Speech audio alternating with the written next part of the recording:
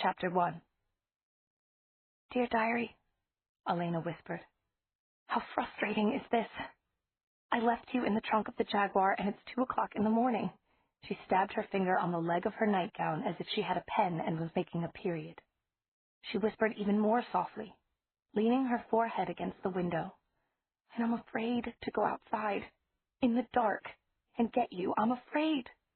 She made another stab, and then, feeling tears slip down her cheeks, reluctantly turned her mobile on to record. It was a stupid waste of battery, but she couldn't help it. She needed this. So here I am, she said softly, sitting up in the back seat of the car. This has to be my diary entry for today. By the way, we made a rule for this road trip. I sleep in the Jag's back seat, and it's the great outdoors for Matt and Damon. Right now it's so dark outside that I can't see Matt anywhere. But I've been going crazy, crying and feeling lost, and so lonely for Stefan. We have to get rid of the Jaguar. It's too big, too red, too flashy, and too memorable when we're trying not to be remembered as we travel to the place where we can free Stefan.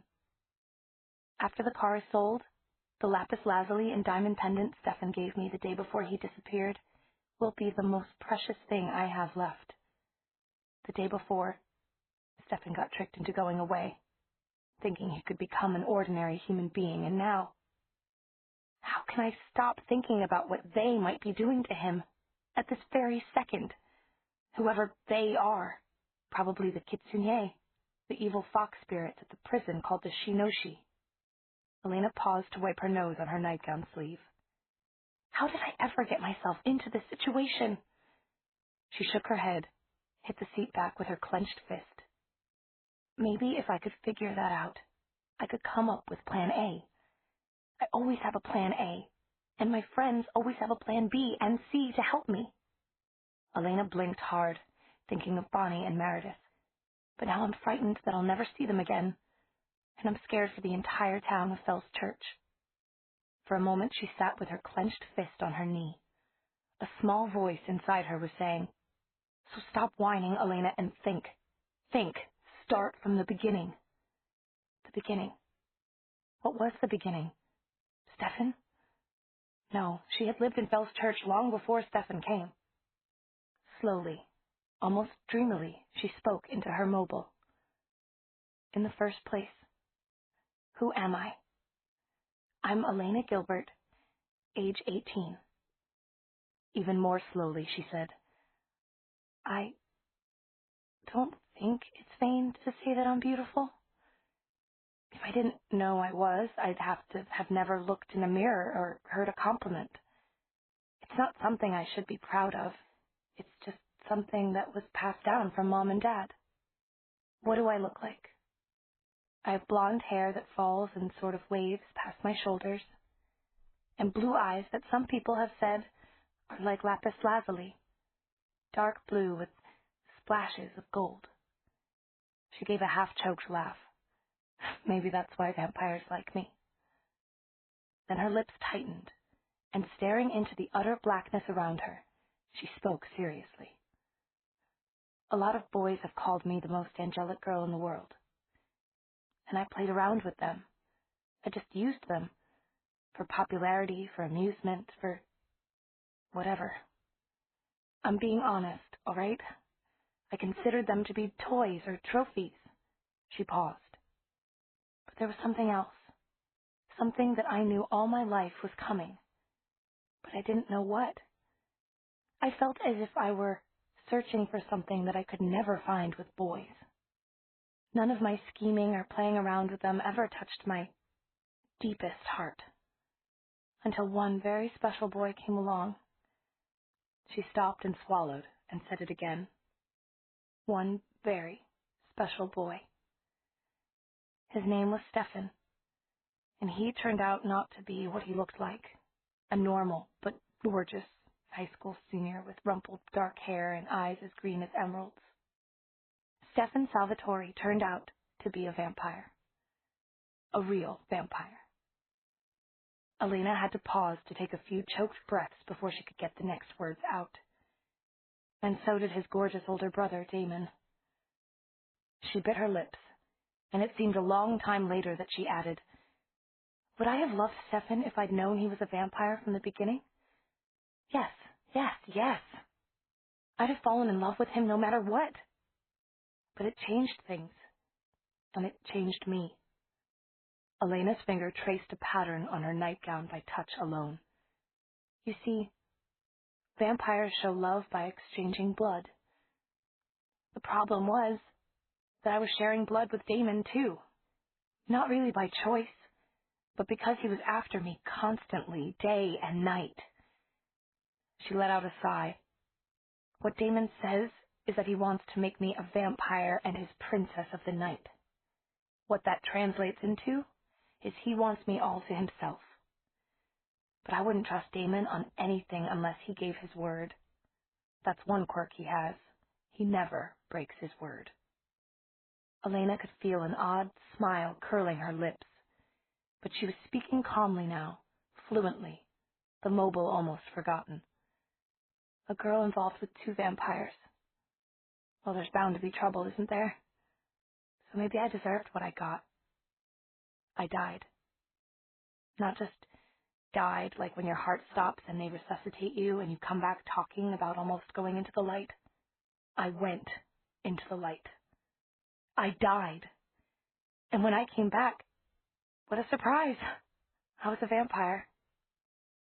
Damon was kind to me, I suppose, when I first woke up as a vampire.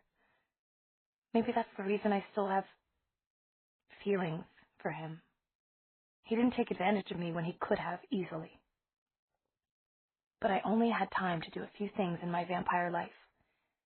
I had time to remember Stefan and love him more than ever, since I knew then how difficult everything was for him. I got to listen to my own memorial service. Ha! Everybody should get a chance to do that. I learned to always, always wear lapis lazuli so I wouldn't become a vampire crispy critter. I got to say goodbye to my little 4-year-old sister, Margaret, and visit Bonnie and Meredith. Tears were still sliding almost unnoticed down Elena's face, but she spoke quietly. And then I died again. I died the way a vampire dies, when they don't have lapis lazuli in the sunlight. I didn't crumble into dust. I was only 17, but the sun poisoned me anyway. Going was almost peaceful. That was when I made Stefan promise to take care of Damon always. And I think Damon swore to take care of Stefan in his mind. And that was how I died, with Stefan holding me and Damon beside me as I simply drifted away, like going to sleep. After that, I had dreams I don't remember, and then suddenly, one day, everyone was surprised because I was talking to them through Bonnie, who was very psychic, poor thing. I guess I had landed the job of being Fell's Church's guardian spirit. There was a danger to the town. They had to fight it, and somehow, when they were sure that they had lost, I got dumped back into the world of the living to help.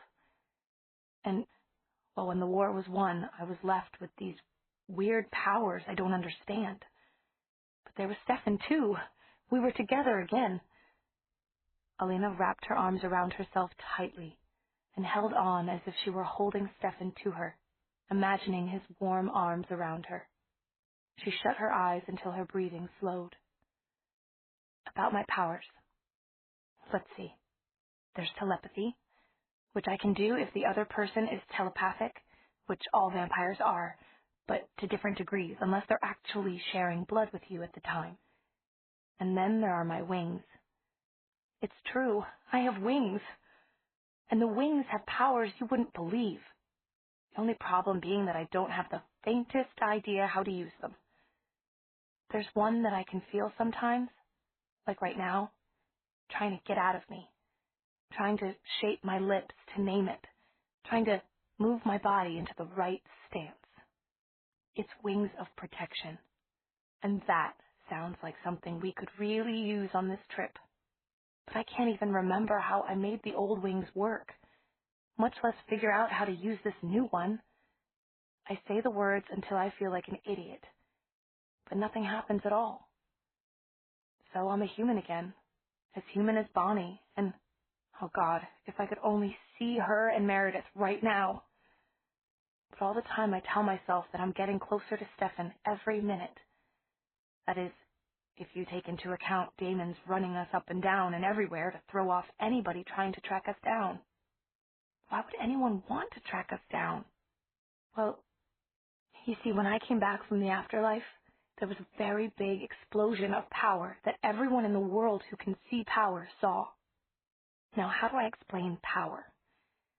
It's something that everybody has, but that humans, except genuine psychics like Bonnie, don't even recognize.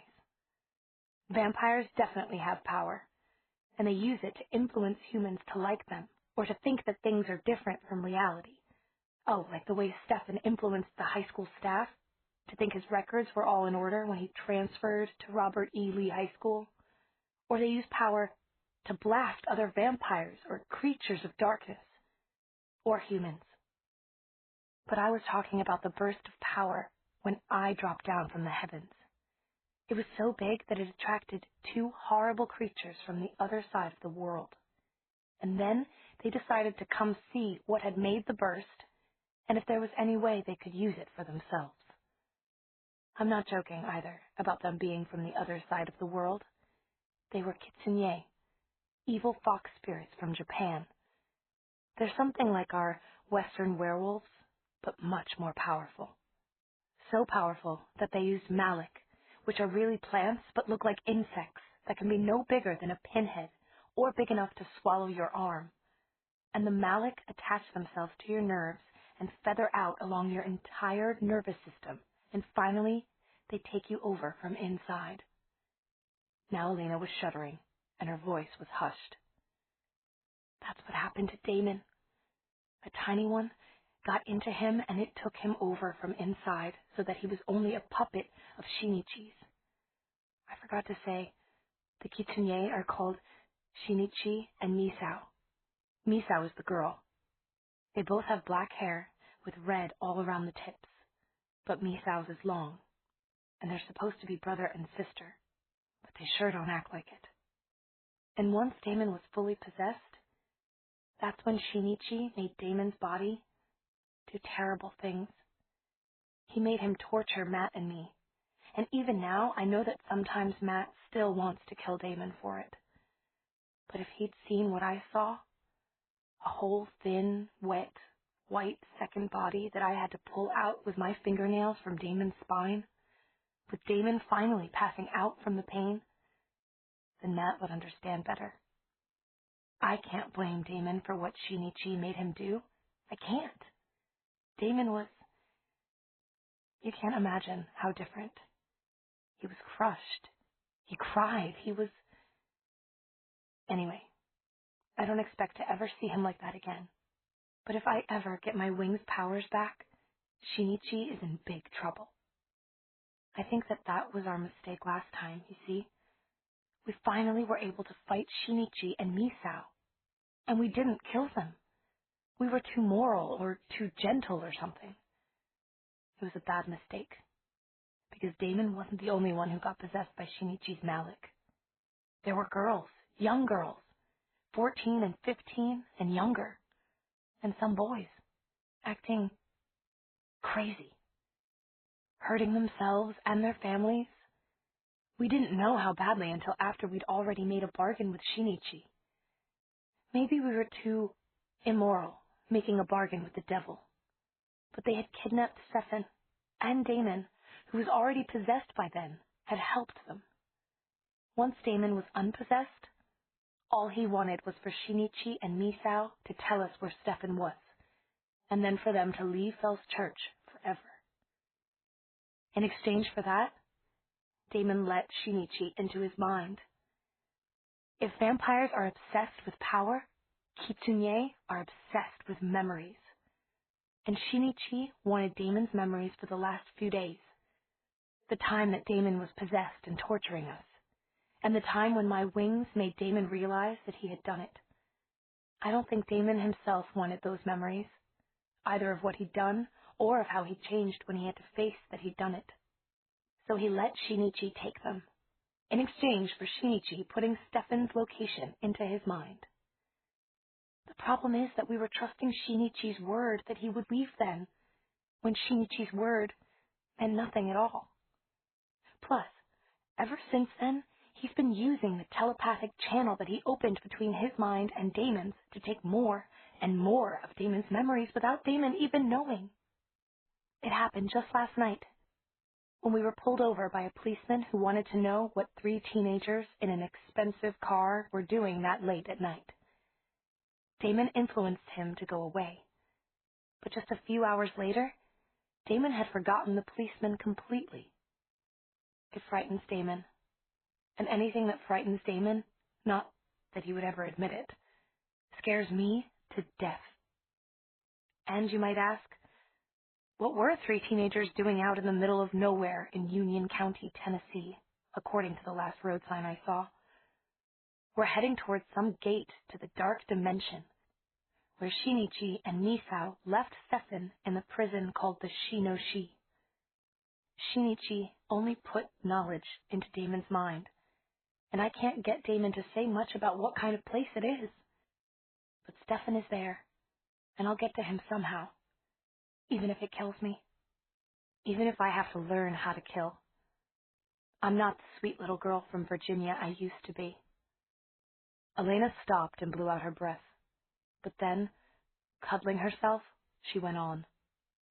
And why is Matt along with us? Well, because of Caroline Forbes, my friend since kindergarten.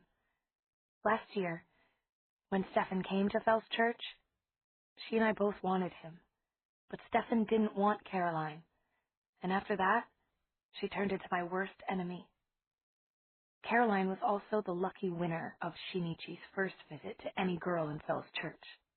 But more to the point, she was Tyler Smallwood's girlfriend quite a while before she was his victim.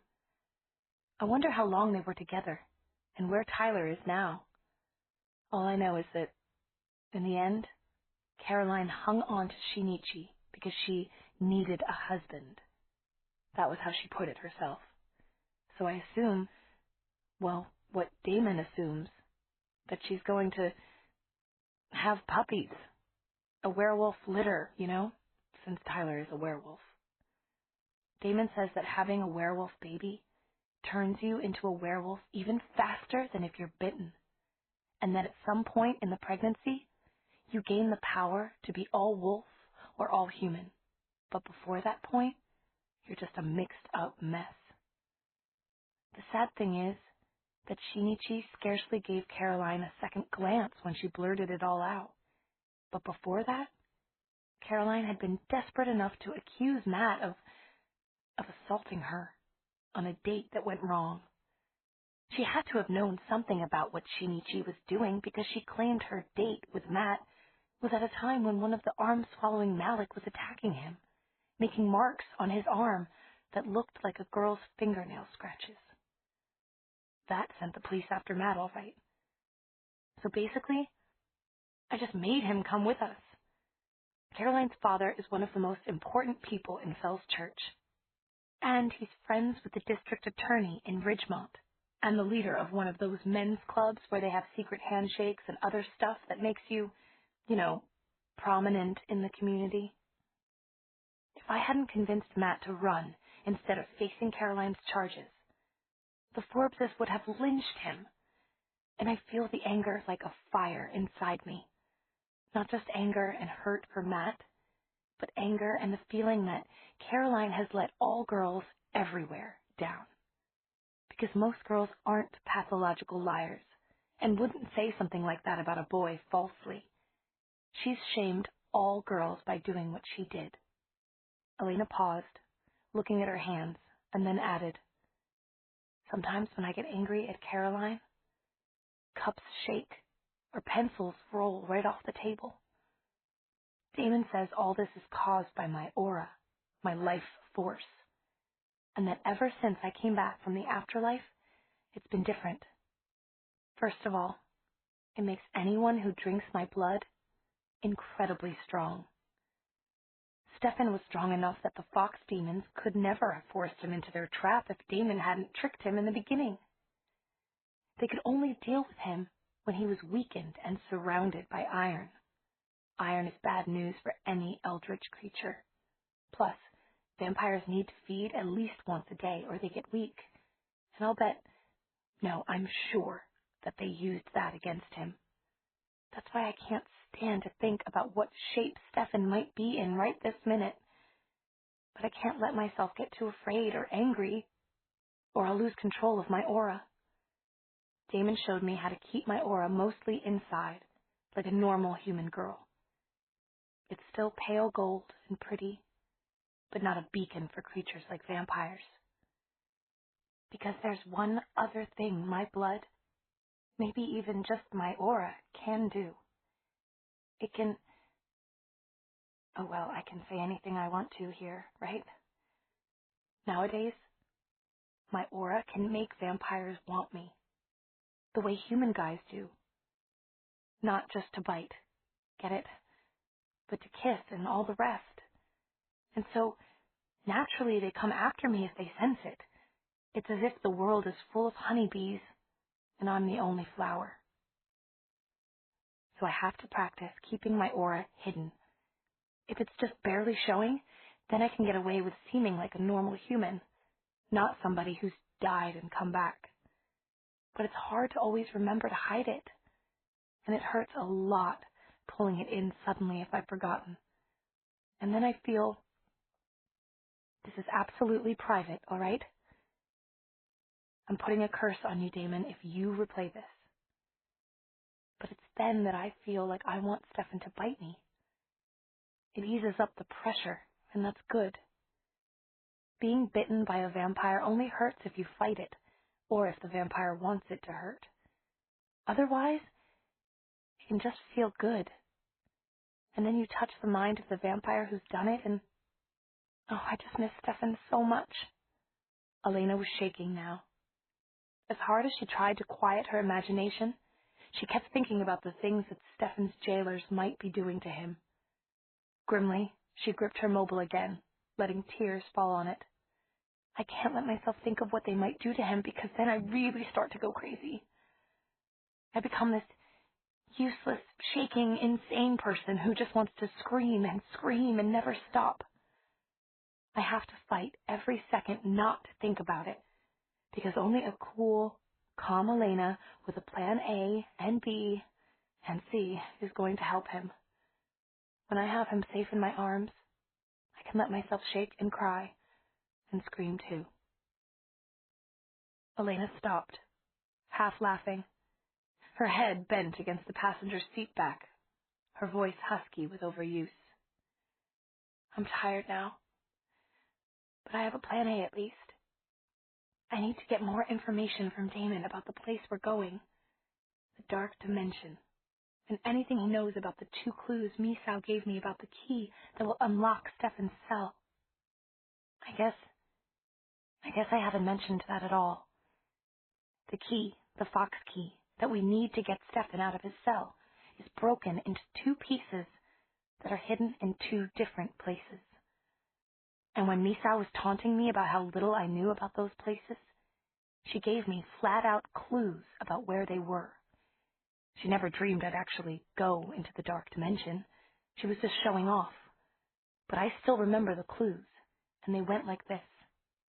The first half is in the Silver Nightingale's instrument, and the second half is buried in Blottoed's ballroom. I need to see if Damon has any ideas about these, because it sounds as if once we get to the dark dimension, we're going to have to infiltrate some people's houses and other places. To search a ballroom, it's best to somehow get invited to the ball, right? That sounds like easier said than done. But whatever it takes, I'll do. It's as simple as that. Elena lifted her head in determination and went still, then said in a whisper, "Would you believe it? I looked up just now, and I can see the palest streaks of dawn in the sky, light green and creamy orange, and the faintest aqua. I've talked all through the darkness. It's so peaceful now. Just now the sun peeked up. What the hell was that?" Something just went bang on the top of the Jag, really, really loud. Elena clicked off the recorder on her mobile. She was scared.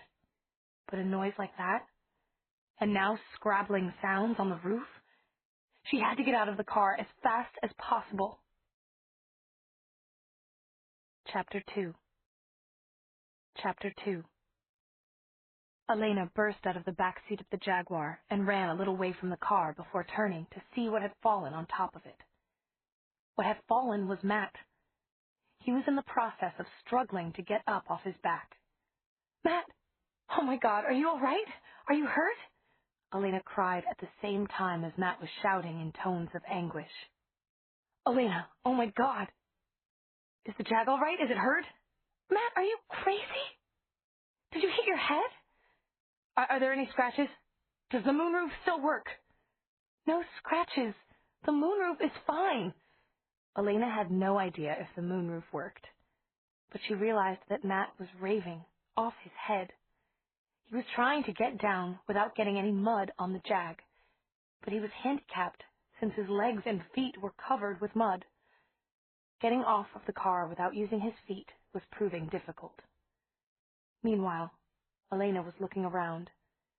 She herself had once fallen from the sky, yes, but she had been dead for 6 months first, and had arrived naked, and Matt fulfilled neither requirement. She had a more prosaic explanation in mind, and there it was, lounging against a yellowwood tree and eyeing the scene with a very slight, wicked smile. Damon. He was compact, not as tall as Stefan, but with an indefinable aura of menace that more than made up for it.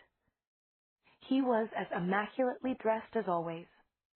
Black Armani jeans, black shirt, black leather jacket, and black boots, which all went with his carelessly wind-blown dark hair and his black eyes.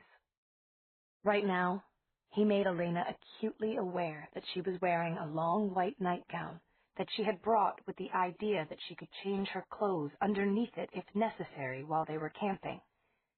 The problem was that she usually did this just at dawn, and today writing in her diary had distracted her. And all at once, the nightgown wasn't the correct attire for an early morning fight with Damon. It wasn't sheer, being more akin to flannel than to nylon, but it was lacy, especially around the neck. Lace around a pretty neck to a vampire, as Damon had told her, was like a waving red cloak in front of a raging bull. Elena crossed her arms over her chest. She also tried to make sure that her aura was pulled in decorously. You look like Wendy, Damon said, and his smile was wicked, flashing and definitely appreciative. He cocked his head to the side coaxingly. Elena refused to be coaxed. Wendy who? She said, and at just that moment remembered the last name of the young girl in Peter Pan, and winced inwardly. Elena had always been good at repartee of this kind. The problem was that Damon was better. Why, Wendy? Darling, Damon said, and his voice was a caress. Elena felt an inward shiver. Damon had promised not to influence her, to use his telepathic powers to cloud or manipulate her mind. But sometimes it felt as if he got awfully close to the line. Yes, it was definitely Damon's fault, Elena thought. She didn't have any feelings for him that were anything other than sisterly. But Damon never gave up, no matter how many times she rejected him. Behind Elena was a thump and squelch that undoubtedly meant Matt had finally gotten off the roof of the Jag. He jumped into the fray immediately. Don't call Elena, darling, he shouted, continuing as he turned to Elena. Wendy's probably the name of his latest little girlfriend. And do you know what he did? How he woke me up this morning? Matt was quivering with indignation. He picked you up and threw you on top of the car? Elena hazarded. She talked over her shoulder to Matt because there was a faint morning breeze that tended to mold her nightgown to her body. She didn't want Damon behind her just now.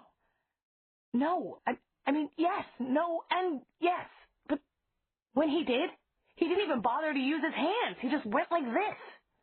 Matt waved an arm, and first I got dropped into a mud hole, and next thing I know, I got dropped on the jag.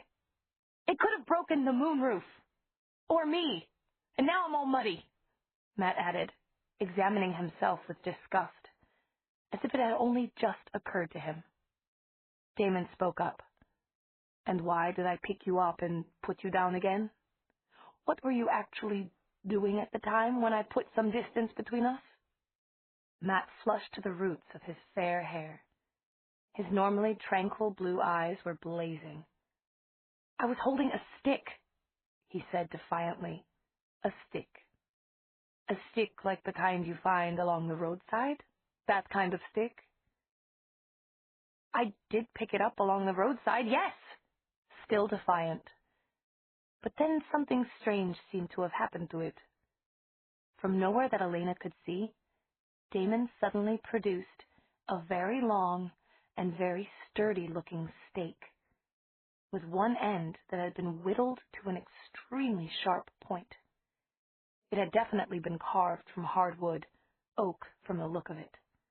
While Damon was examining his stick from all sides with a look of acute bafflement, Elena turned on a sputtering Matt.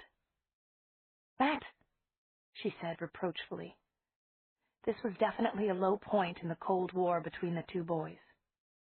"I just thought," Matt went on stubbornly, "that it might be a good idea, since I'm sleeping outdoors at night and another vampire might come along." Elena had already turned again and was making appeasing noises at Damon when Matt burst out afresh. "Tell her how you actually woke me up," he said explosively. Then, without giving Damon a chance to say anything, he continued. "I was just opening my eyes when he dropped this on me." Matt squelched over to Elena, holding something up. Elena, truly at a loss, took it from him, turning it over. It seemed to be a pencil stub, but it was discolored dark, reddish-brown. "He dropped that on me and said, 'Scratch off too,'" Matt said. "He'd killed 2 people and he was bragging about it." Elena suddenly didn't want to be holding the pencil anymore. "Damon," she said in a cry of real anguish, as she tried to make something out of this no-expression. "Damon, you didn't. Not really." "Don't beg him, Elena. The thing we've got to do, if anybody would let me get a word in," Damon said, now sounding truly exasperated. "I might mention that before I could explain about the pencil, someone attempted to stake me on the spot, even before getting out of his sleeping bag. And what I was going to say next was that they weren't people. They were vampires, thugs, hired muscle. But these were possessed by Shinichi's Malik, and they were on our trail. They'd gotten as far as Warren, Kentucky, probably by asking questions about the car. We're definitely going to have to get rid of it." "No," Matt shouted defensively. This car means something to Stefan and Elena." "This car means something to you," Damon corrected. "And I might point out that I had to leave my Ferrari in a creek just so we could take you on this little expedition." Elena held up her hand. She didn't want to hear any more. She did have feelings for the car. It was big and brilliantly red and flashy and buoyant, and it expressed how she and Stefan had been feeling on the day that he bought it for her, celebrating the start of their new life together. Just looking at it made her remember the day, and the weight of Stefan's arm around her shoulder, and the way he'd looked down at her when she'd looked up at him, his green eyes sparkling with mischief and the joy of getting her something she really wanted. To Elena's embarrassment and fury, she found that she was shaking slightly, and that her own eyes were full of tears. "You see," Matt said, glaring at Damon. "Now you're making her cry." "I am? I'm not the one who mentioned my dear departed younger brother," Damon said urbanely. "Just stop it, right now, both of you," Elena shouted, trying to find her composure. "And I don't want this Pencil, if you don't mind," she added, holding it at arm's length. When Damon took it, Elena wiped her hands on her nightgown, feeling vaguely lightheaded. She shivered, thinking of the vampires on their trail. And then, suddenly, as she swayed, there was a warm, strong arm around her, and Damon's voice beside her saying, "What she needs is some fresh air, and I'm going to give it to her." Abruptly, Elena was weightless, and she was in Damon's arms, and they were going higher. "Damon, could you please put me down?" "Right now, darling?" "It's quite a distance." Elena continued to remonstrate with Damon, but she could tell that he had turned her out, and the cool morning air was clearing her head a bit, although it also made her shake. She tried to stop the shivering, but couldn't help it. Damon glanced down at her, and to her surprise, looking completely serious, began to make motions as if to take his jacket off. Elena hastily said, No, you just drive, fly, and I'll hang on." "And watch for low-going seagulls," Damon said solemnly, but with a quirk at the side of his mouth. Elena had to turn her face away because she was in danger of laughing. "So just when did you learn you could pick up people and drop them on cars?" she inquired. "Oh, just recently. It was like flying, a challenge. And you know I like challenges." He was looking down at her with mischief in his eyes, those black-on-black eyes with such long lashes that they were wasted on a boy. Elena felt as light as if she were dandelion fluff, but also a little lightheaded, almost tipsy. She was much warmer now because, she realized, Damon had enfolded her in his aura, which was warm. Not just in temperature either, but warm with a heady, almost drunken appreciation as he took her in, her eyes and her face and her hair floating weightlessly in a cloud of gold around her shoulders. Elena couldn't help but blush, and she almost heard his thought that blushing suited her very well, pale pink against her fair complexion. And just as blushing was an involuntary physical response to his warmth and appreciation, Elena felt an involuntary emotional response of thankfulness for what he had done, of gratitude for his appreciation, and of unintentional appreciation of Damon himself. He had saved her life tonight. If she knew anything about vampires possessed by Shinichi's Malik, vampires who were thugs to begin with, she couldn't even imagine what such creatures would do to her, and she didn't want to. She could only be glad that Damon had been clever enough, and yes, ruthless enough, to take care of them before they got to her. And she would have to be blind and just plain stupid not to appreciate the fact that Damon was gorgeous. After having died twice, this fact did not affect her as it would most other girls, but it was still a fact, whether Damon was pensive or giving one of those rare, genuine smiles that he seemed to have only for Elena. The problem with this was that Damon was a vampire, and could therefore read her mind, especially with Elena being so close, their auras intermingling. And Damon appreciated Elena's appreciation, and it became a little cycle of feedback all on its own. Before Elena could quite focus, she was melting, her weightless body feeling heavier as it molded itself to Damon's arms. And the other problem was that Damon wasn't influencing her. He was as caught up in the feedback as Elena was, more so because he didn't have any barriers against it. Elena did, but they were blurring, dissolving. She couldn't think properly. Damon was gazing at her with wonder and a look she was all too used to seeing, but she couldn't remember where. Elena had lost the power to analyze. She was simply basking in the warm glow of being cherished, being held and loved and cared for with an intensity that shook her to the bone. And when Elena gave of herself, she gave completely. Almost without conscious effort, She arched her head back to expose her throat and closed her eyes. Damon gently positioned her head differently, supported it with one hand, and kissed her. Chapter 3.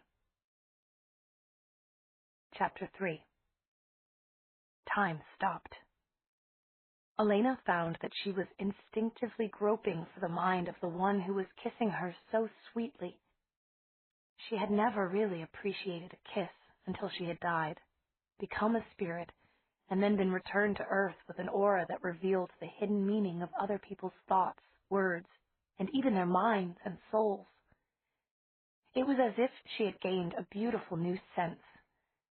When two auras mingled as deeply as this, two souls were laid bare to each other. Semi-consciously, Elena let her aura expand and met a mind almost at once. To her surprise, it recoiled from her. That wasn't right. She managed to snag it before it could retreat behind a great hard stone like a boulder. The only things left outside the boulder, which reminded her of a picture of a meteorite she had seen with a pocked, charred surface, were rudimentary brain functions, and a little boy chained to the rock by both wrists and both ankles. Elena was shocked. Whatever she was seeing, she knew it was a metaphor only, and that she should not judge too quickly what the metaphor meant.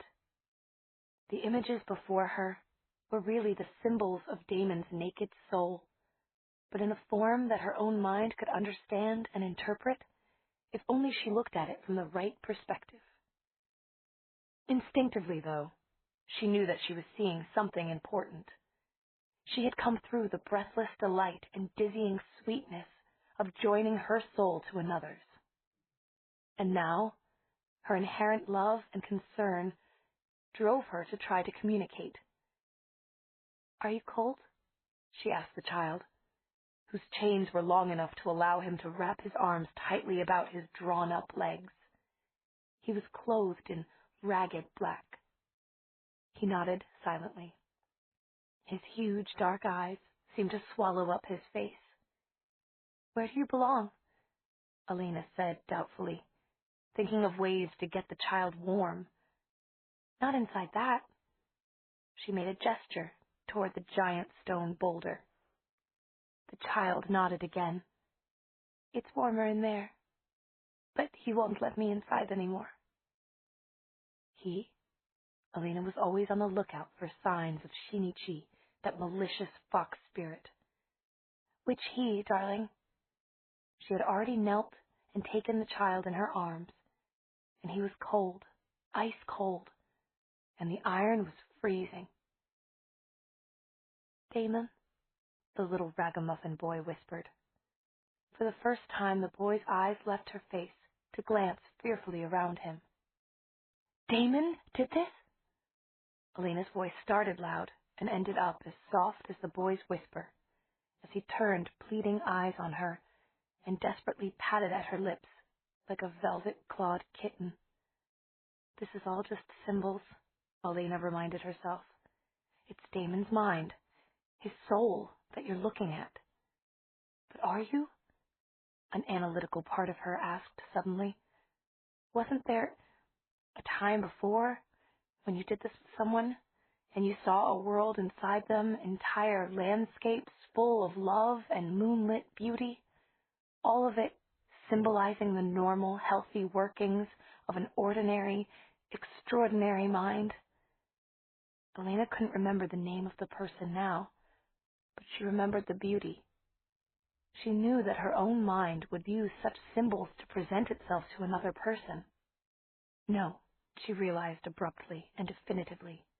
She was not seeing Damon's soul. Damon's soul was somewhere inside that huge, heavy ball of rock. He lived cramped inside that hideous thing, and he wanted it that way. All that was left outside was some ancient memory from his childhood, a boy who had been banished from the rest of his soul. "If Damon put you here, then who are you?" Elena asked slowly, testing her theory, while taking in the black-on-black eyes of the child and the dark hair and the features she knew, even if they were so young. "I'm Damon," the little boy whispered, white around the lips. Maybe even revealing that much was painful, Elena thought. She didn't want to hurt this symbol of Damon's childhood. She wanted him to feel the sweetness and comfort that she was feeling.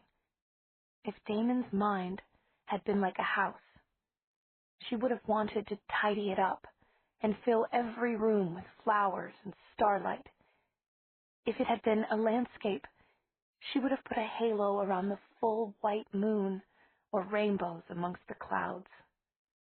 But instead it presented itself as a starving child, chained to a ball that no one could reach, and she wanted to comfort and soothe the child. She cradled the little boy, rubbing his arms and legs hard and nestling him against her spirit body. At first he felt tense and wary in her arms, but after a little time, when nothing terrible happened as a result of their contact, he relaxed, and she felt his small body go warm and drowsy and heavy in her arms. She herself felt a crushingly sweet protectiveness about the little creature. In just a few minutes, the child in her arms was asleep, and Elena thought that there was the faintest ghost of a smile on his lips. She cuddled his little body, rocking him gently, smiling herself. She was thinking of someone who had held her when she'd cried, someone who was not forgotten, never forgotten, but who made her throat ache with sadness. Someone so important. It was desperately important that she remember him now, and that she had to find. And then suddenly, the peaceful night of Damon's mind was split open by sound, by light, and by energies that even Elena, young as she was in the ways of power, knew had been kindled by the memory of a single name. Stefan. Oh God, she had forgotten him. She had actually, for a few minutes, allowed herself to be drawn into something that meant forgetting him. The anguish of all those lonely late-night hours, sitting and pouring out her grief and fear to her diary, and then the peace and comfort that Damon had offered had actually made her forget Stefan, to forget what he might be suffering at this very moment. No. Elena was struggling alone in darkness. Let go, I can't believe that I forgot. Elena. Damon's voice was calm and gentle, or at least unemotional. If you keep jerking around like that, you're going to get free, and it's a long way to the ground. Elena opened her eyes, all her memories of rocks and little children flying away, scattering like white dandelion silk in every direction. She looked at Damon accusingly. You! Yes, Damon said composedly. Blame it on me. Why not? But I did not influence you, and I did not bite you. I merely kissed you. Your powers did the rest. They may be uncontrollable, but they're extremely compelling all the same. Frankly, I never intended to get sucked in so deeply, if you'll forgive a pun. His voice was light, but Elena had a sudden inner vision of a weeping child, and she wondered if he were really as indifferent as he seemed. But that's his specialty, isn't it? She thought, suddenly bitter. He gives out dreams, fancies, pleasures that stays in the mind of his donors. Elena knew that the girls and young women that Damon preyed on adored him, their only complaint being that he didn't visit them often enough. I understand, Elena said to him as they drifted closer to the ground. But this can't happen again. There's only one person that I can kiss, and that's Stefan. Damon opened his mouth, but just then there was the sound of a voice that was as furious and accusing as Elena had been, and which didn't care about the consequences. Elena remembered the other person she'd forgotten. Damon, you bastard! Bring her down! Matt. Elena and Damon came to a twirling, elegant stop right beside the Jaguar. Matt immediately ran to Elena and snatched her away, examining her as if she had been in an accident, with particular attention to her neck. Once again, Elena was uncomfortably aware of being dressed in a lacy white nightgown in the presence of two boys. "I'm fine, honestly," she said to Matt. "I'm just a little bit dizzy. I'll be better in a few minutes." Matt let out a breath of relief. He might not still be in love with her as he once had been, but Elena knew he cared deeply about her and always would. He cared about her as his friend, Stefan's girlfriend, and also on her own merits. She knew he would never forget the time they had been together. More, he believed in her. So right now, when she promised that she was all right, he believed that. He was even willing to give Damon a look that wasn't completely hostile. And then both of the boys headed for the driver's side door of the Jag. "Oh, no," Matt said. "You drove yesterday, and look what happened. You said it yourself. There are vampires trailing us. You're saying it's my fault? Vampires are tracing this fire-engine red paint job giant, and it's somehow my doing?" Matt simply looked stubborn, his jaw clenched, his tanned skin flushed. "I'm saying we should take turns. You've had your turn." "I don't recall anything ever being said about taking turns." Damon managed to give the word an inflection that made it sound like some rather wicked activity. "And if I go in the car, I drive the car." Elena cleared her throat. Neither of them even noticed her. "I'm not getting into a car if you're driving," Matt said furiously. "I'm not getting into a car if you're driving," Damon said laconically. Elena cleared her throat more loudly, and Matt finally remembered her existence. "Well, Elena can't be expected to drive us all the way to wherever we're going," he said, before she could even suggest the possibility. "Unless we're going to get there today," he added, looking at Damon sharply. Damon shook his dark head. "No, I'm taking the scenic route. And the fewer people who know where we're going, the safer we're going to be. You can't tell if you don't know." Elena felt as if someone had just slightly touched the hairs on the back of her neck with an ice cube, the way Damon said those words. "But they'll already know where we're going, won't they?" she asked, shaking herself back to practicality.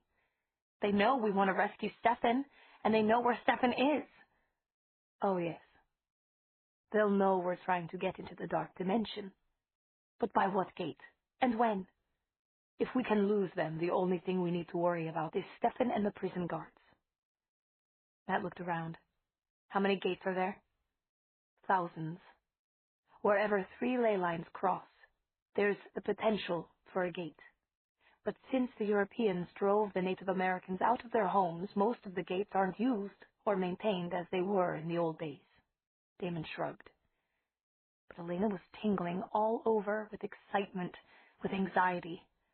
"Why don't we just find the nearest gate and go through it then?" "Travel all the way to the prison underground?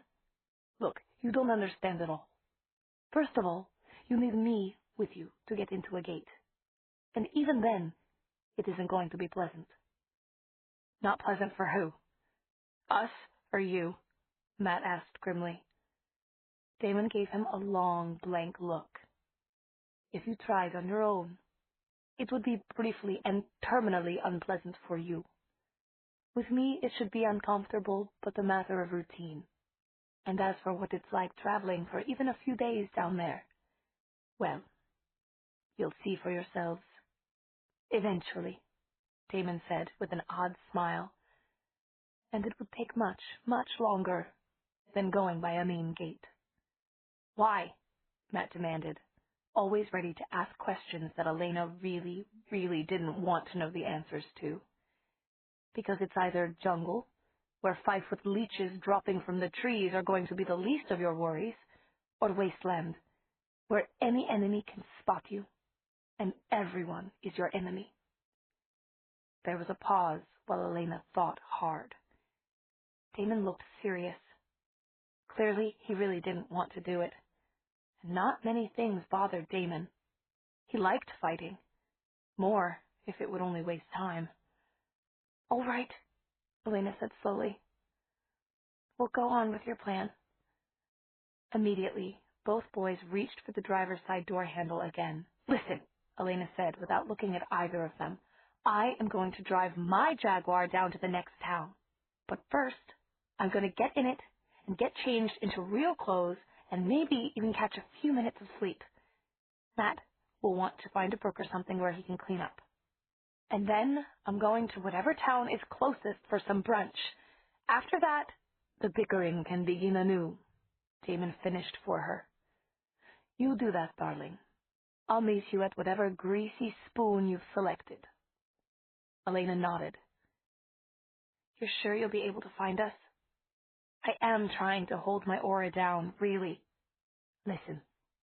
A fire engine red Jaguar in whatever fly speck of a town you find on this road is going to be as conspicuous as a UFO, Damon said.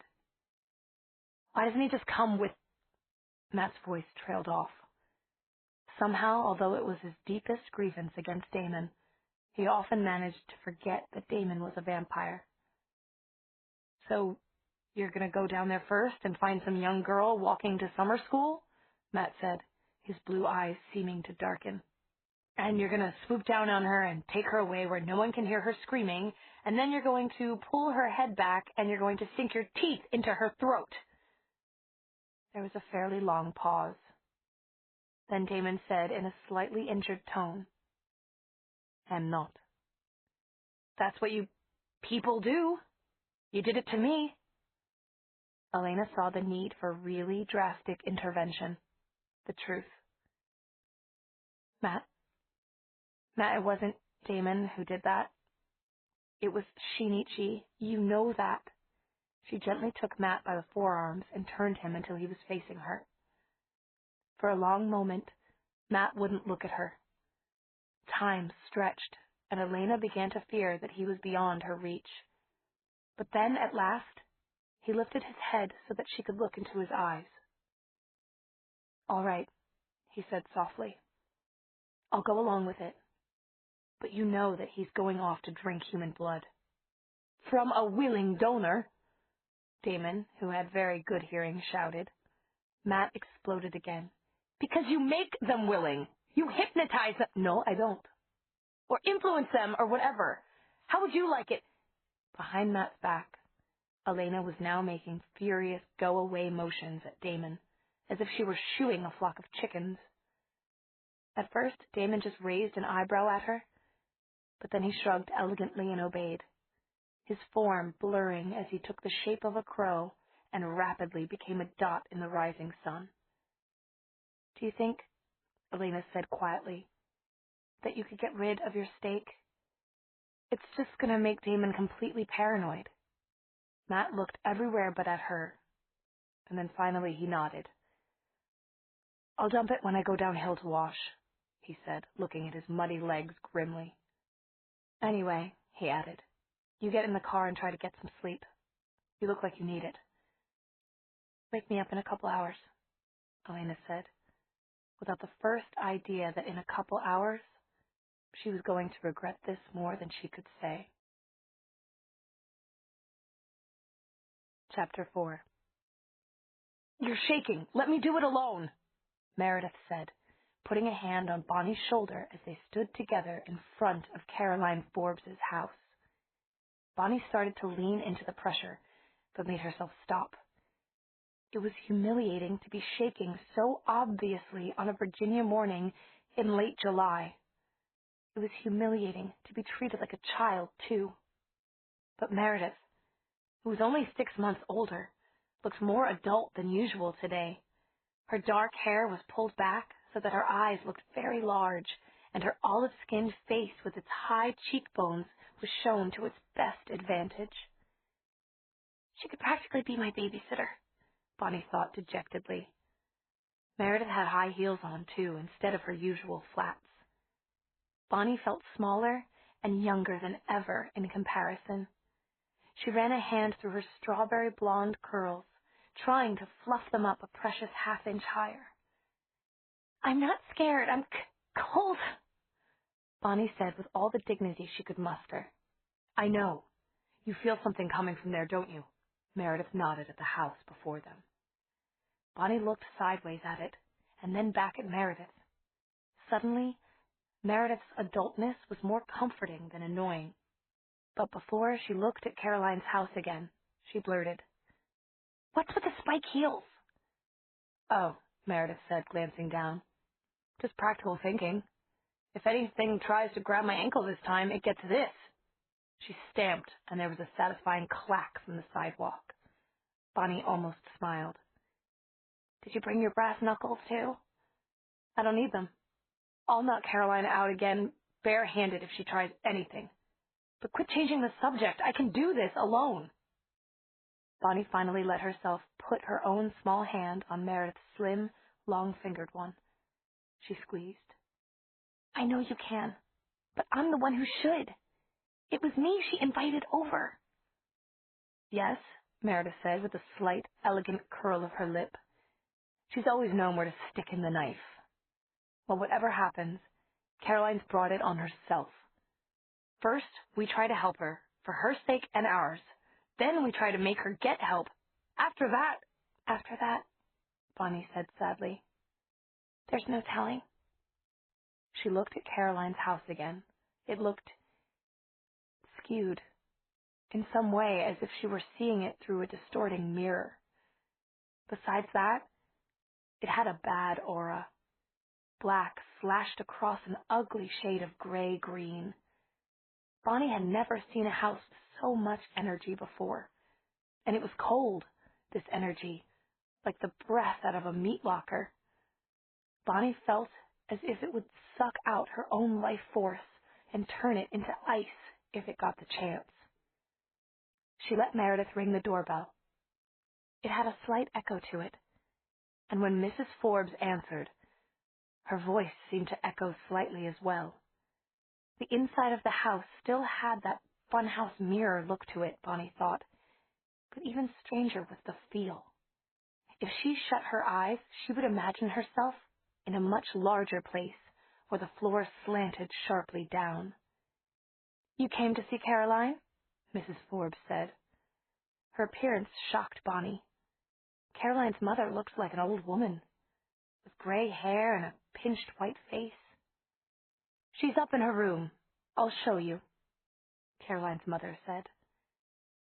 "But, Mrs. Forbes, we know where—" Meredith broke off when Bonnie put a hand on her arm. The faded, shrunken woman was leading the way. She had almost no aura at all, Bonnie realized, and was stricken to the heart. She'd known Caroline and her parents for so long. How could their relationships have come to this? "I won't call Caroline names, no matter what she does," Bonnie vowed silently. "No matter what, even after what she's done to Matt. I'll try to remember something good about her." But it was difficult to think at all in this house, much less to think of anything good. Bonnie knew the staircase was going up. She could see each step above her, but all her other senses told her she was going down. It was a horrifying feeling that made her dizzy. This sharp slant downward as she watched her feet climb. There was also a smell, strange and pungent, of rotten eggs. It was a reeking, rotten odor that you tasted in the air. Caroline's door was shut, and in front of it, lying on the floor, was a plate of food with a fork and carving knife on it.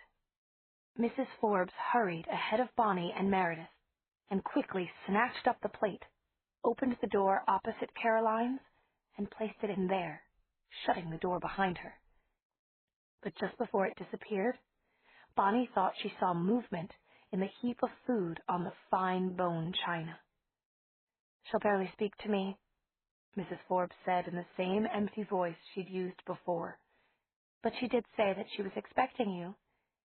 She hurried past them, leaving them alone in the corridor. The smell of rotten eggs, no, of sulfur, Bonnie realized, was very strong. Sulfur. She recognized the smell from last year's chemistry class. But how did such a horrible smell get into Mrs. Forbes' elegant house? Bonnie turned to Meredith to ask, but Meredith was already shaking her head. Bonnie knew that expression. Don't say anything. Bonnie gulped, wiped her watering eyes, and watched Meredith turn the handle of Caroline's door. The room was dark. Enough light shone from the hallway to show that Caroline's curtains had been reinforced by opaque bedspreads nailed over them. No one was in or on the bed. "Come in and shut the door fast!" It was Caroline's voice, with Caroline's typical waspishness. A flood of relief swept over Bonnie. The voice wasn't a male bass that shook the room or a howl. It was Caroline in a bad mood. She stepped into the dimness before her. Chapter 5. Elena got into the back seat of the Jaguar and put on a plush aquamarine t-shirt and jeans underneath her nightgown, just in case a police officer or even someone trying to help the owners of a car apparently stalled by a deserted highway stopped by. And then she lay down in the Jag's back seat. But although she was now warm and comfortable, sleep wouldn't come. What do I want? Really want right now? She asked herself. And the answer came to her immediately. I want to see Stefan.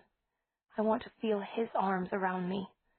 I want to just look at his face, at his green eyes with that special look that he only ever shows to me. I want him to forgive me and tell me that he knows I'll always love him. And I want... Elena felt herself flush as a warmth went through her body. I want Stefan to kiss me. I want Stefan's kisses, warm and sweet and comforting. Elena was thinking this as for the second or third time she shut her eyes and shifted position, tears once again welling up. If only she could cry, really cry, for Stefan. But something stopped her. She found it hard to squeeze out a tear. God, she was exhausted. Elena tried. She kept her eyes shut and turned back and forth, trying not to think about Stefan for just a few minutes. She had to sleep. Desperate, she gave a mighty heave to try to find a better position, when everything suddenly changed. Elena was comfortable. Too comfortable. She couldn't feel the seat at all. She bolted upright and froze, sitting on air. She was almost hitting her head against the Jag's top. I've lost gravity again, she thought, horrified. But no, this was different than what had happened when she had first returned from the afterlife and had floated around like a balloon. She couldn't explain why, but she was sure. She was afraid to move in any direction. She wasn't sure of the cause of her distress, but she didn't dare move. And then she saw it. She saw herself, with her head back and her eyes closed in the back seat of the car. She could make out every tiny detail, from the wrinkles in her plush aquamarine shirt to the braid she'd made from her pale golden hair, which, for the lack of a hair tie, was coming unbraided already. She looked as if she were serenely sleeping. So this was how it all ended. This is what they'll say, that Elena Gilbert, one summer day, died peacefully in her sleep. No cause of death was ever found.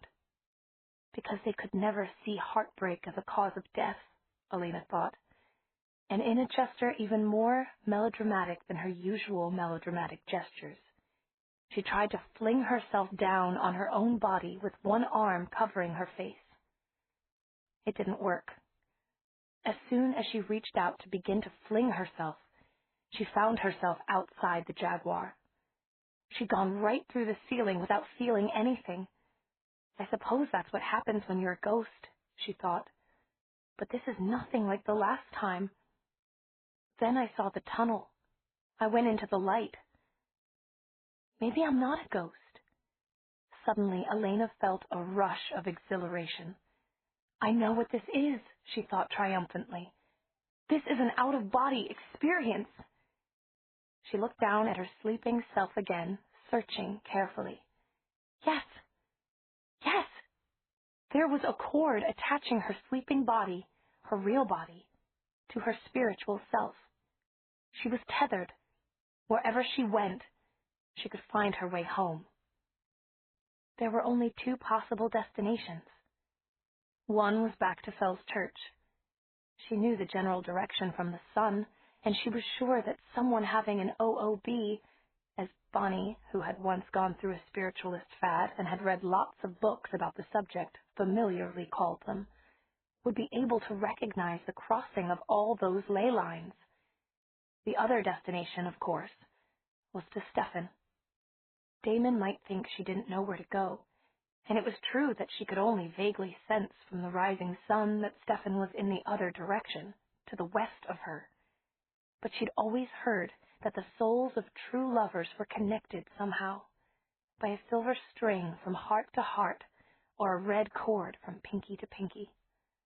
To her delight, she found it almost immediately. A thin cord the color of moonlight that seemed to be stretched taut between the sleeping Elena's heart and, yes, when she touched the cord, it resonated so clearly to her of Stefan that she knew it would take her to him. There was never a doubt in her mind as to which direction she would take. She'd been in Fell's Church.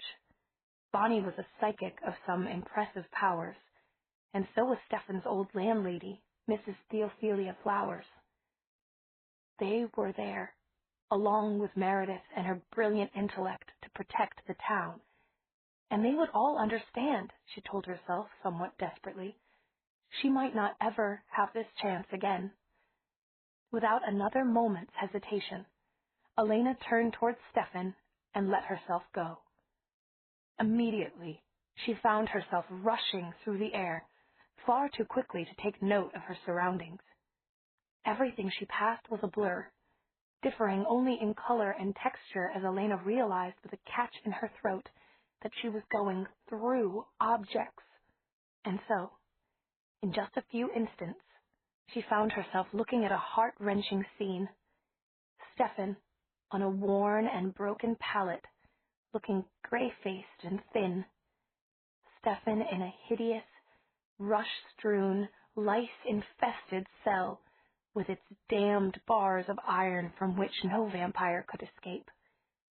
Elena turned away for a moment, so that when she woke him he wouldn't see her anguish and her tears. She was just composing herself when Stefan's voice jolted through her. He was awake already. "You try and try, don't you?" he said, his voice heavy with sarcasm. "I guess you should get points for that. But you always get something wrong. Last time it was the little pointed ears. This time it's the clothes. Elena wouldn't wear a wrinkled shirt like that and have dirty bare feet if her life depended on it. Go away." Shrugging his shoulders under the threadbare blanket, he turned from her. Elena stared. She was in too many kinds of distress to choose her words. They burst from her like a geyser. "Oh, Stefan, I was just trying to fall asleep in my clothes in case a police officer stopped by while I was in the back seat of the Jag you bought me.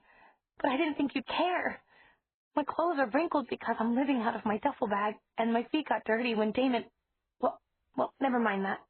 I have a real nightgown, but I didn't have it on when I came out of my body, and I guess when you come out, you still look like yourself in your body." Then she threw up her hands in alarm as Stefan swung around, but, marvel of marvels, there was now a tinge of blood in his cheeks. Moreover, he was no longer looking disdainful. He was looking deadly, his green eyes flashing with menace. "Your feet got dirty when Damon did what?" he demanded, enunciating carefully. "It doesn't matter." "It damn well does matter." Stefan stopped short. "Elena," he whispered, staring at her as if she had only just appeared. "Stefan." She couldn't help holding out her arms to him. She couldn't control anything. Stefan, I don't know how, but I'm here. It's me. I'm not a dream or a ghost. I was thinking about you and falling asleep, and here I am. She tried to touch him with ghost-like hands. Do you believe me? I believe you. Because I was thinking about you. Somehow that brought you here. Because of love. Because we love each other. And he spoke the words as if they were a revelation. Elena shut her eyes. If only she could be here in her body, she would show Stefan how much she loved him. As it was, they had to use clumsy words, clichés that just happened to be uniquely true. I will always love you, Elena, Stefan said, whispering again. But I don't want you near Damon. He'll find a way to hurt you. I can't help it, Elena interrupted him. You have to help it. Because he's my only hope, Stefan. He's not going to hurt me. He's already killed to protect me. Oh, God, so much has happened. We're on our way to... Elena hesitated, her eyes flicking around warily. Stefan's eyes widened for an instant, but when he spoke, his face was deadpan. Someplace where you'll be safe. Yes, she said, just as seriously, knowing that phantom tears were now racing down her bodiless cheeks. And, oh, Stefan, there's so much you don't know. Caroline accused Matt of attacking her while they were on a date because she's pregnant, but it wasn't Matt. Of course not, Stefan said indignantly, and would have said more, but Elena was racing on. And I think that the litter is really Tyler Smallwood's because of that timing and because Caroline's changing. Damon said that a werewolf baby will always turn its mother into a werewolf. Yes, but the werewolf part is going to have to fight the Malik that's already inside her. Bonnie and Meredith told me things about Caroline, like how she was scuttling on the floor like a lizard. That just terrified me. But I had to leave them to deal with that so that I could get to that safe place. Werewolves and werefoxes, Stefan said, shaking his head. Of course, the kitsune, the foxes, are much more powerful magically, but werewolves tend to kill before they think. He struck his knee with his fist. I wish I could be there. Elena burst out with mixed wonder and despair. And instead, here I am, with you. I never knew I could do this, but I haven't been able to bring you anything this way, not even myself, my blood. She made a helpless gesture and saw the smugness in Stefan's eyes. He still had the Clarion Loche black magic wine she'd smuggled to him. She knew it. It was the only liquid that would, in a pinch, help keep a vampire alive when no blood was available. Black magic wine, non-alcoholic and never made for humans in the first place, was the only drink that vampires really enjoyed aside from blood. Damon had told Elena that it was magically made from special grapes that were grown in the soil at the edges of glaciers, Loche, and that they were always kept in complete darkness. That was what gave it its velvety, dark taste, he'd said. It doesn't matter, Stefan said, undoubtedly for the benefit of anyone who might be spying. Exactly how did it happen? He asked then. This out-of-body thing. Why don't you come down here and tell me about it? He lay back on his pallet, turning aching eyes on her. I'm sorry that I don't have a better bed to offer you. For a moment, the humiliation showed clearly in his face. All this time he'd managed to hide it from her, the shame he felt in appearing before her in this way, in a filthy cell, with rags for clothes and infested with God knew what. He, Stefan Salvatore, who had once been... Elena's heart truly broke then. She knew it was breaking, because she could feel it inside shattering like glass, with each needle-like shard skewering flesh inside her chest. She knew it was breaking, too, because she was weeping, huge spirit tears that dropped on Stefan's face like blood, translucent in the air as they fell, but turning deep red when they touched Stefan's face. Blood? Of course it wasn't blood, she thought. She couldn't even bring anything so useful to him in this form. She was really sobbing now, her shoulders shaking as the tears continued to fall onto Stefan, who now had one hand held up as if to catch one. Elena. There was wonder in his voice. What? She keened. Your tears. Your tears make me feel. He was staring up at her with something like awe. Elena still couldn't stop weeping, although she knew that she had soothed his proud heart and done something else. I don't understand. He caught one of her tears and kissed it. Then he looked at her with a sheen in his own eyes. It's hard to talk about. Lovely little love. Then why use words? She thought, still weeping, but coming down to his level so she could snuffle just above his throat. It's just, they're not too free with the refreshments around here, he told her, as you guessed. If you hadn't helped me, I'd have been dead by now. They can't figure out why I'm not, so they run out before they get to me sometimes, you see. Elena lifted her head, and this time tears of pure rage fell right onto his face. Where are they? I'll kill them. Don't tell me I can't, because I'll find a way. I'll find a way to kill them, even though I'm in this state. He shook his head at her. Angel, don't you see? You don't have to kill them, because your tears, the phantom tears of a pure maiden. She shook her head back at him. Stefan, if anyone knows I'm not a pure maiden, it's you. Of a pure maiden, Stefan continued, not even disturbed by her interruption, can cure all ills. And I was ill tonight, Elena, even though I tried to hide it. But I'm cured now, as good as new. They'll never be able to understand how it could happen. Are you sure? Look at me. Elena looked at him. Stefan's face, which had been gray and drawn before, was different now. He was usually pale, but now his fine features looked flushed, as if he had been standing in front of a bonfire and the light was still reflecting off the pure lines and elegant planes of his beloved face. I did that?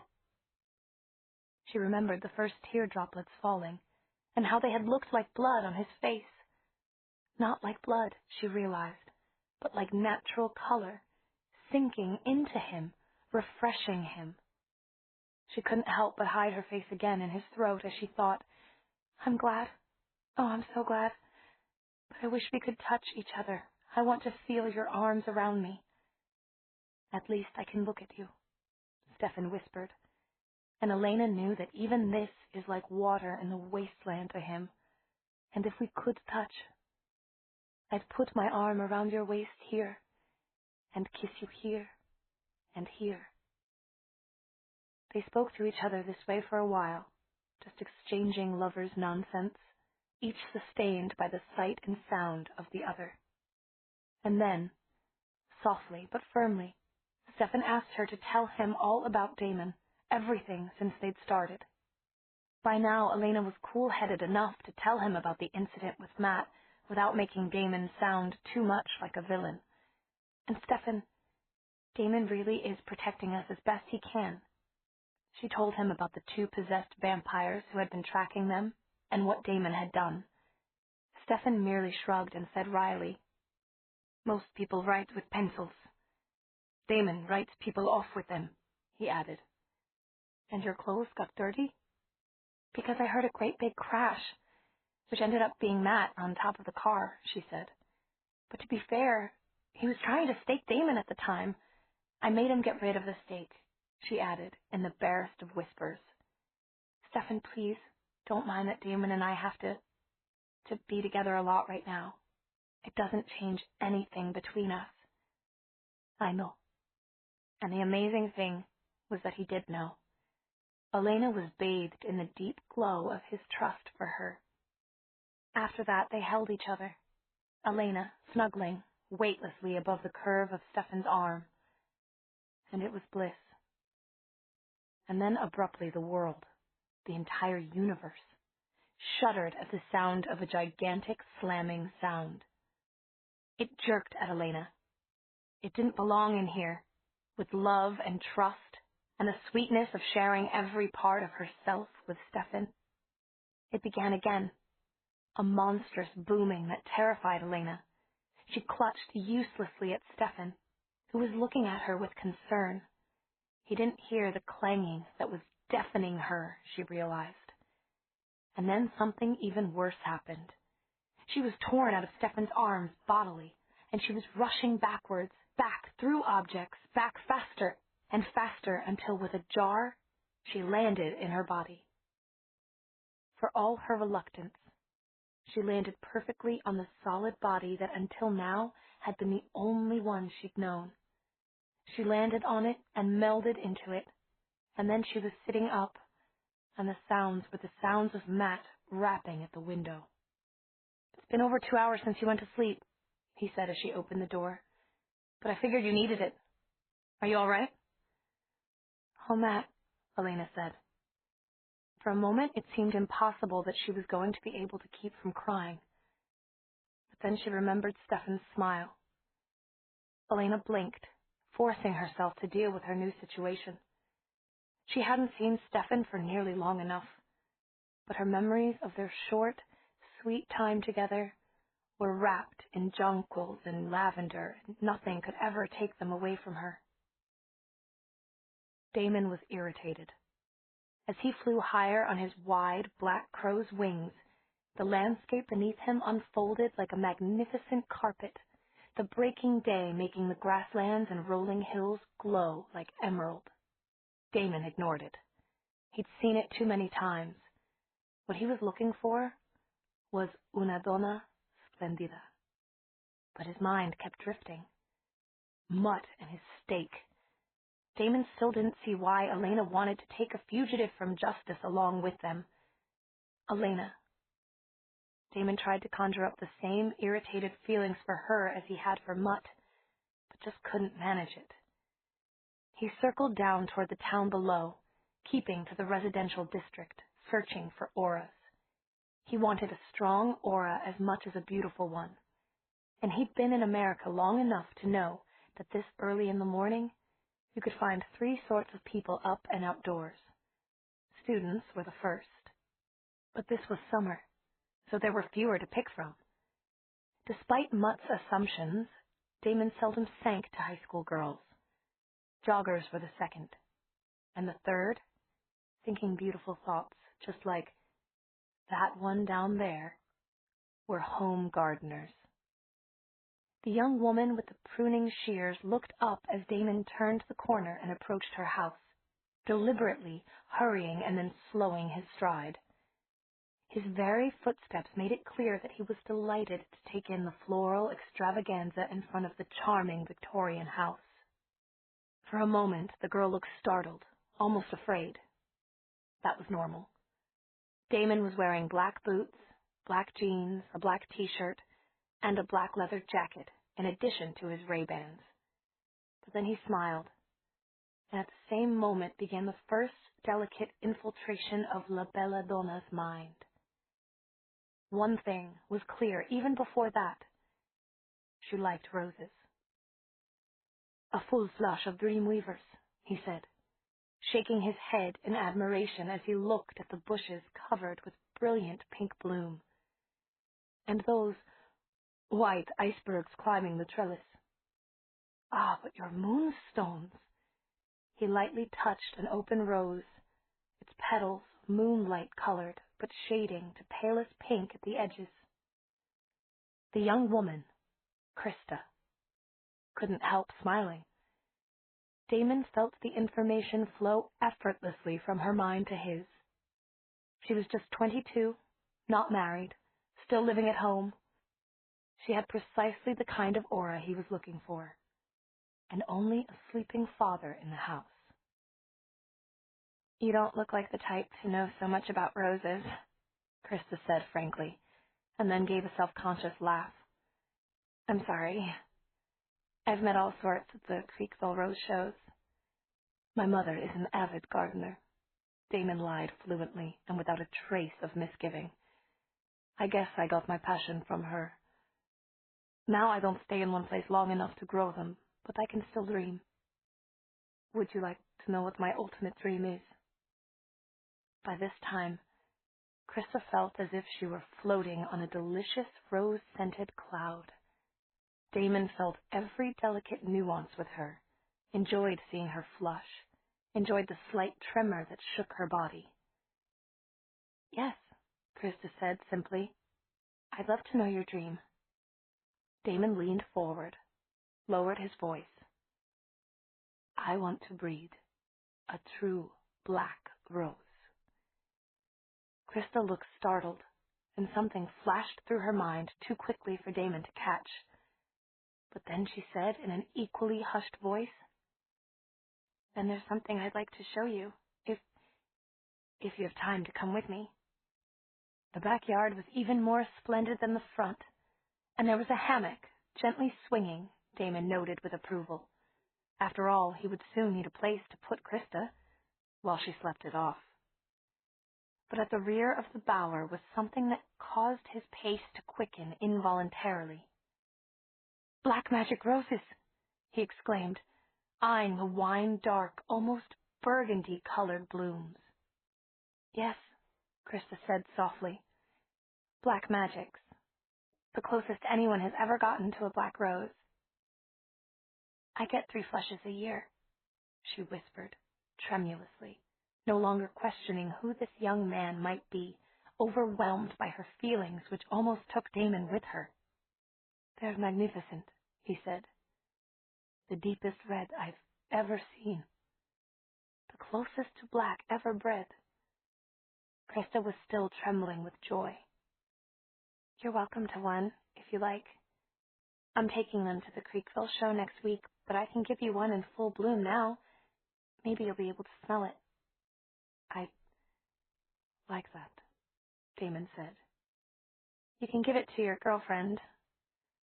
No girlfriend, Damon said, glad to get back to lying. Krista's hands shook slightly as she cut one of the longest, straightest stems for him. Damon reached out to take it, and their fingers touched. Damon smiled at her. When Krista's knees went boneless with pleasure, Damon caught her easily and went on with what he was doing. Meredith was right behind Bonnie as she stepped into Caroline's room. I said, shut the damn door, Caroline said. No, snarled. It was only natural to look to see where the voice was coming from. Just before Meredith cut off the only sliver of light by shutting the door, Bonnie saw Caroline's corner desk. The chair that used to sit in front of it was gone. Caroline was underneath. It might have been a good hiding space for a 10-year-old, but as an 18-year-old, Caroline had curled into an impossible position in order to fit there. She was sitting on a pile of what looked like shreds of clothing. Her best clothes, Bonnie thought suddenly, as a twinkle of gold lame flashed and was gone when the door shut. Then it was just the 3 of them together in the darkness. No illumination came from above or below the door to the hall. It's because the hall is in another world, Bonnie thought wildly. What's wrong with the little light, Caroline? Meredith asked quietly. Her voice was steady, comforting. You asked us to come and see you, but we can't see you. I said come and talk to me, Caroline corrected instantly, exactly as she always had in the old days. That should have been comforting, too, except now that Bonnie could hear her voice sort of reverberating under the desk, she could tell it had a new quality. Not so much husky as, you really don't want to be thinking this? Not in the midnight darkness of this room, Bonnie's mind told her. Not so much husky as snarly, Bonnie thought helplessly. You could almost say Caroline growled her answers. Little sounds told Bonnie that the girl under the desk was moving. Bonnie's own breathing quickened. But we want to see you, Meredith said quietly. And you know that Bonnie's scared of the dark. Can I just turn on your bedside lamp? Bonnie could feel herself trembling. That wasn't good. It wasn't smart to show Caroline you were afraid of her. The pitch blackness was making her tremble. She could feel that this room was wrong in its angles. Or maybe it was only her imagination. She could also hear things that made her jump, like that loud, double-clicking noise directly behind her. What had made that? All right, then. Turn on the one by the bed. Caroline was definitely snarling, and she was moving toward them. Bonnie could hear rustling and breathing getting closer. Don't let her get to me in the dark. It was a panicked, irrational thought, but Bonnie couldn't help thinking it any more than she could help stumbling blindly sideways into something tall and warm. Not Meredith. Never since Bonnie had known her had Meredith smelled like rancid sweat and rotten eggs. But the warm something took hold of both Bonnie's upraised hands, and there were strange little clicking noises as they clenched. The hands weren't just warm. They were hot and dry, and the ends poked oddly into Bonnie's skin. Then, as a light by the bedside went on, they were gone. The lamp Meredith had found put out a very, very dim ruby light, and it was easy to see why. A ruby negligee and peignoir had been tied around the shade. "This is a fire hazard," Meredith said, but even her level voice sounded shaken. Caroline stood before them in the red light. She seemed taller than ever to Bonnie, tall and sinewy, except for the slight bulge of her belly. She was dressed normally, in jeans and a tight t-shirt. She was holding her hands playfully hidden behind her back and smiling her old, insolent, sly smile. "I want to go home," Bonnie thought. Meredith said, "Well?" Caroline just kept smiling. "Well, what?" Meredith lost her temper. "What do you want?" Caroline just looked arch. "Have you visited your friend Isabel today? Had a little talk with her?" Bonnie had a powerful urge to slap that smug smile off Caroline's face. She didn't. It was just a trick of the lamplight. She knew it had to be.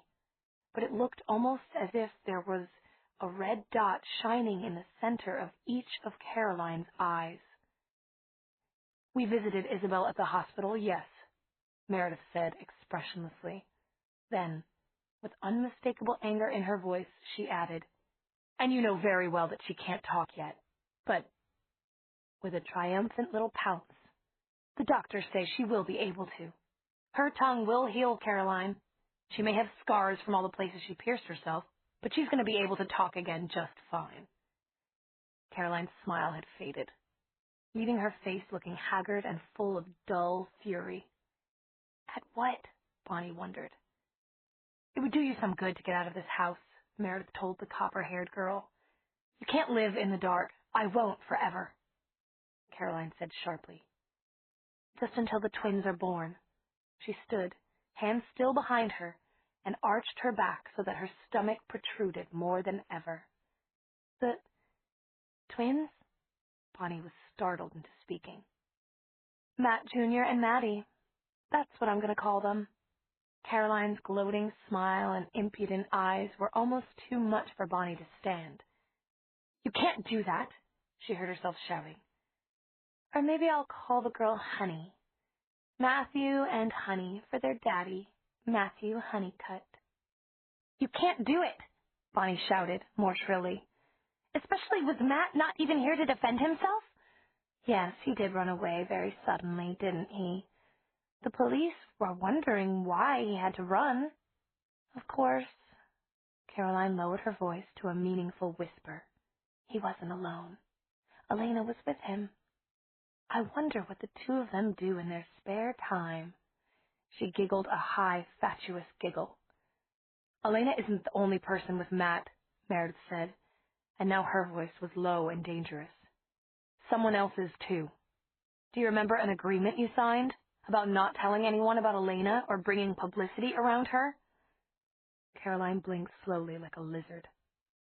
A long time ago, in a different lifetime, for me.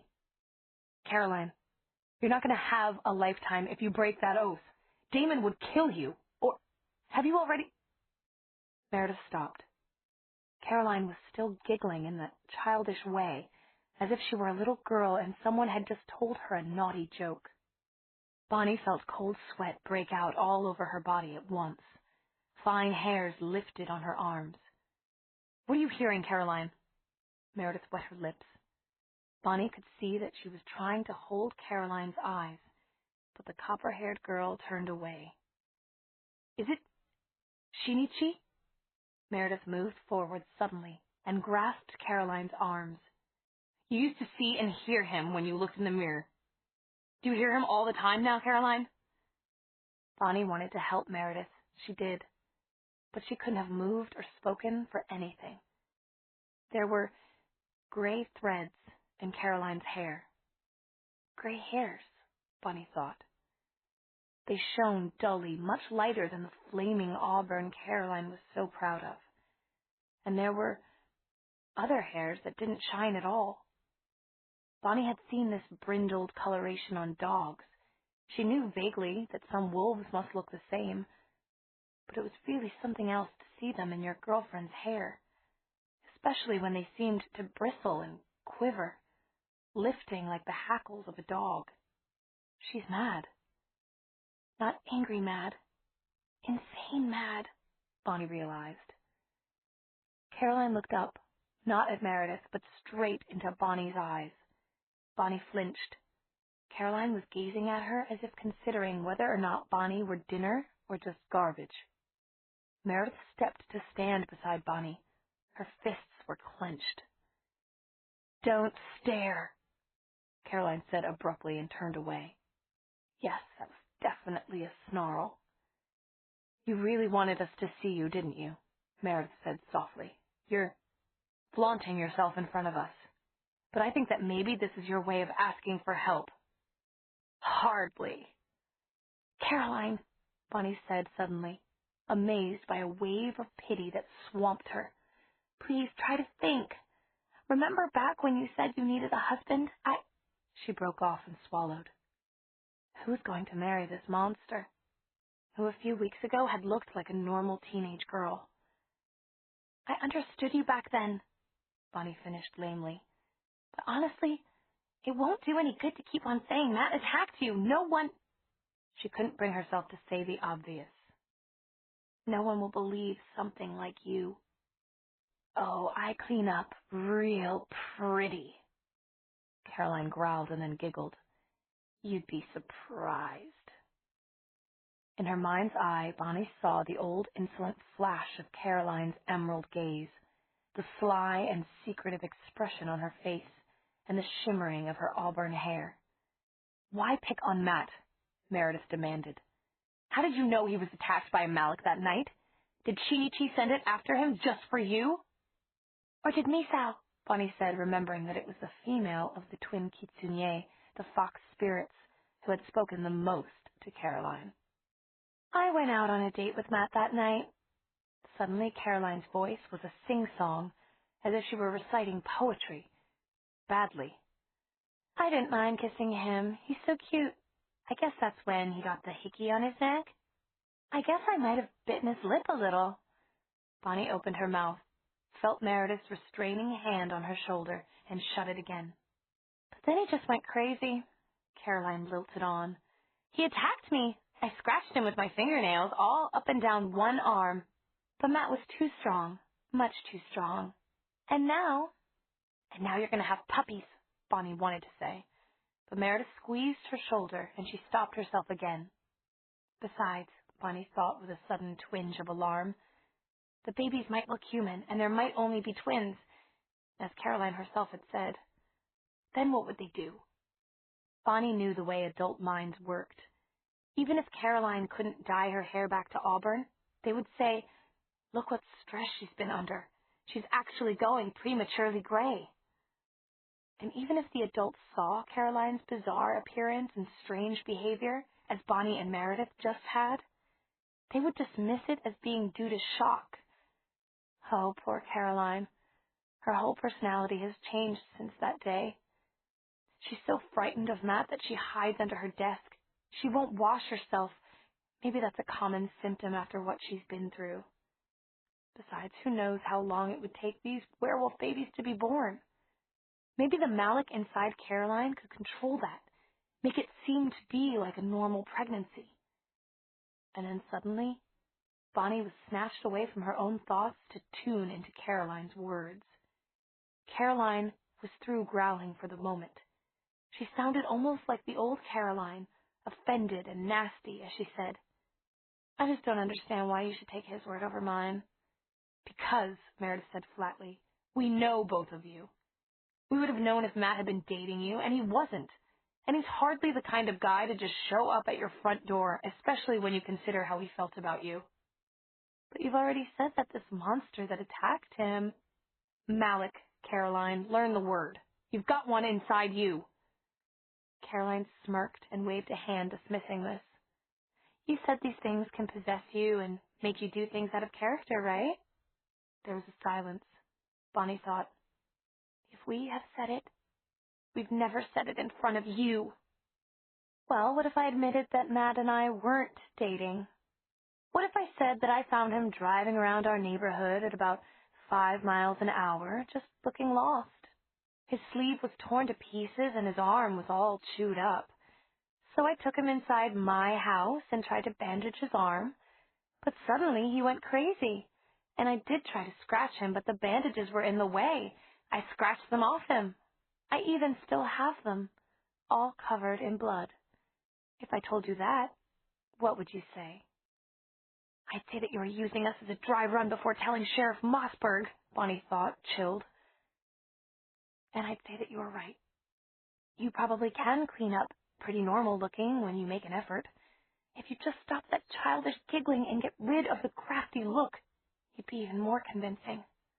But Meredith was speaking. "Caroline, they've got DNA tests for blood." "Of course I know that." Caroline looked so indignant that for a moment she forgot to look sly. Meredith was staring at her. "That means they can tell if the bandages you've got have Matt's blood on them or not," she said. "And if it flows in the right pattern to match your story." "There isn't any pattern. The bandages are just soaked." Abruptly, Caroline strode over to a dresser and opened it, plucking out a length of what might have originally been athletic bandage. Now it shone reddish in the faint light. Looking at the stiff fabric in the ruby light, Bonnie knew two things. It wasn't any part of the poultice that Mrs. Flowers had put on Matt's arm the morning after he'd been attacked, and it was soaked with genuine blood, right to the stiff tips of the cloth. The world seemed to be spinning around, because even though Bonnie believed in Matt, this new story scared her. This new story might even work, provided that no one could find Matt and test his blood. Even Matt admitted that there was time unaccounted for that night, time he couldn't remember. But that didn't mean Caroline was telling the truth. Why would she start out with a lie and only change it when the facts got in the way? Caroline's eyes were the color of a cat's. Cats play with mice, just for amusement, just to see them run. Matt had run. Bonnie shook her head. All at once, she couldn't stand this house any longer. It had somehow settled into her mind, making her accept all the impossible angles of the distorted walls. She had even grown accustomed to the awful smell and the red light. But now, with Caroline holding out a blood-soaked bandage and telling her that it was Matt who had bled all over it, "I'm going home," Bonnie announced suddenly. "And Matt didn't do it, and I'm never coming back." Accompanied by the sound of Caroline's giggling, she whirled, trying not to look at the nest Caroline had made under her corner desk. There were empty bottles and half-empty plates of food piled in there with clothes. Anything could be under them, even a Malik. But as Bonnie moved, the room seemed to move with her, accelerating her spin until she had gone twice around before she could put out a foot to stop herself. Wait, Bunny. Wait, Caroline, Meredith said, sounding almost frantic. Caroline was folding her body like a contortionist, getting back under the desk. Caroline, what about Tyler Smallwood? Don't you care that he's the real father of your kids? How long were you dating him before he joined up with Klaus? Where is he now? For all I know, he's dead. You and your friends killed him. The snarl was back, but it wasn't vicious. It was more of a triumphant purr. But I don't miss him, so I hope he stays dead, Caroline added with a muffled giggle. He wouldn't marry me. Bonnie had to get away. She fumbled for the doorknob, found it, and was blinded. She had spent so long in ruby dimness that the hall light was like the midday sun on the desert. Turn off the lamp! Caroline snapped from under the desk. But as Meredith moved to do it, Bonnie heard a surprisingly loud explosion and saw the red swathed shade go dark by itself. And one thing more. The hallway light swept across Caroline's room like a beacon as the door swung shut. Caroline was already tearing at something with her teeth, something with the texture of meat, but not cooked meat. Bonnie jerked back to run and almost knocked over Mrs. Forbes. The woman was still standing in the hall, where she had been when they went into Caroline's room. She didn't even look as if she'd been listening at the door. She was just standing, staring at nothing. I have to show you out, she said in her soft gray voice. She didn't lift her head to meet Bonnie's or Meredith's eyes. You might get lost otherwise. I do. It was a straight shot to the stairs and down and 4 steps to the front door. But as they walked, Meredith didn't say anything, and Bonnie couldn't. Once outside, Meredith turned to look at Bonnie. Well, is she more possessed by the Malik or the werewolf part of her? Or could you tell anything from her aura? Bonnie heard herself laugh, a sound that was like crying.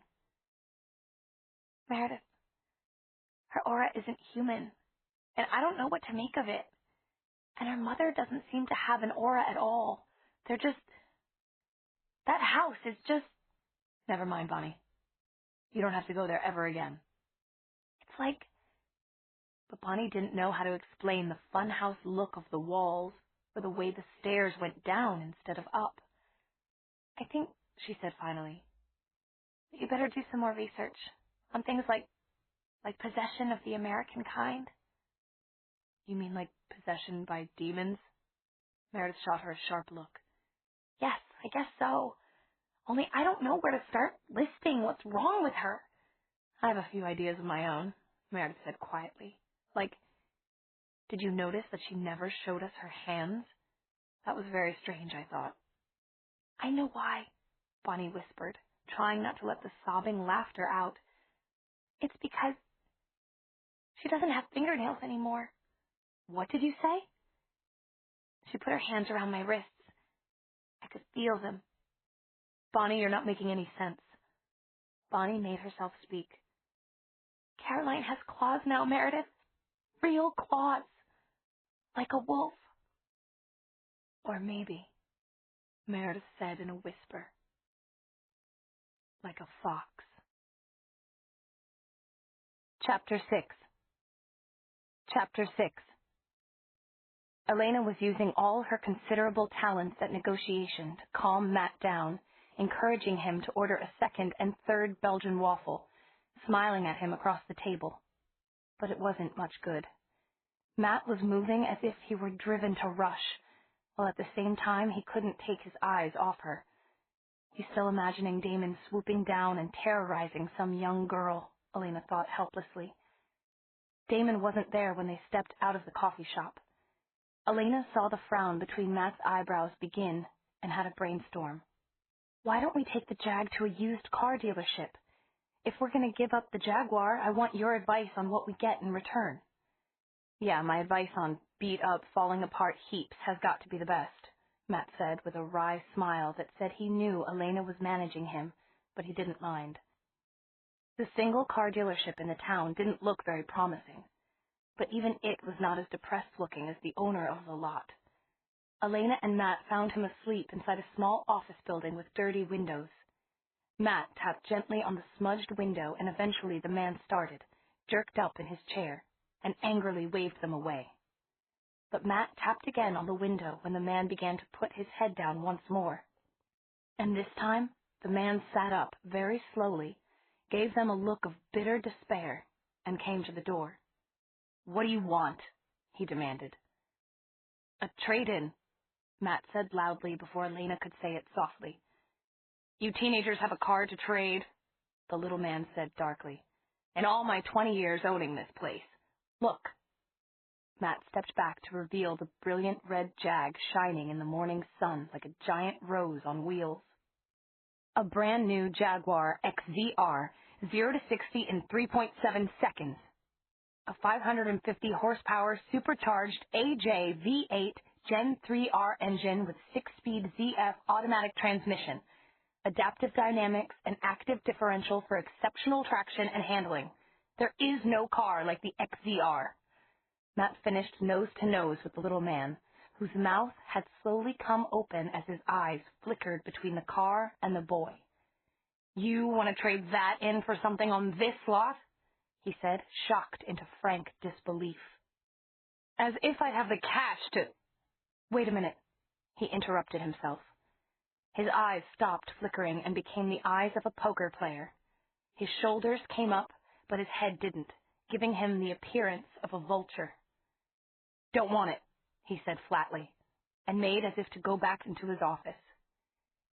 "What do you mean you don't want it? You were drooling over it a minute ago," Matt shouted. But the man had stopped wincing. His expression didn't change. "I should have done the talking," Elena thought. "I wouldn't have gotten into a war from word one. But it's too late now." She tried to shut out the male voices and looked at the dilapidated cars on the lot, each with its own dusty little sign tucked into the windshield. 10% off for Christmas, easy credit, clean, granny-owned special, no down payment, check it out. She was afraid she was going to burst into tears at any second. "No call for a car like that around here," the owner was saying expressionlessly. "Who'd buy it?" "You're crazy. This car will bring customers flocking in. It's advertising. Better than that purple hippo over there." "Not a hippo. It's an elephant." "Who can tell, with it half deflated like that?" With dignity, the owner stalked over to look at the Jag. "Not brand new. It's got too many miles on it. It was bought only 2 weeks ago." "So? In a few more weeks, Jaguar will be advertising next year's cars." The owner waved a hand at Elena's giant rose of a vehicle. "Obsolete." "Obsolete?" "Yeah. Big car like this, gas guzzler. It's more energy efficient than a hybrid. You think people know that? They see it. Look, I could take this car anywhere else. Then take it. On my lot here and now, that car is barely worth 1 car in exchange." 2 cars. The new voice came from directly behind Matt and Elena, but the car dealer's eyes widened as if he had just seen a ghost. Elena turned and met Damon's unfathomable black gaze. He had his Ray-Bans hooked over his T-shirt and was standing with his hands behind his back. He was looking hard at the car dealer. A few moments passed, and then the silver Prius in the back right corner, under the awning, the car dealer said slowly and with a dazed expression, in answer to no question that had been asked aloud. "I'll take you there," he added in a voice to match his expression. "Take the keys with you. Let the boy test drive it," Damon ordered, and the owner fumbled to show a key ring at his belt and then walked slowly away, staring at nothing. Elena turned to Damon. "One guess.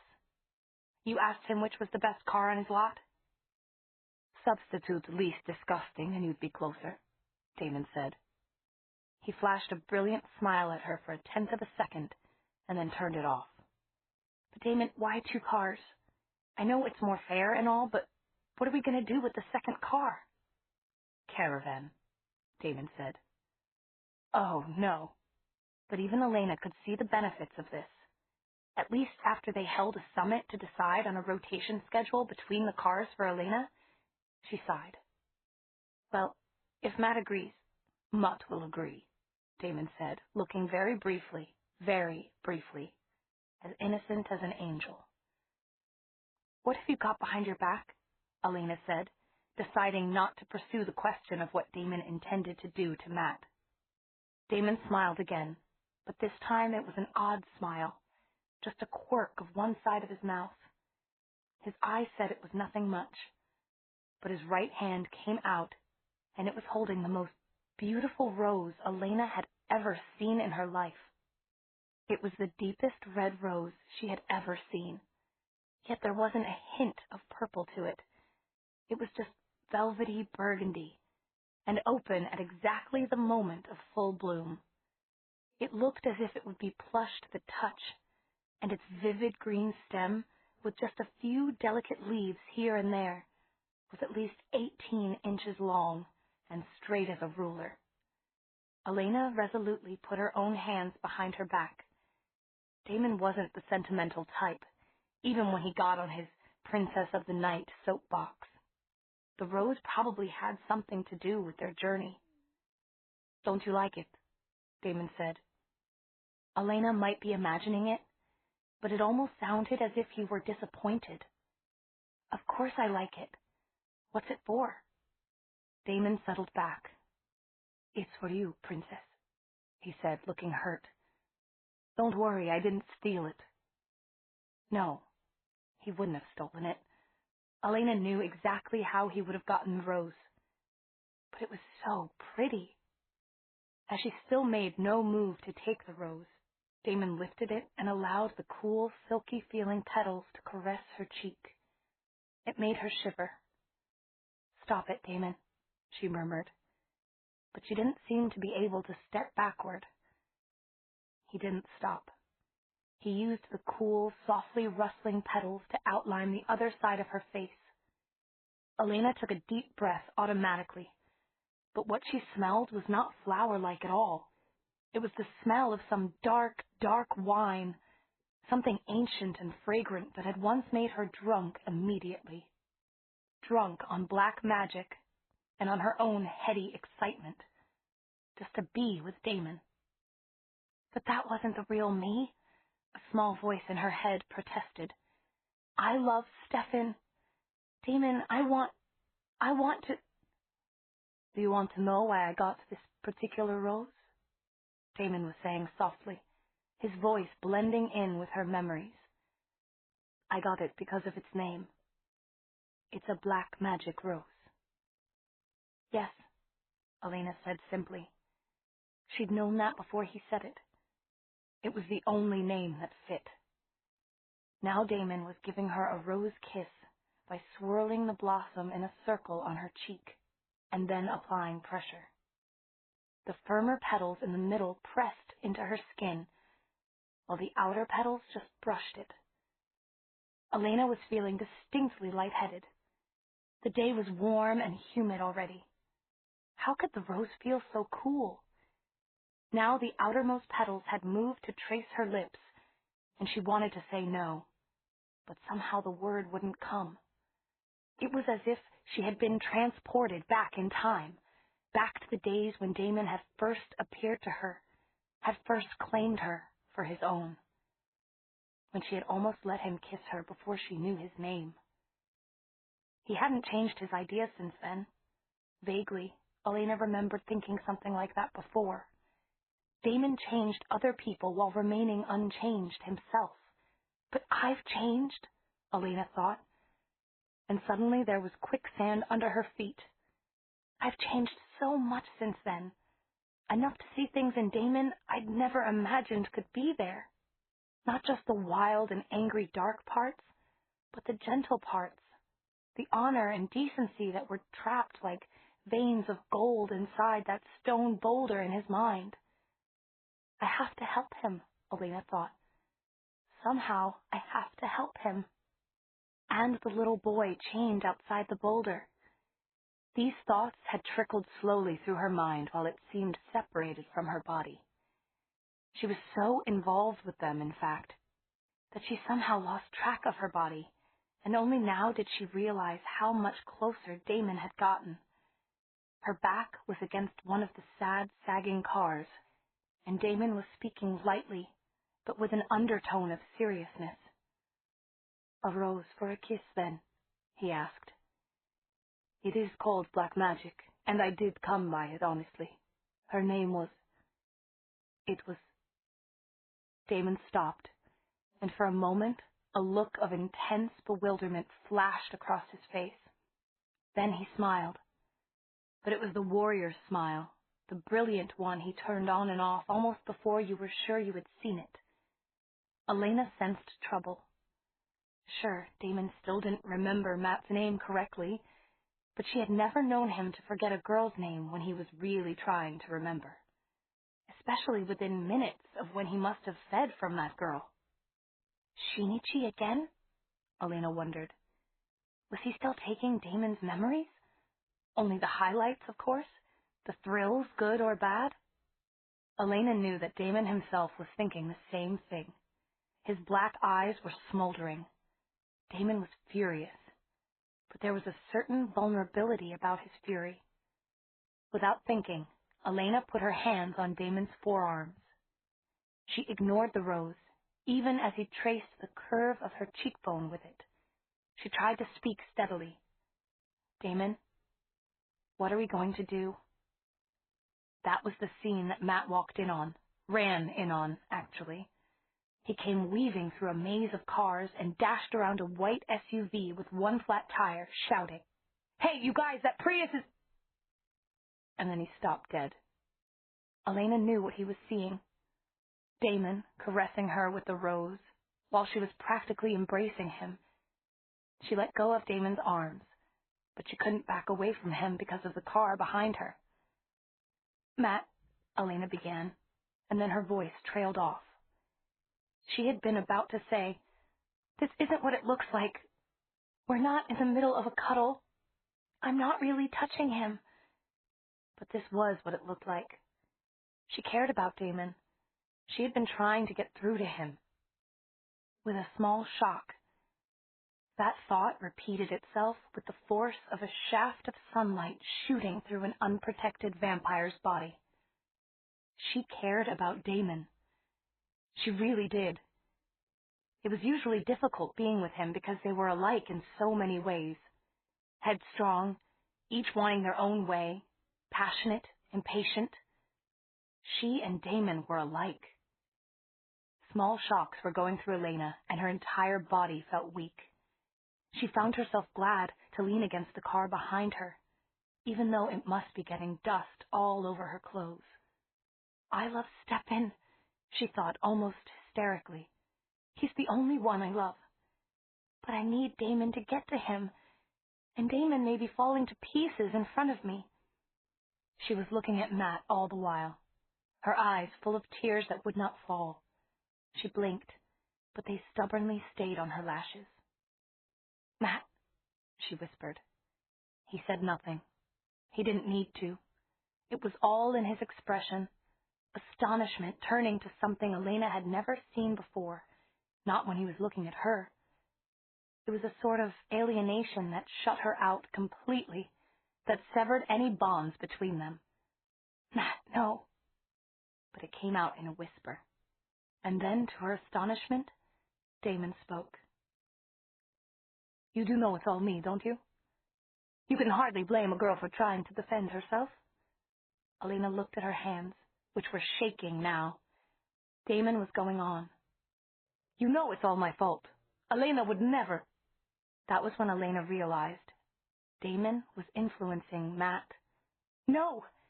She took Damon off guard, grabbing him again, shaking him. "Don't do it, not to Matt." The black eyes that were turned on hers were definitely not those of a suitor. Damon had been interrupted in the use of his power. If it had been anyone else, they would have ended as a small spot of grease on the ground. "I'm saving you," Damon said coldly. Are you refusing me? Elena found herself wavering. Maybe, if it was only once, and only for Matt's benefit. Something surged up inside her. It was all she could do not to let her aura escape completely. Never try that on me again, Elena said. Her voice was quiet but icy. Don't you dare ever try to influence me, and leave Matt alone.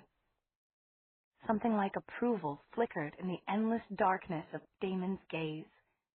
It was gone before she could be sure she'd seen it, but when he spoke, he seemed less distant. All right, he said to Matt. What's the game plan now? You name it. Matt answered slowly, not looking at either of them. He was flushed but deadly calm. I was going to say that Prius isn't bad at all, and the dealer guy has another one. It's in okay condition. We could have 2 cars just alike. And then we could caravan and split up if someone was following us. They won't know which to follow. Normally, Elena would have thrown her arms around Matt at this point, but Matt was looking at his shoes, which was probably just as well, really, since Damon had his eyes shut and was shaking his head slightly as if he couldn't believe something idiotic. That's right, Elena thought. It's my aura, or Damon's, that they're homing in on. We can't confuse them with identical cars unless we have identical auras, too, which really meant that she should drive with Matt the whole way.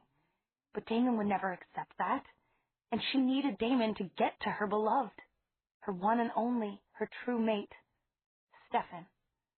I'll take the ratty one, Matt was saying, arranging it with Damon and ignoring her. I'm used to ratty cars. I already arranged a deal with the guy. We should get going.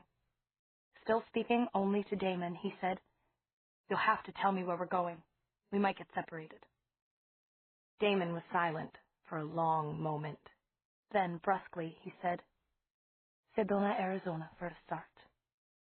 Matt looked disgusted. That place full of New Age lunatics? You're kidding. I said we'll start out from Sedona.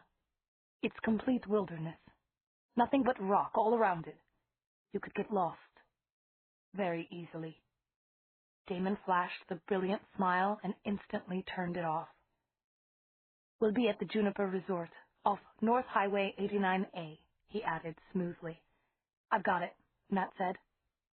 Elena could see no emotion in either his face or his expression, but his aura was seething red. Now, Matt, Elena began, we should really meet every night, so if you just follow us. She broke off with a sharply inhaled breath. Matt had already turned around. He didn't turn back when she spoke. He just kept going, without another word, without a backward glance. Chapter 7. Elena woke to the sound of Damon impatiently rapping on the window of the Prius. She was fully clothed, clutching her diary to her. It was the day after Matt had left them. Did you sleep all night like that? Damon asked, looking her up and down as Elena rubbed her eyes. As usual, he was immaculately dressed, all in black, of course. Heat and humidity had no effect on him. I've had my breakfast, he said shortly, getting in the driver's seat. And I brought you this. This was a styrofoam cup of steaming coffee, which Elena clutched as gratefully as if it were black magic wine, and a brown paper bag that proved to contain donuts. Not exactly the most nutritious breakfast, but Elena craved the caffeine and sugar. I need a rest stop, Elena warned as Damon coolly seated himself behind the wheel and started the car. To change my clothes and wash my face and things. They headed directly west, which accorded with what Elena had found by looking at a map on the internet last night. The small image on her mobile phone matched the Prius's navigation system readout. They had both shown that Sedona, Arizona, lay on an almost perfectly straight horizontal line from the small rural road where Damon had parked overnight in Arkansas. But soon, Damon was turning south taking a roundabout route of his own that might or might not confuse any pursuers. By the time they found a rest stop, Elena's bladder was about to burst. She spent an unashamed half hour in the women's room, doing her best to wash with paper towels and cold water, brushing her hair and changing into new jeans and a fresh white top that laced up the front like a corset. After all, one of these days she just might have another out-of-body experience while napping and see Stefan again. What she didn't want to think about was that, with Matt's departure, she was left alone with Damon, an untamed vampire, traveling through the middle of the United States toward a destination that was literally out of this world. When Elena finally emerged from the restroom, Damon was cold and expressionless, although she noticed that he took the time to look her over just the same. Oh, damn, Elena thought. I left my diary in the car. She was as certain that he'd read it as if she'd seen him doing it, and she was glad that there was nothing in it about leaving her body and finding Stefan. Although she believed Damon wanted to free Stefan too, she wouldn't be in this car with him if she didn't. She also felt that it was better that he didn't know she had gotten there first. Damon enjoyed being in charge of things as much as she did. He also enjoyed influencing each police officer who pulled him over for blasting the speed limit. But today he was short-tempered, even by his own standards. Elena knew from first-hand experience that Damon could make himself remarkably good company when he chose, telling outrageous stories and jokes until the most prejudiced and taciturn of passengers would laugh in spite of themselves. But today, he wouldn't even reply to Elena's questions, much less laugh at her own jokes. The one time she tried to make physical contact, touching his arm lightly, he jerked away as if her touch might ruin his black leather jacket. Fine. Terrific, Elena thought, depressed. She leaned her head against the window and stared at the scenery, which all looked alike. Her mind wandered. Where was Matt now? Ahead of them or behind? Had he gotten any rest last night? Was he driving through Texas now? Was he eating properly?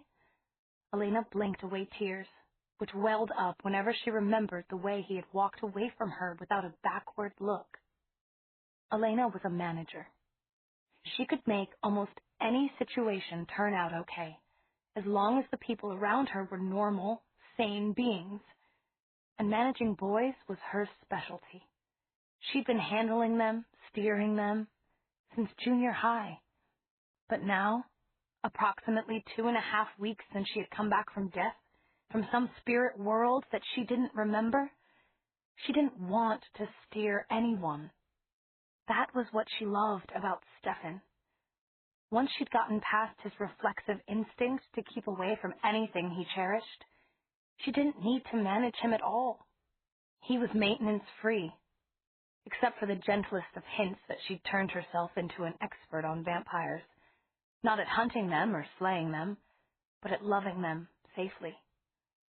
Elena knew when it was right to bite or be bitten, and when to stop, and how to keep herself human.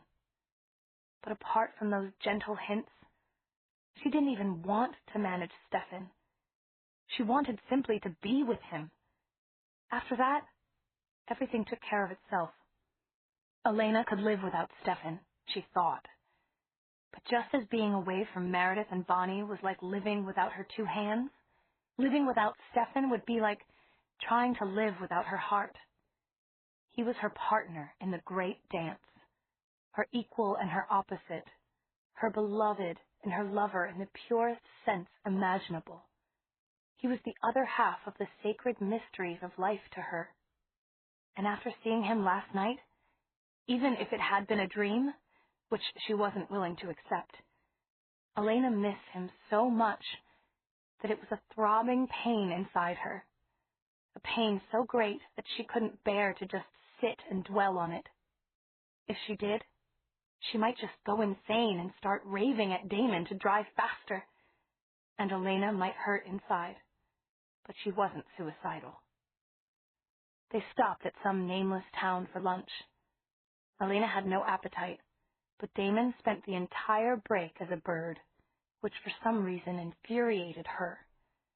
By the time they were driving again, the tension in the car had built until the old cliché was impossible to avoid. You could cut it with a folded napkin, much less a knife, Elena thought. That was when she realized exactly what kind of tension it was. The one thing that was saving Damon was his pride. He knew that Elena had things figured out. She'd stopped trying to touch him or even speak to him, and that was good. He wasn't supposed to be feeling like this. Vampires wanted girls for their pretty white throats, and Damon's sense of aesthetics demanded that the rest of the donor be at least up to his standards. But now even Elena's human-sized aura was advertising the unique life force in her blood, and Damon's response was involuntary. He had not even thought about a girl in this way for approximately 500 years. Vampires weren't capable of it. But Damon was very capable now. And the closer he got to Elena, the stronger her aura was around him, and the weaker was his control. Thank all the little demons in hell, his pride was stronger than the desire he felt. Damon had never asked for anything from anyone in his life. He paid for the blood he took from humans in his own particular coin, of pleasure and fantasy and dreams. But Elena didn't need fantasy, didn't want dreams, didn't want him. She wanted Stefan, and Damon's pride would never allow him to ask Elena for what he alone desired, and equally, it would never allow him to take it without her consent. He hoped. Just a few days ago, he had been an empty shell, his body a puppet of the Kitsune twins, who had made him hurt Elena in ways that now made him cringe inside. Damon hadn't existed then as a personality, but his body had been Shinichi's to play with. And although he scarcely could believe it, the takeover had been so complete that his shell had obeyed Shinichi's every command. He had tormented Elena. He might well have killed her. There was no point in disbelieving it or saying that it couldn't be true. It was true. It had happened. Shinichi was that much stronger when it came to mind control, and the Kitsune had none of the vampire's detachment about pretty girls below the neck. Besides which, he happened to be a sadist. He liked pain. Other people's, that is. Damon couldn't deny the past, couldn't wonder why he hadn't awakened to stop Shinichi from hurting Elena. There had been nothing of him to awaken, and if a solitary part of his mind still wept because of the evil he had done, well, Damon was good at blocking it out. He wouldn't waste time over regrets, but he was intent on controlling the future. It would never happen again. Not and leave him still alive. What Damon really couldn't understand was why Elena was pushing him, acting as if she trusted him. Of all the people in the world, she was the one with the most right to hate him, to point an accusing finger at him. But she had never once done that. She had never even looked at him with anger in her dark blue, gold-spattered eyes. She alone had seemed to understand that someone as completely possessed by the master of the Malik, Shinichi, as Damon had been, simply had no choice.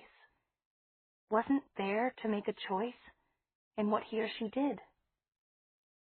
Maybe it was because she'd pulled the thing the Malik had created out of him, the pulsating, albino second body that had been inside him. Damon forced himself to repress a shudder.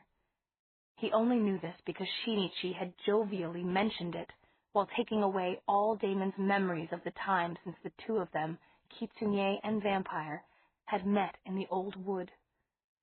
Damon was glad to have had the memories gone. From the moment he had locked gazes with the fox spirit's laughing golden eyes, his life had been poisoned. And now, right now, he was alone with Elena, in the middle of the wilderness, with towns few and far between.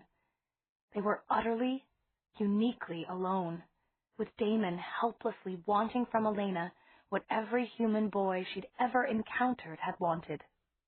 Worst of all was the fact that charming girls, deceiving girls, was practically Damon's own raison d'etre. It was certainly the only reason he'd been able to keep on living for the past half-millennium.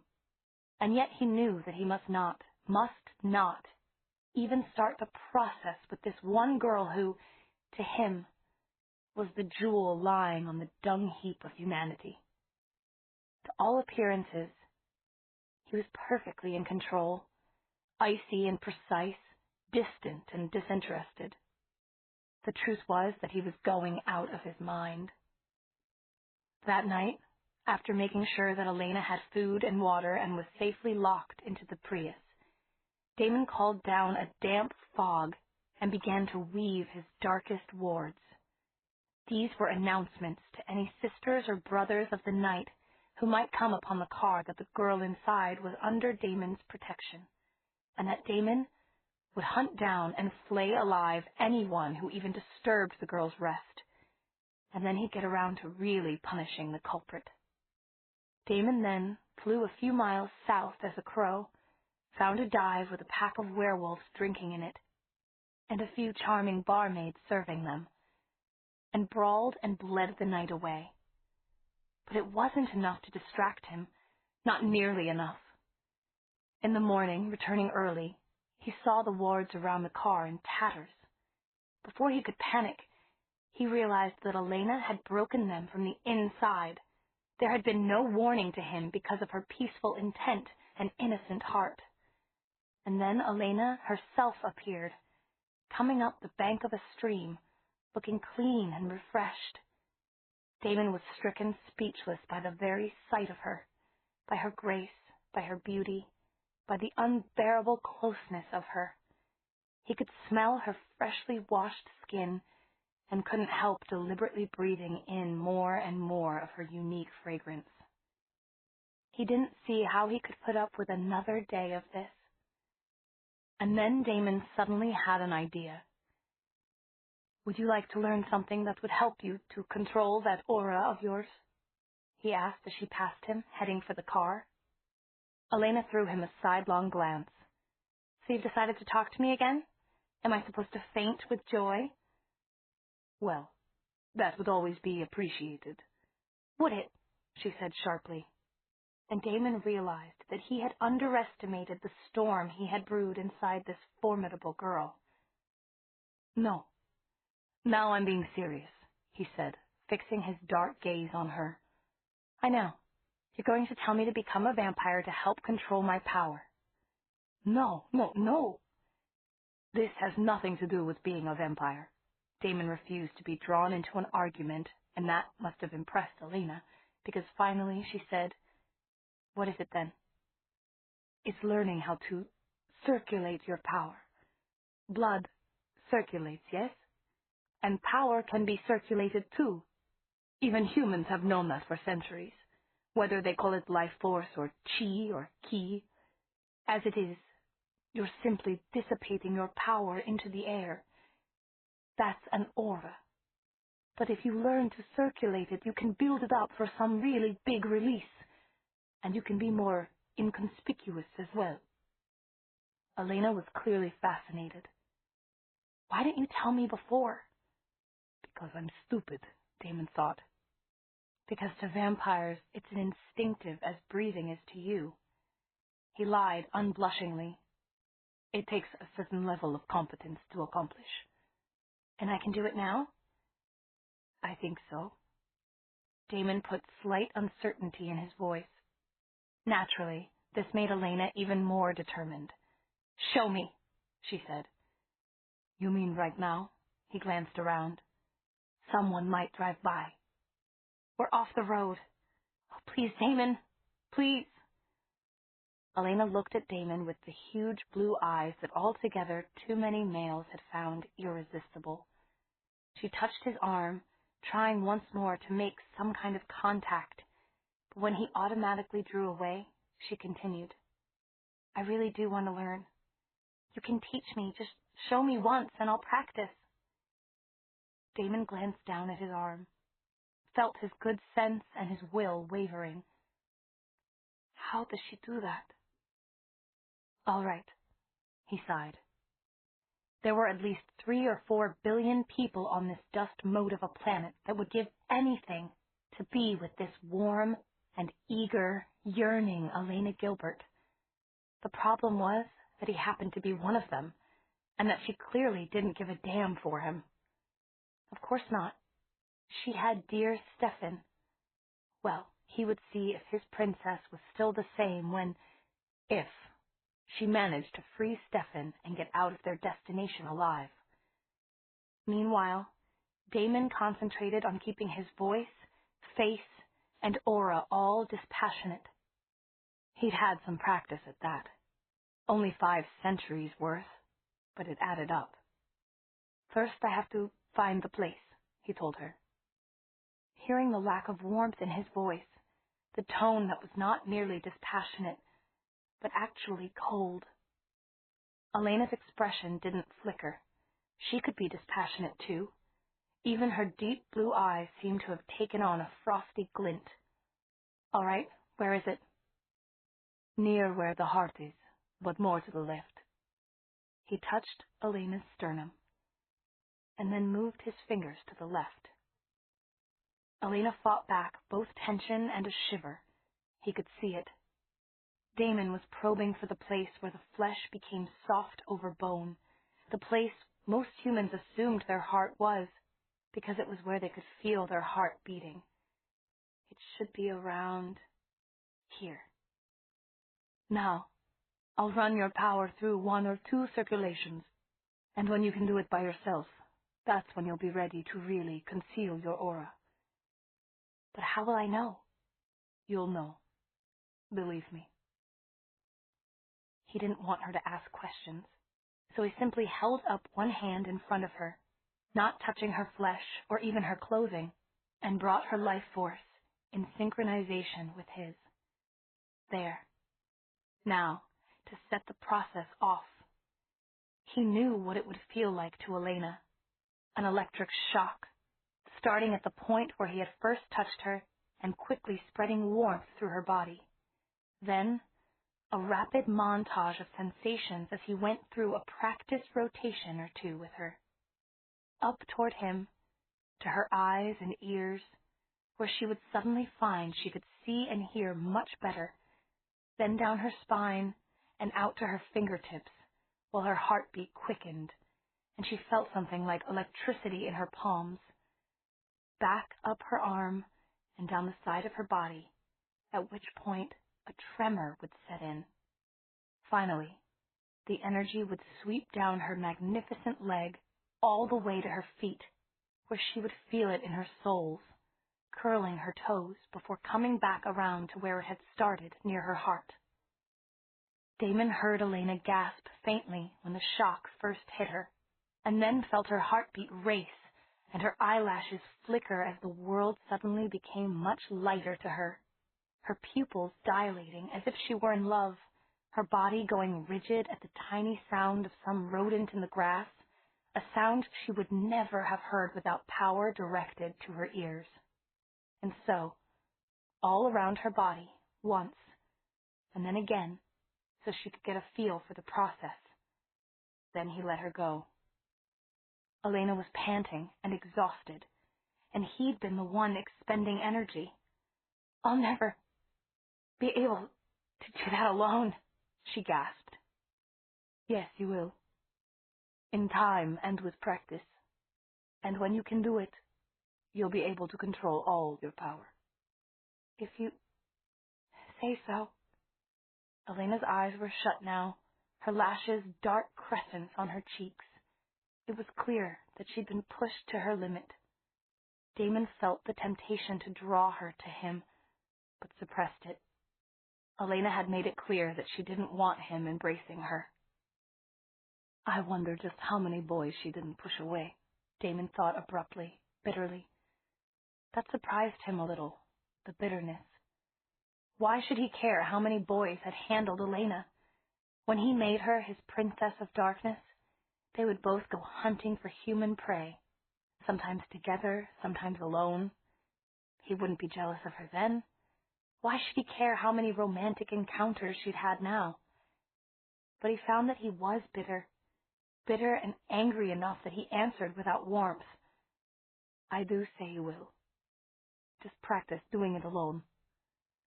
In the car, Damon managed to stay annoyed with Elena. This was difficult, as she was a perfect traveling companion. She didn't chatter, didn't try to hum or, thank fortune, sing along with the radio, didn't chew gum or smoke, didn't backseat drive, didn't need too many rest stops, and never asked, "Are we there yet?" As a matter of fact, it was difficult for anyone, male or female, to stay annoyed at Elena Gilbert for any length of time. You couldn't say she was too exuberant like Bonnie or too serene like Meredith. Elena was just sweet enough to offset her bright, active, ever-scheming mind. She was just compassionate enough to make up for her self-confessed egotism and just skewed enough to ensure that no one would ever call her normal.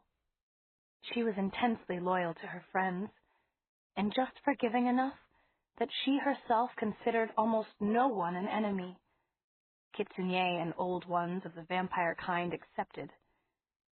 She was honest and frank and loving, and of course she had a dark streak in her that her friends simply called wild, but that Damon recognized for what it really was.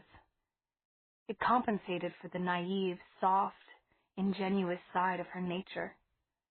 Damon was very sure that he didn't need any of those qualities in her, especially right now.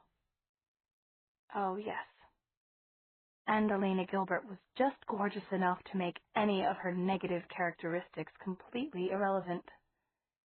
But Damon was determined to be annoyed, and he was strong-willed enough that he could usually choose his mood and stick to it, appropriate or not.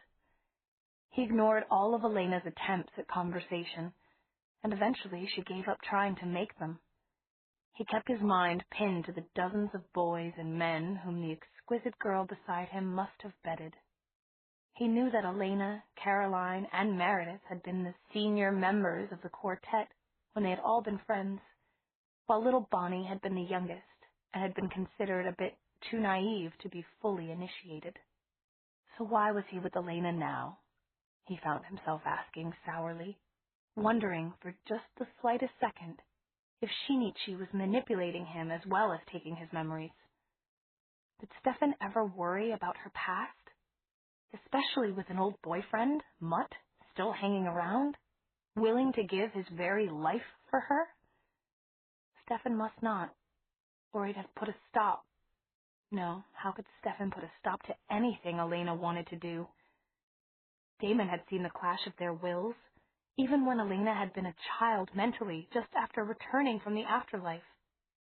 When it came to Stefan and Elena's relationship, Elena was definitely in control. As humans said, she wore the trousers in the family. Well, soon enough, she could see how she liked wearing harem trousers, Damon thought, laughing silently, although his mood was darker than ever. The sky over the car darkened further in response, and wind ripped summer leaves from branches before their time. Cat's paws of rain dotted the windshield, and then came the flash of lightning and the echoing sound of thunder. Elena jumped slightly, involuntarily, every time the thunder let loose. Damon watched this with grim satisfaction. He knew she knew that he could control the weather. Neither of them said a single word about it. She won't beg, he thought, feeling that quick, savage pride in her again, and then feeling annoyance with himself for being so soft.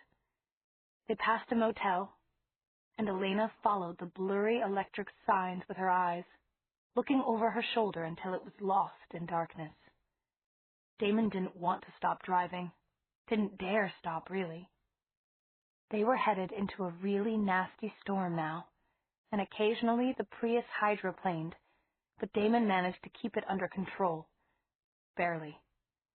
He enjoyed driving in these conditions. It was only when a sign proclaimed that the next place of shelter was over 100 miles away that Damon, without consulting Elena, swung into a flooding driveway and stopped the car. The clouds had let loose by then. The rain was coming down in bucketfuls, and the room Damon got was a small outbuilding separated from the main motel.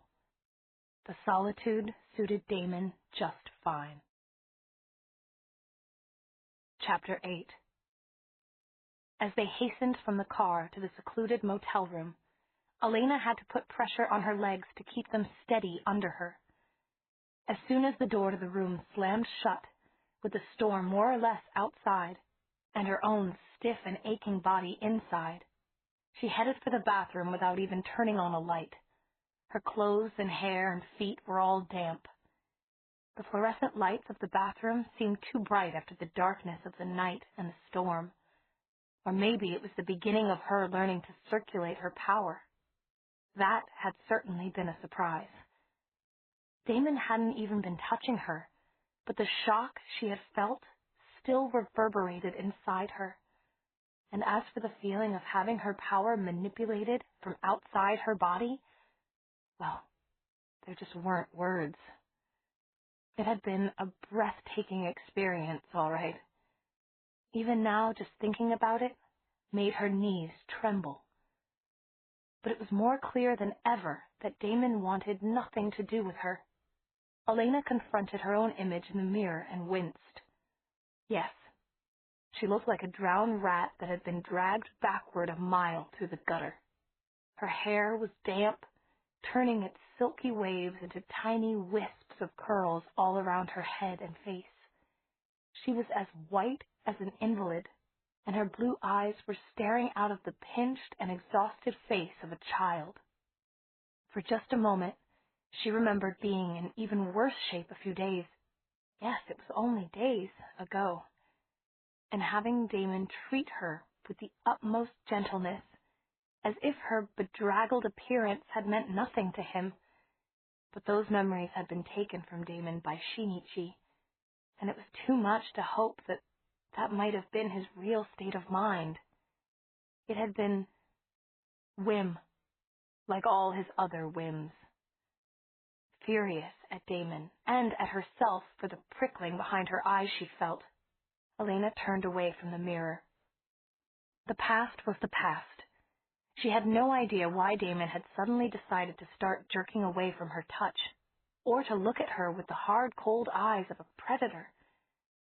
Something had caused him to hate her, to barely be able to sit in the car with her, and whatever it was, Elena had to learn to ignore it, because if Damon left, she would have no chance of finding Stefan. Stefan. At last her trembling heart could find rest in thinking of Stefan. He wouldn't care what she looked like. His sole concern would be for her well-being. Elena shut her eyes as she turned on the hot water in the tub and stripped off her clammy clothes, basking in her imagination of Stefan's love and approval. The motel had provided a small plastic bottle of bubble bath, but Elena left it alone. She brought her own translucent gold bag of vanilla bath crystals in her duffel bag, and this was the first chance she'd had to use it. Carefully, she shook about a third of the beribboned bag's crystals into the rapidly filling tub, and was rewarded with a steamy blast of vanilla, which she drew into her lungs gratefully. A few minutes later, Elena was shoulder deep in hot water covered with a vanilla-scented foam. Her eyes were shut, and the warmth was soaking into her body. The softly disintegrating salts were easing away all pain. These weren't ordinary bath salts. They had no medicinal smell, but they'd been given to her by Stefan's landlady, Mrs. Flowers, who was a genteel, elderly white witch. Mrs. Flowers' herbal recipes were her specialty, and right now Elena would swear that she could feel all the tension of the last few days being actively sucked out of her body and gently soothed away. Oh, this was just what she had needed. Elena had never appreciated a bath like this before. Now there's just one thing she told herself firmly as she inhaled breath after delicious breath of vanilla steam. You asked Mrs. Flowers for bath salts that would relax you, but you cannot fall asleep here. You'll drown, and you already know what that feels like. Been there, done that. Didn't even have to buy the shroud. But even now, Elena's thoughts were dimmer and more fragmented as the hot water continued to relax her muscles and the vanilla scent swirled around her head. She was losing continuity, her mind drifting off into daydreams. She was giving herself to the heat and the luxury of not having to do anything at all. She was asleep. In her dream, she was moving briskly. It was only half light, but she could tell somehow that she was skimming downward through deep gray mist. What worried her was that she seemed to be surrounded by arguing voices, and they were arguing about her. A second chance? I've spoken to her about it. She won't remember anything. It doesn't matter whether she remembers. Everything will remain inside her if unawakened. It will germinate inside her until the time is right. Elena had no idea what any of it meant. And then this mist was thinning, and clouds were making way for her, and she was drifting down more and more slowly until she was deposited gently on a ground covered with pine needles. The voices were gone. She was lying on a forest floor, but she wasn't naked. She was wearing her prettiest nightgown, the one with the real Valenciennes lace. She was listening to the tiny night sounds all around her when suddenly her aura reacted in a way that it never had before. It told her someone was coming, someone who brought a sense of safety in warm earthen hues, in soft rose colors and deep blue violets that enfolded her even before the person arrived. These were someone's feelings about herself, and behind the love and soothing concern she experienced, there were deep forest greens, shafts of warm gold, and a mysterious tinge of translucency, like a waterfall that sparkled as it fell and foamed like diamonds around her. "Elena," a voice whispered.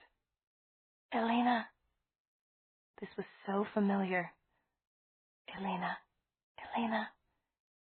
She knew this. "Elena, my angel." It meant love. Even as Elena was sitting up and turning in her dream, she was holding out her arms. This person belonged with her.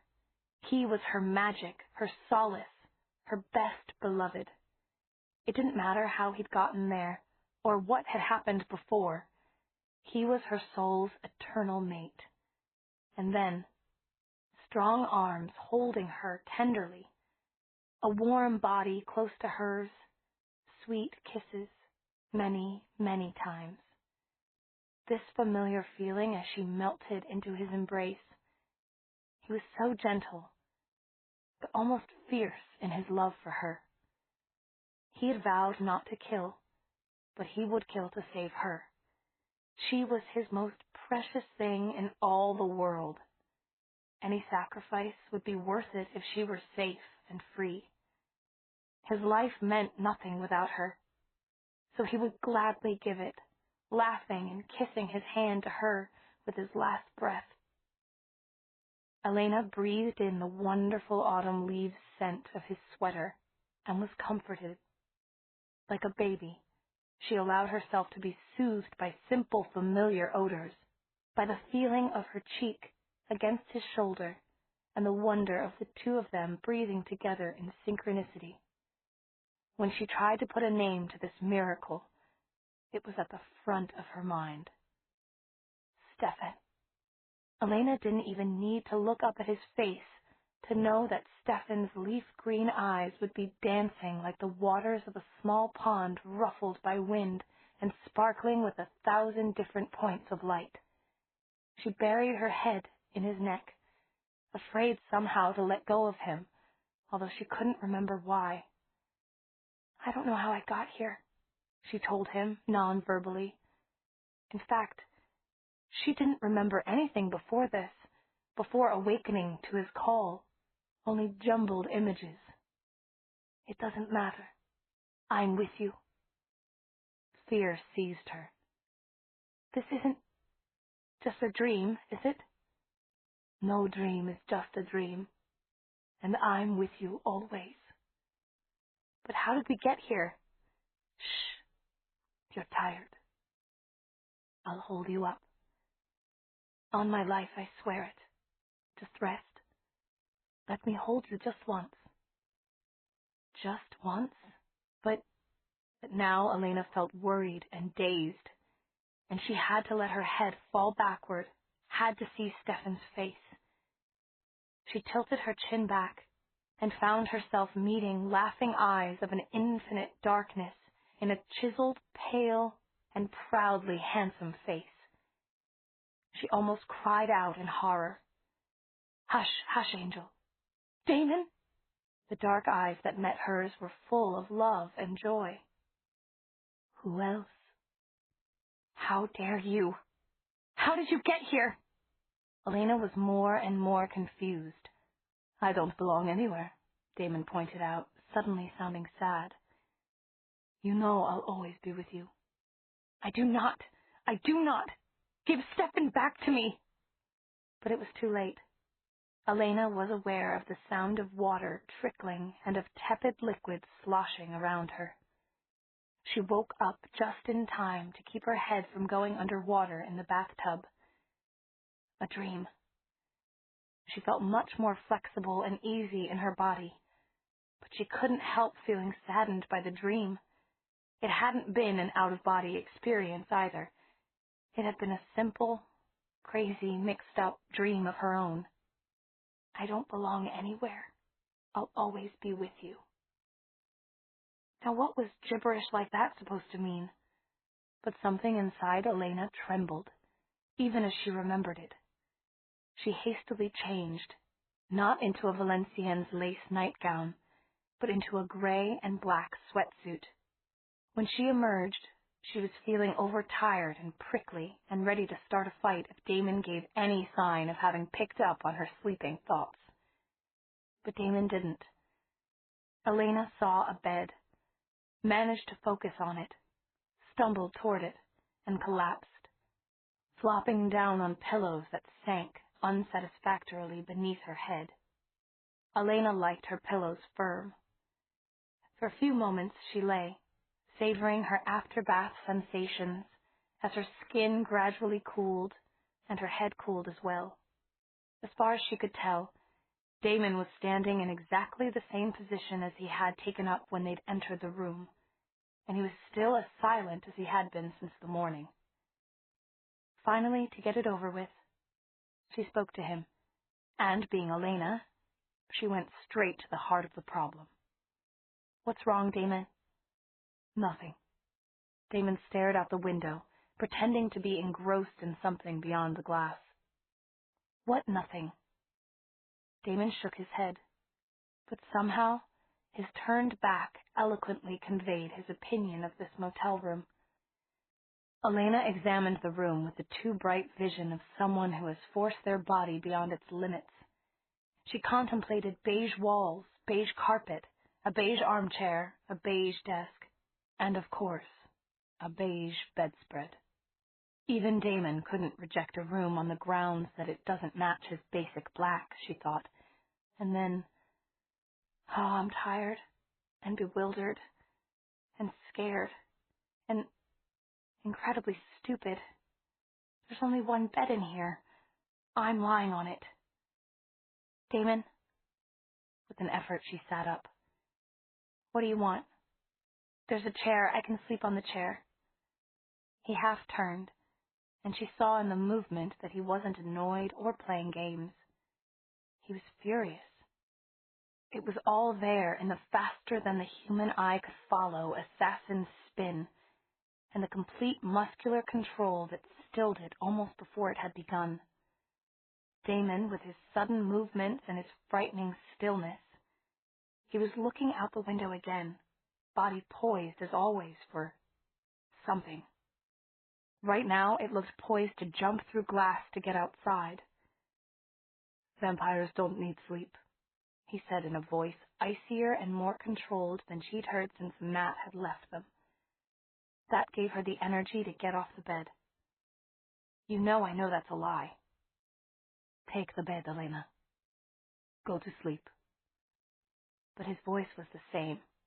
She would have expected a flat, weary command. Damon sounded more tense, more controlled than ever, more shaken than ever. Her eyelids sank. "Is this about Matt?" "No." "Is it about Shinichi?" "No." "Aha. It is, isn't it? You're afraid that Shinichi will get past all your defenses and possess you again, aren't you?"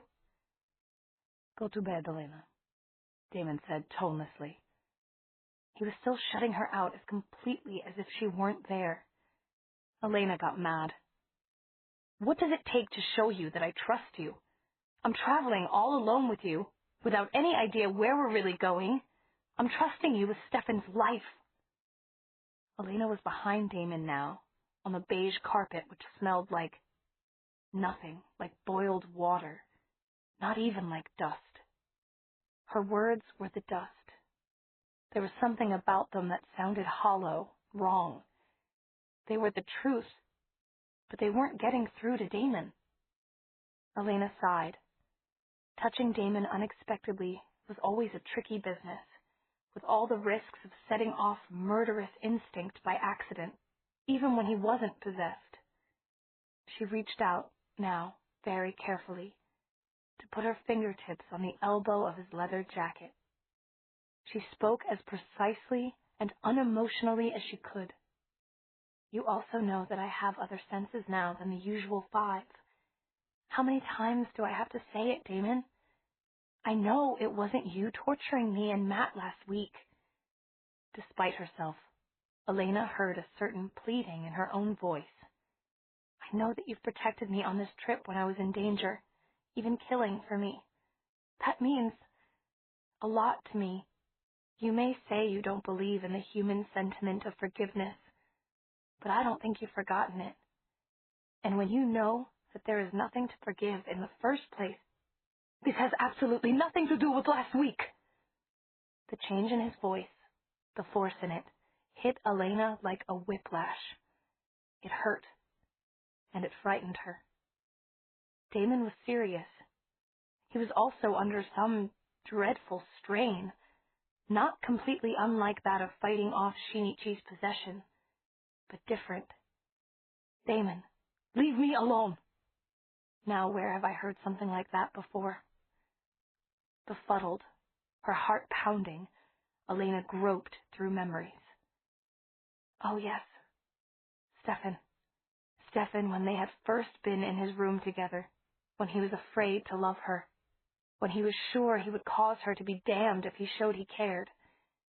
Could Damon be that much like the brother he always mocked? "At least turn around and talk with me face to face." "Elena."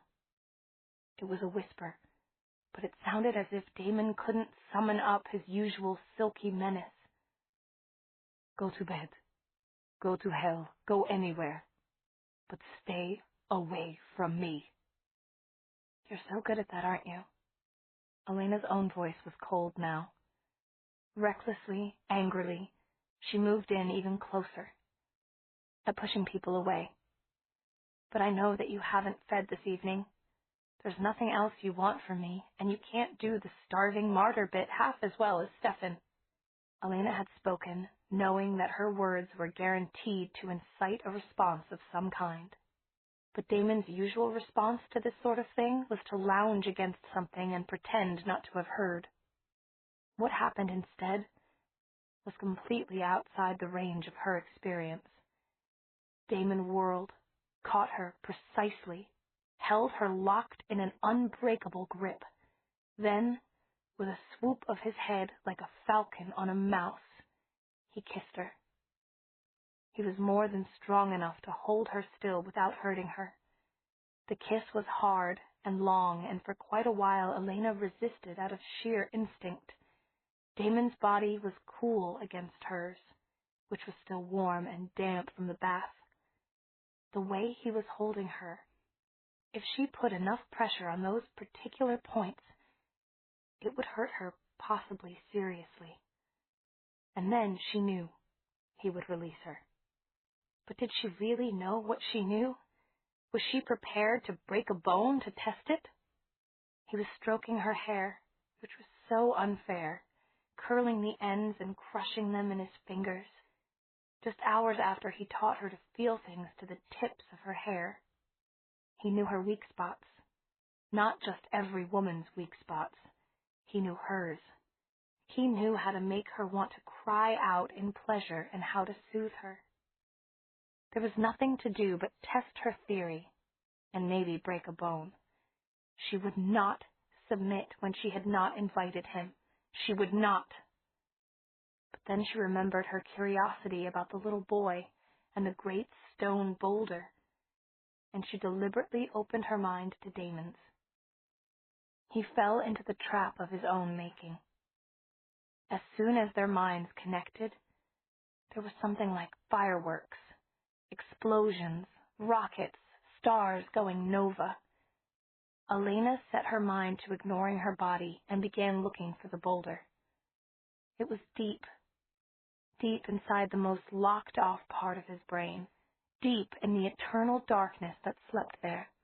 But Elena seemed to have brought a searchlight with her. Wherever she turned, dark festoons of cobwebs fell, and heavy-looking stone arches crumbled and fell to the ground. "Don't worry," Elena found herself saying. "The light won't do that to you. You don't have to live down here. I'll show you the beauty of the light." What am I saying? Elena wondered, even as the words left her lips. How can I promise him? And maybe he likes living here in the dark. But in the next second, she had come much closer to the little boy, close enough to see his pale, wondering face. "You came again," he said, as if it were a miracle. "You said you would come, and you did." That brought down all Elena's barriers at once. She knelt, and pulling the chains to their utmost length, took him on her lap. "Are you glad that I came back?" she asked gently. She was already stroking his hair smooth. "Oh, yes."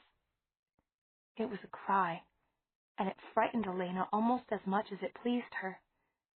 "You're the nicest person I've ever, the most beautiful thing I ever—" "Hush," Elena told him. "Hush. There's got to be some way to warm you up." "It's the iron," the child said humbly.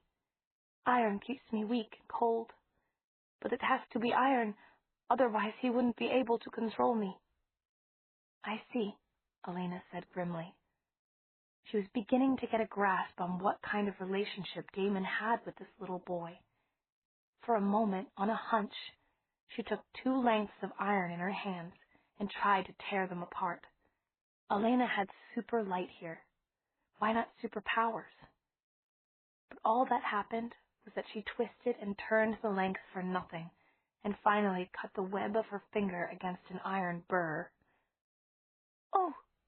The boy's huge dark eyes fixed on the dark bead of blood. He stared as if he were fascinated and afraid. "Do you want it?" Elena held out the hand to him uncertainly. What a poor scrap of a creature to be coveting other people's blood, she thought. He nodded timidly, as if he were sure she'd be angry. But Elena just smiled, and he reverently held her finger and took the whole globe of blood at once, closing his lips like a kiss. As he lifted his head, he seemed to have a tinge more color in his pale face. "You told me Damon keeps you here?" she said, holding him again and feeling heat being sucked from her into his cold body. "Can you tell me why?" The child was still licking his lips, but he turned his face toward her immediately and said, "I'm the warden of secrets, but," sadly, "the secrets have gotten so big that even I don't know what they are." Elena followed the motion of his head from his own small limbs to the iron chain to the huge metallic ball. She felt a sinking inside herself and a deep pity for such a small warden, and she wondered what on earth could be inside that great stone sphere that Damon was guarding so intently. But she didn't get the chance to ask.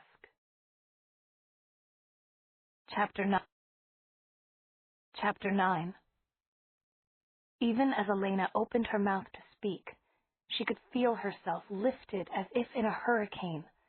For a moment, she clung to the boy who was being torn from her grasp.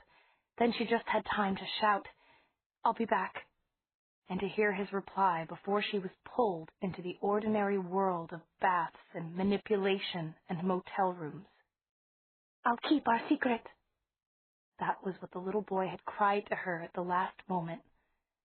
And what could that mean but that he would keep their rendezvous from the real, or ordinary, Damon? A moment later, Elena was standing in a dingy motel room, and Damon was clutching her upper arms. As he released her, Elena could taste salt. Tears were flowing freely down her cheeks. It didn't seem to make any difference to her attacker. Damon seemed to be at the mercy of raw desperation. He was shaking like a little boy the first time he kissed his first love. That's what's driving the control away, Elena thought fuzzily. As for herself, she felt as if she might faint. No, she had to stay conscious. Elena pushed and twisted, hurting herself deliberately against the apparently unbreakable grip that held her. It held. The possessor? Shinichi again, sneaking into Damon's mind and making him do things? Elena fought harder, pushed herself until she actually could have screamed with pain. She whimpered once. The hold broke. Somehow Elena knew that Shinichi wasn't involved in this. The true soul of Damon was a little boy held in chains for God knew how many centuries, who had never known warmth and closeness, but who still had a tearful appreciation for them. The child who was chained to the rock surrounding was one of Damon's deepest secrets. And now Elena was trembling so hard, she wasn't sure she could stand up, and she was wondering about the child. Was he cold? Was he crying like Elena? How could she tell? She and Damon were left staring at each other, both breathing hard. Damon's sleek hair was mussed, making him look rakish as a buccaneer. His face, always so pale and self-composed, was flushed with blood. His eyes dropped to watch Elena automatically massaging her wrists. She could feel pins and needles now. She was getting back some circulation. Once he'd looked away, he couldn't seem to look her in the eye again. Eye contact. All right. Elena recognized a weapon, groping for a chair and finding the bed unexpectedly close behind her. She didn't have many weapons right now, and she needed to use all of them. She sat, giving in to the weakness in her body, but she kept her eyes on Damon's face. His mouth was swollen, and that was unfair. Damon's pout was a part of his most basic artillery. He had always had the most beautiful mouth she'd ever seen on anyone, man or woman. The mouth, the hair, the half-drooping lids, the heavy lashes, the delicacy of his jawline. Unfair. Even to someone like Elena, who'd long ago gotten past interest in a person because of some accident of beauty.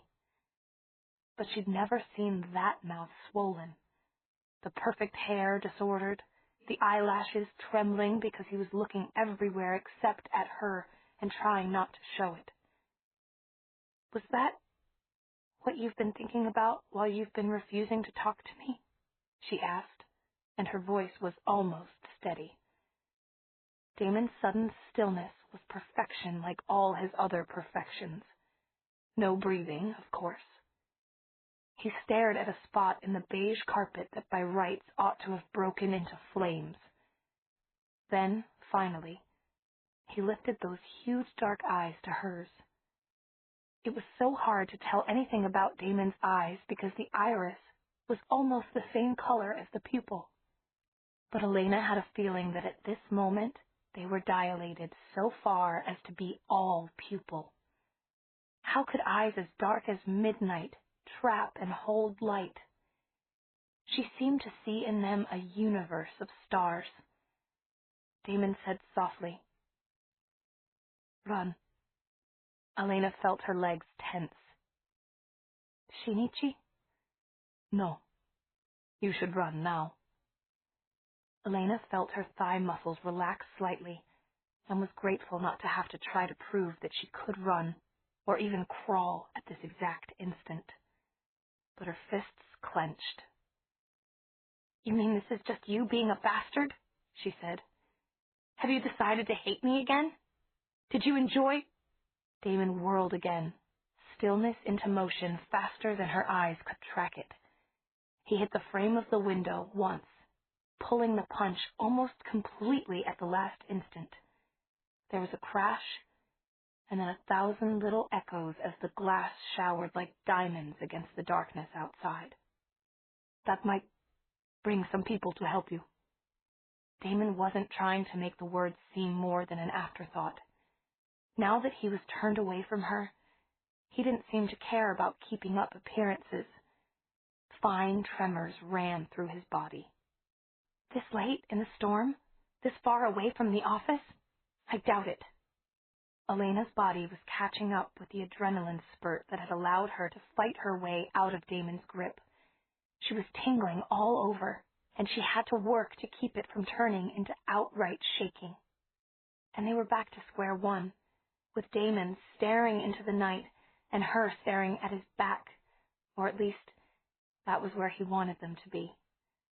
"You could have just asked," she said. She didn't know if this was possible for a vampire to understand. She still hadn't taught Stefan. He went without things that he wanted because he didn't understand about asking. In all innocence and with all good intentions, Stefan left things until she, Elena, was forced to ask him. Damon, she thought, didn't usually have that problem. He took whatever he wanted as casually as if picking items off of a grocery store shelf. And right now, he was laughing, silently, which meant that he was truly stricken. "I'll take that as an apology," Elena said softly. Now Damon was laughing out loud, and Elena felt a chill. Here she was, trying to help him, and "Do you think," he broke into her thoughts, "that was all I wanted?" Elena felt herself freeze again as she mulled this over. Damon could easily have taken her blood while he held her immobile, but, of course, that wasn't all he wanted from her. Her aura. She knew what it did to vampires. Damon had been protecting her all along from other vampires who might see it. The difference, Elena's native honesty told her, was that she didn't give a damn about any of the others. But Damon was different. When he kissed her, she could feel the difference inside her, something she had never felt before. Until Stefan. Oh God, was this really her, Elena Gilbert, betraying Stefan by the simple act of not running away from this situation? Damon was being a better person than she was. He was telling her to take the temptation of her aura away from him, so that she could start the torture anew tomorrow. Elena had been in many circumstances where she judged that it was best for her to leave before things got too hot. The problem here was that there was nowhere that she could go to without turning up the heat, putting herself in greater danger, and incidentally, losing her chance to find Stefan. Should she have gone with Matt? But Damon had said they couldn't get into this dark dimension place, not two humans by themselves. He'd said they needed him with them. And Elena still had some doubts as to whether Damon would take the trouble to even drive to Arizona, much less search for Stefan, if she wasn't with him every step of the way. Besides, how could Matt have protected her on the dangerous road she and Damon were following? Elena knew that Matt would die for her, and that's just what he would do, too, if they came up against vampires or werewolves. Die, leaving Elena facing her enemies alone. Oh yes, Elena knew what Damon did each night when she slept in the car. He put some kind of dark spells around her, signing them with his name, sealing them with his seal, and they kept random creatures of the night away from the car until morning. But their greatest enemies, the Kitsune twins, Shinichi and Misao, they had brought with them. Elena thought about all this before raising her head to look Damon in the eyes which, at that moment, reminded her of those of a ragged child chained to a rock. "You're not going to leave, are you?" he whispered. Elena shook her head. "You're really not afraid of me?" "Oh, I'm afraid." Again, Elena felt that inward shiver. But she was flying somewhere now. She had set the course, and there was no way that she could stop, especially not when he looked at her like that. It reminded her of the fierce joy, the almost reluctant pride he always showed when they took down an enemy together. "I won't become your princess of darkness," she told him. "And you know that I could never give up Stefan." A ghost of his old mocking smile touched his lips. "There's plenty of time to convince you to my way of thinking on those matters." No need, Elena thought. She knew that Stefan would understand.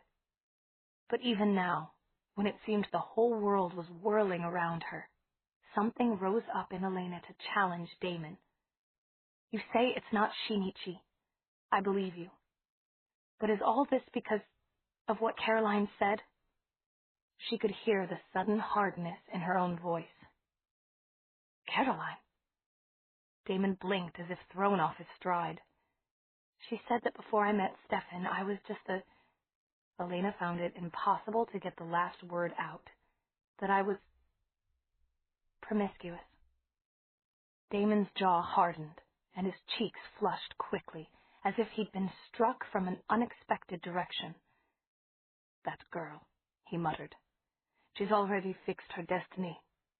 And if it were anyone else, I might be inclined to take some pity. But she goes beyond. She's beyond any propriety." As he spoke, his words slowed, and a look of bewilderment clouded his face. He was gazing at Elena, and she knew he could see the tears standing in her eyes, because he reached up to brush them away with his fingers. As he did, however, he stopped dead in mid-motion, and, his face suddenly bemused, he brought one of his hands up to his lips, tasting her tears. Whatever they tasted like to him, he didn't seem to believe it. He brought the other hand up to his lips as well. Elena was openly staring at him now. He should have been put out of countenance, but he wasn't. Instead, a kaleidoscope of expressions passed over his face, too quickly for her human eyes to catch them all.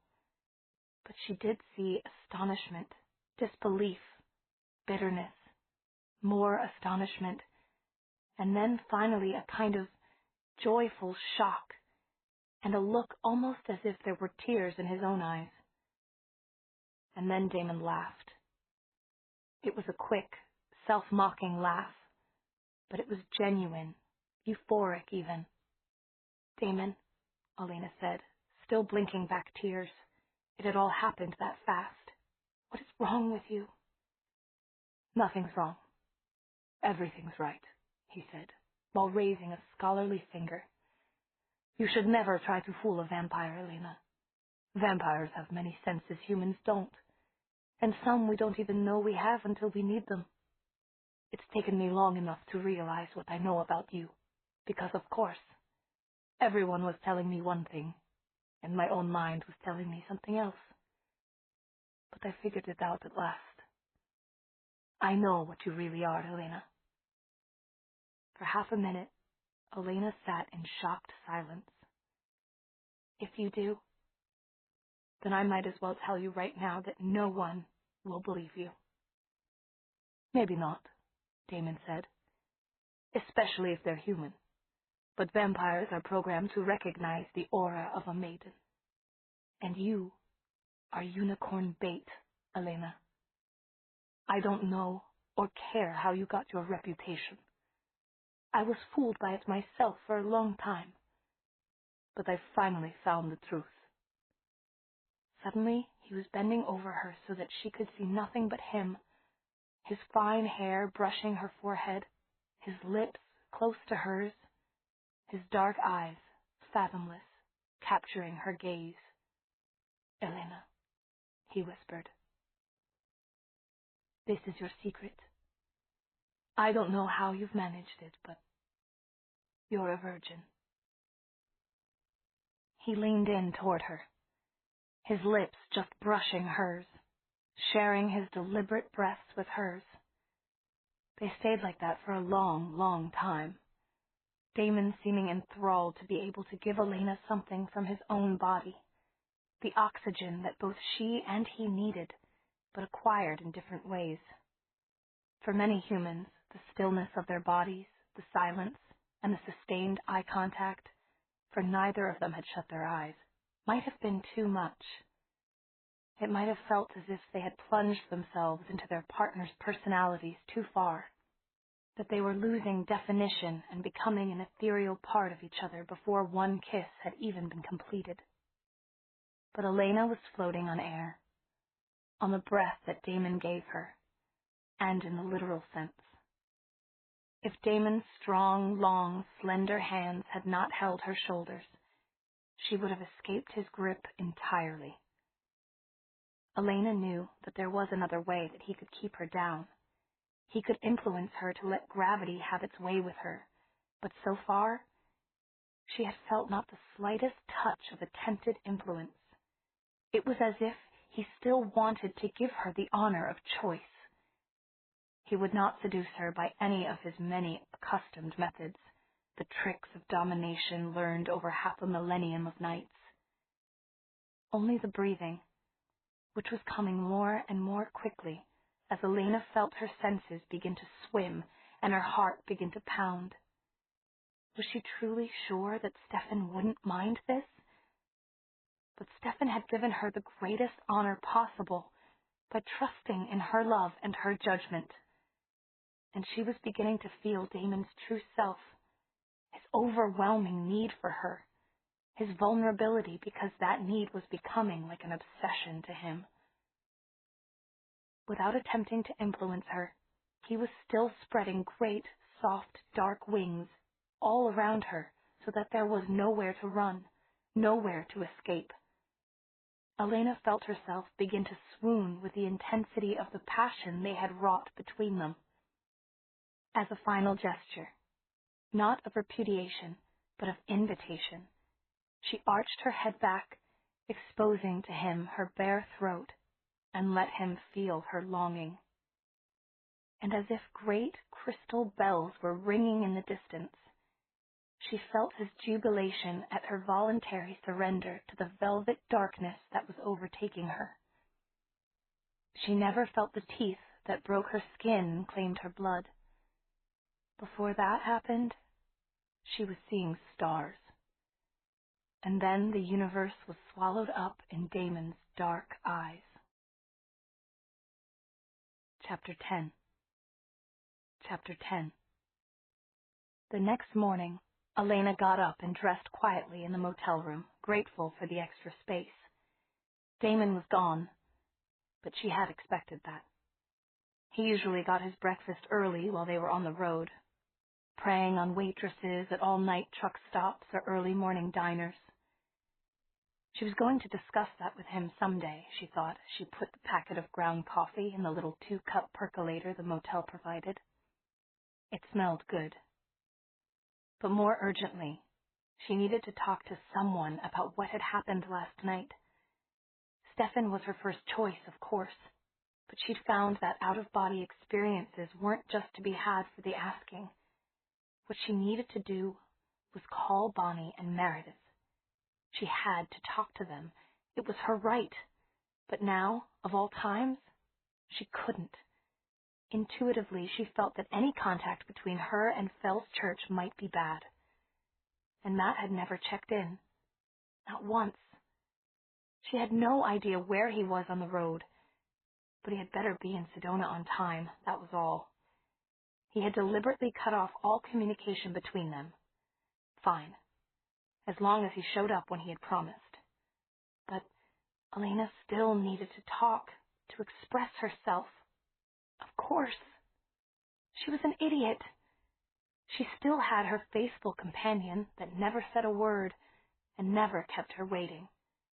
Pouring herself a cup of scalding black coffee on the way, Elena dug her diary out of the bottom of her duffel bag and opened it to a fresh, clean page. There was nothing like a fresh page and an ink pen that ran smoothly to start her writing. 15 minutes later, there was a rattle at one window, and a minute later, Damon was stepping through. He had several paper bags with him, and Elena felt unaccountably pleased and homey. She had provided coffee, which was rather good even if it came with dried cream substitute, and Damon had supplied gasoline, he said triumphantly, raising his eyebrows significantly at her as he set the bags on the table, just in case they tried to use plants against us. No thanks, he added, seeing she was standing with a full cup of coffee held in his direction. I had the garage mechanic while I was buying this. I'll just go wash my hands. And he disappeared, walking right past Elena.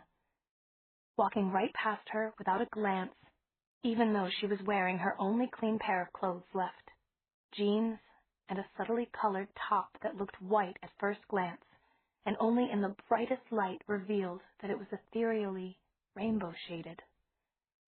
Without a single look, Elena thought, feeling a strange sensation that somehow her life had just lapped itself. She started to throw the coffee away, but then decided she needed it herself and drank it in a few scalding gulps. Then she went and stood by her diary, reading over the last 2 or 3 pages. Are you ready to go? Damon was shouting over the sound of running water in the bathroom. Yes, in just a minute. Elena read the diary pages from the previous entry and began skimming the one before that. We might as well go straight west from here, Damon shouted. We can make it in one day. They'll think it's a feint for one particular gate and search all the small ones. Meanwhile, we'll go on heading for the Kimon Gate and be days ahead of anyone tracking us. It's perfect. Uh-huh, Elena said, reading. We ought to be able to meet Mutt tomorrow, maybe even this evening, depending on what kind of trouble they cause. Uh-huh. But first I wanted to ask you, do you think it's a coincidence that our window is broken? Because I always put wards on them at night, and I'm sure... He passed a hand over his forehead. I'm sure that I must have done that last night as well. But something got through and broke the window and got away without a trace. That was why I bought all the gasoline. If they try something with trees, I'll blast them all back to Stonehenge. And half the innocent residents of the state, Elena thought grimly. But she was in a state of such shock that not much could make an impression on top of it. What are you doing now? Damon was clearly ready to get up and going. Getting rid of something I don't need, Elena said, and flushed the toilet, watching the torn-up bits of her diary swirl round and round before disappearing. I wouldn't worry about the window, though, she said, coming back into the bedroom and slipping her shoes on. And don't get up for a minute, Damon. I've got to talk to you about something. Oh, come on. It can wait until we're on the road, can't it? No, it can't, because we've got to pay for that window. You broke it last night, Damon, but you don't remember doing it, do you? Damon stared at her. She could tell that his first temptation was to laugh. His second temptation, to which he gave in, was to think that she was nuts. I'm serious, she said. Once he had gotten up and started to pace toward the window with a distinct look of wanting to be a crow flying out of it. Don't you dare go anywhere, Damon, because there's more. More stuff I did that I don't remember.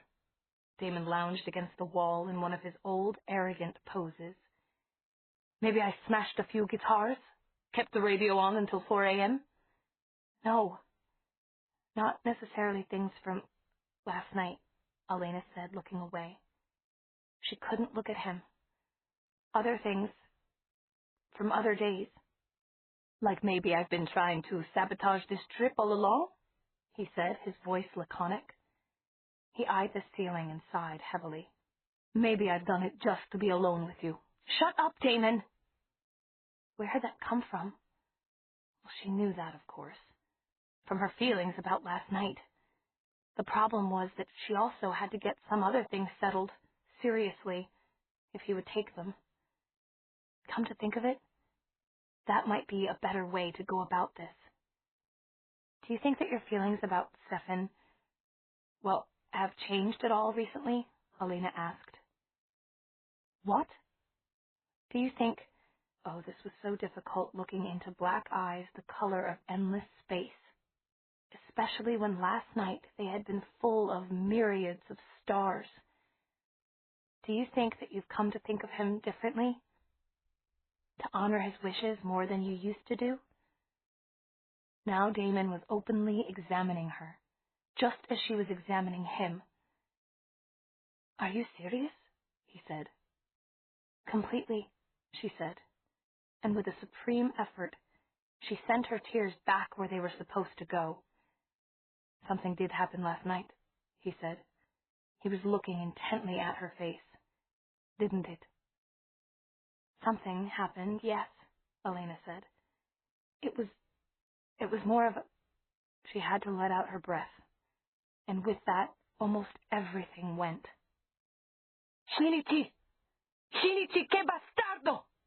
Imbriglione! That thief! I'm going to kill him slowly. Suddenly, Damon was everywhere. He was beside her, his hands on her shoulders. The next minute, he was shouting imprecations out the window. Then he was back, holding both her hands. But only one word mattered to Elena. Shinichi, the kitsune with his black, scarlet-tipped hair, who had made them give up so much just for the location of Stefan's cell. Mascalzone! Maleducato! Elena lost track of Damon's cursing again. So it was true. Last night had been completely stolen from Damon, taken from his mind as simply and completely as the interval when she had used wings of redemption and wings of purification on him. The latter he had agreed to. But last night? And what other things had the fox been taking? To cut out an entire evening and night. And this evening and night in particular implied that he never shut down the connection between my mind and his. He still can reach inside me anytime he chooses. Damon had finally stopped swearing and stopped moving. He was sitting on the couch opposite the bed with his hands drooping between his knees. He looked singularly forlorn. Elena, you have to tell me. What did he take from me last night? Please. Damon looked as if he might fall on his knees in front of her, without melodrama. If it was what I think. Elena smiled, although tears were still running down her face. It wasn't what anyone would think, exactly, I suppose, she said. But let's just say that this time was mine, Elena said. If he's stolen anything else from you, or if he tries to do it in the future, then he's fair game. But this will be my secret. Until maybe someday you break into your huge boulder of secrets, she thought. Until I tear it out of him along with his tongue and his tail, snarled Damon. And it was truly the snarl of an animal. Elena was glad it wasn't directed at her. Don't worry, Damon added in a voice so chilling that it was almost more frightening than the animal fury. I will find him, no matter where he tries to hide, and I will take it from him. I might just take his entire little furry hide off with it. I'll make you a pair of mittens out of it. How's that? Elena tried to smile and did a pretty good job. She was just coming to terms with what had happened herself, although she didn't believe for a minute that Damon would really leave her alone on the subject until he forced the memory back out of Shinichi. She realized that on some level, she was punishing Damon for what Shinichi had done, and that was wrong. I promise no one will know about last night, she told herself. Not until Damon does. I won't even tell Bonnie and Meredith. This made things a lot harder on her, and therefore probably more equitable. As they were cleaning up the debris from Damon's most recent fit of fury, he suddenly reached up to brush a stray tear from Elena's cheek. Thank you, Elena began. Then she stopped. Damon was touching his fingers to his lips. He looked at her, startled and a little disappointed. Then he shrugged. Still unicorn bait? He said. Did I say that last night? Elena hesitated, then decided that his words didn't fall within the crucial time limits of secrecy. Yes, you did. But you won't give me away, will you? She added, suddenly anxious. I've promised my friends not to say anything. Damon was staring at her. Why should I say anything about anybody? Unless you're talking about the little red-headed one. I told you, I'm not saying anything, except that obviously Caroline isn't a virgin. Well, with all the ruckus about her being pregnant. But you remember, Damon interjected. I came to Fell's church before Stefan did. I just lurked in the shadows longer. The way you talked, oh, I know. We liked boys and boys liked us. And we already had reputations. So we just talked anyway we felt like talking. Some of it may have been true, but a lot of it you could take two ways. And then, of course, you know how boys talk. Damon knew. He nodded. Well, and so pretty soon everyone was talking about us, as if we'd done everything with everyone. They even wrote stuff about it in the paper and the yearbook and on the bathroom walls. But we had a little poem, too. And sometimes we even wrote it with our signatures on it. How did it go? Elena cast her mind back a year, 2 years, more. Then she recited. Just because you heard it doesn't make it true. Just because you read it doesn't make it so. The next time that you hear it, it may be about you. Don't think that you can change their minds just because you know you know. As Elena finished, she looked at Damon, suddenly feeling the urgent need to get to Stefan. We're almost there, she said. Let's hurry. Chapter 11. Arizona was as hot and barren a state as Elena had imagined.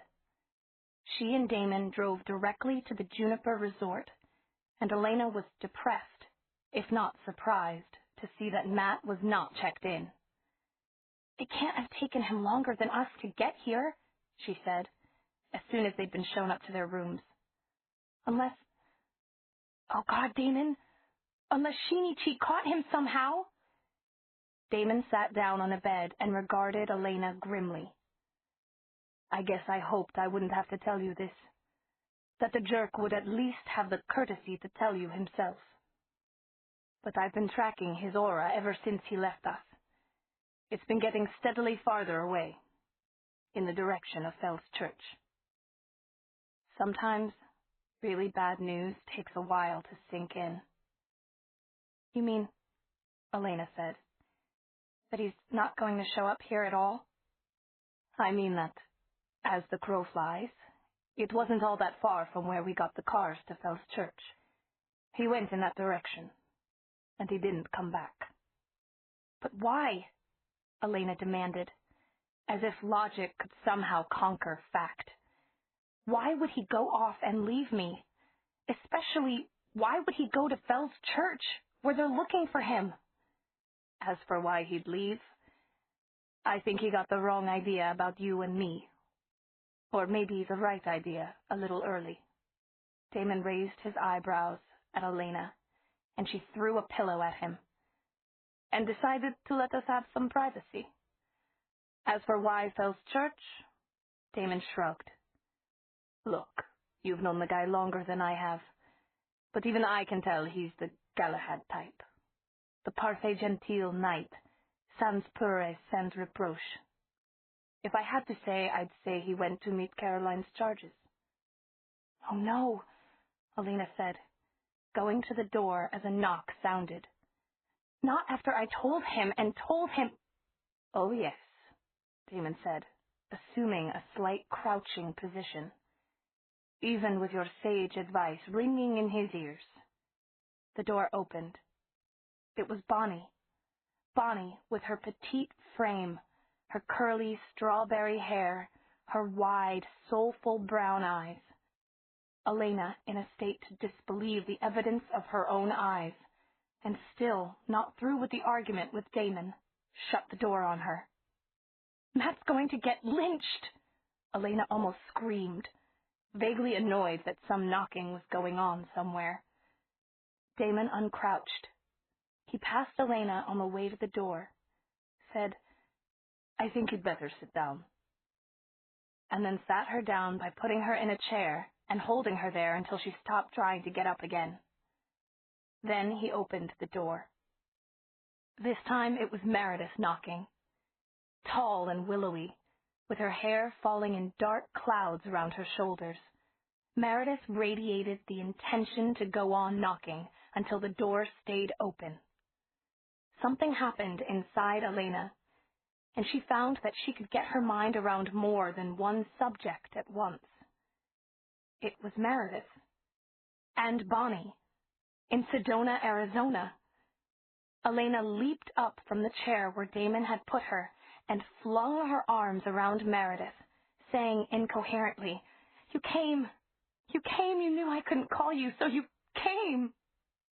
Bonnie edged around the embrace and said to Damon in an undertone, Is she back to kissing everyone she meets?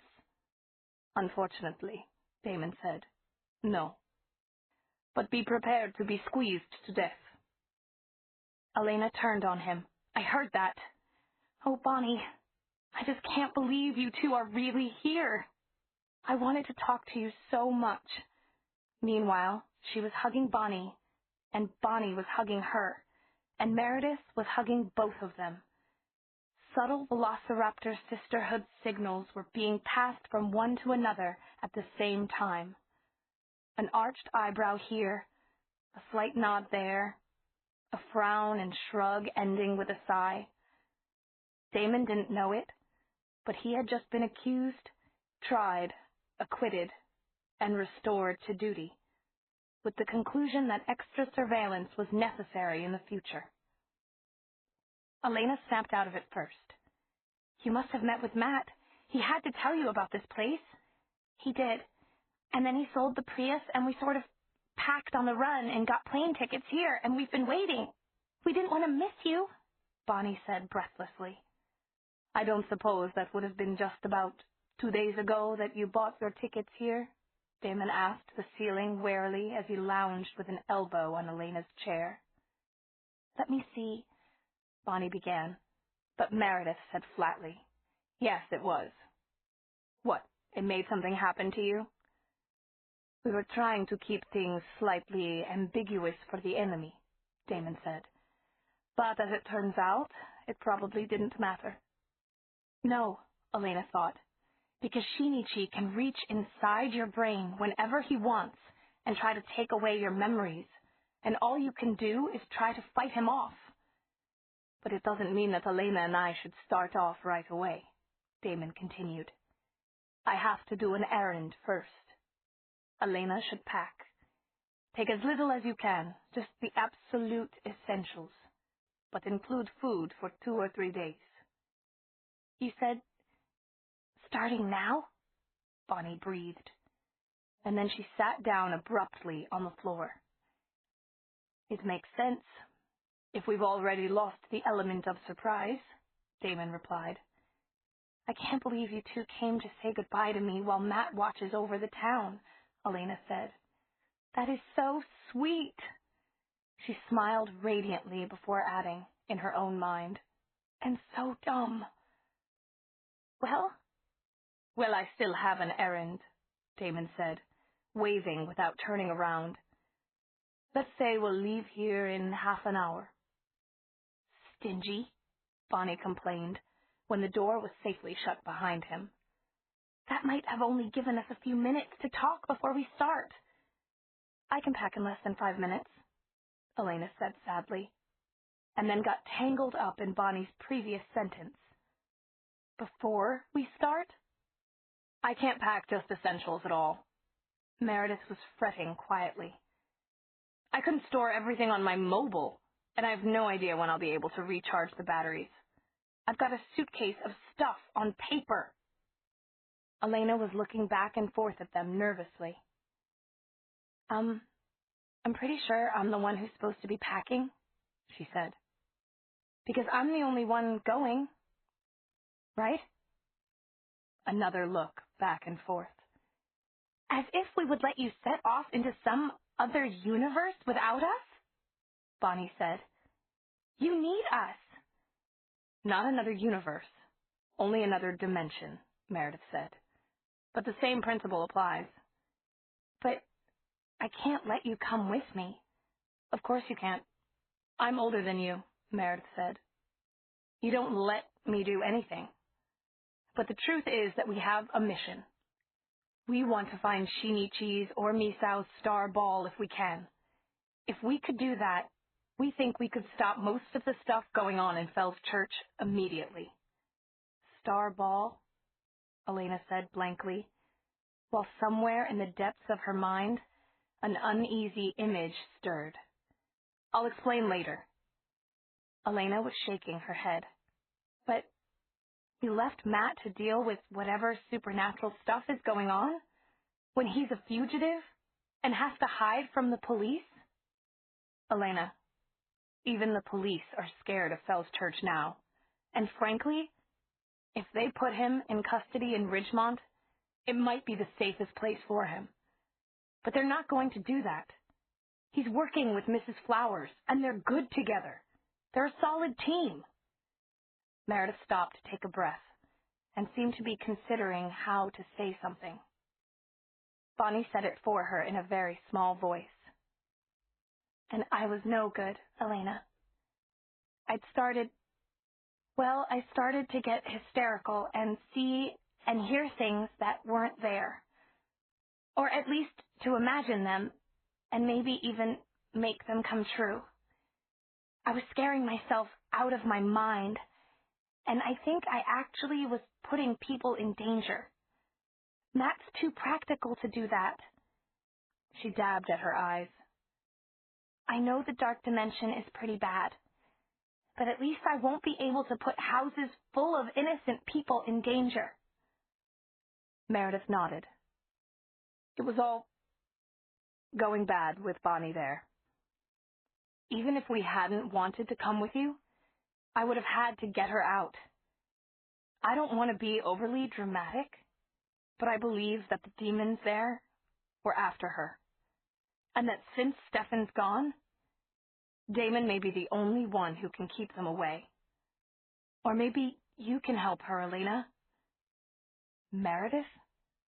Overly dramatic?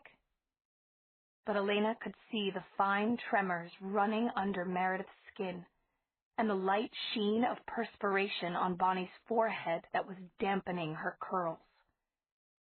Meredith touched Elena's wrist. We haven't just gone AWOL or anything. Fell's Church is a war zone now. It's true, but we didn't leave Matt without allies. Like Dr. Alpert. She's logical. She's the best country doctor there is. And she might even convince somebody that Shinichi and the Malik are real. But besides all that, the parents have taken over. Parents and psychiatrists and news hounds, and they make it almost impossible to work openly anyway. Matt's not at any disadvantage. But in just a week, take a look at this week's Sunday paper. Elena took the Ridgemont Times from Meredith. It was the biggest paper in the area of Fells Church. A banner headline read, "Possession in the 21st Century." Under the headline were many lines of gray print, but what really caught the eye was a photo of a three-way fight between girls, all of whom seemed to be undergoing seizures or contortions impossible to the human body. The expressions of two of the girls were simply those of pain and terror, but it was the third girl who froze the blood in Elena's veins. Her body was humped so that her face was upside down, and she was looking directly at the camera with her lips skinned back from her teeth. Her eyes, there was just no other way to put it, were demonic. They weren't rolled back in her head or malformed or anything. They weren't glowing eerily red. It was all in the expression. Elena had never seen eyes that made her sick to her stomach before. Bonnie said quietly, "Do you ever sort of slip and get that feeling like, oh, whoops, there goes the whole universe?" "Constantly, since meeting Stefan," Meredith said. "No offense meant, Elena. But the point is that all this has happened in just a couple of days. From the minute the adults who knew that there was something really going on got together." Meredith sighed and ran fingers with perfectly manicured nails through her hair before continuing. "Those girls are what Bonnie calls possessed in the modern sense. Or maybe they're possessed by misao, female kitsune who are supposed to do that. But if we could just find these things called star balls, or even one, we could force them to clean all this up." Elena put the newspaper down so she wouldn't have to see those upside-down eyes staring into hers. "And while all this is happening, what is your boyfriend doing during the crisis?"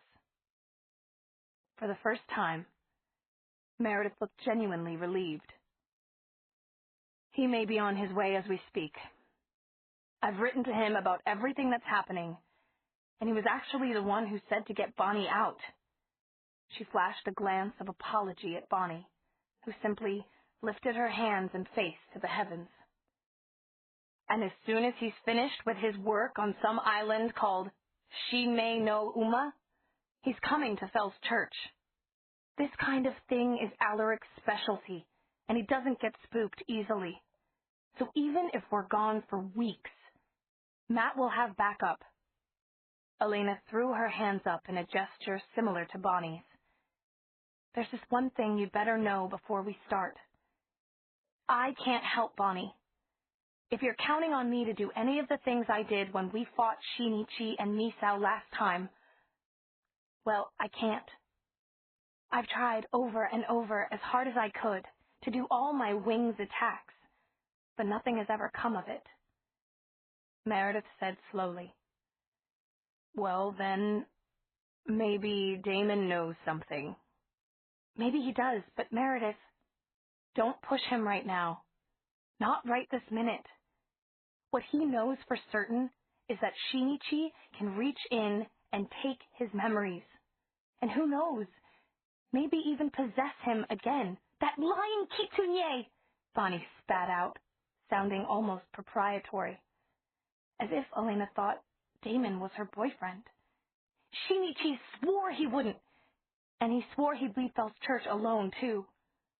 The only reason I have any faith at all in the clues that Misao gave me about the Fox Key is that she was taunting me. She never thought we'd do a deal, and so she wasn't trying to lie or be too clever. I think. Well, that's why we're here with you. To get Stefan out," Bonnie said. "And if we're lucky, to find the star balls that will let us control Shinichi, right?" "Right," Elena said fervently. "Right," Meredith said solemnly. Bonnie added, Velociraptors, sisterhood forever. They laid their right hands over one another's quickly, forming a three-spoked wheel. It reminded Elena of the days when they were four spokes. And what about Caroline, she asked. Bonnie and Meredith consulted each other with their eyes. Then Meredith shook her head. You don't want to know. Really, she said. I can take it. Really, Elena said in almost a whisper. Meredith, I've been dead, remember? Twice. Meredith was still shaking her head. If you can't look at that picture, you shouldn't hear about Caroline. We went to see her twice. You went to see her twice, Bonnie interrupted. The second time I fainted and you left me by the door. And I realized I could have lost you for good, and I've apologized.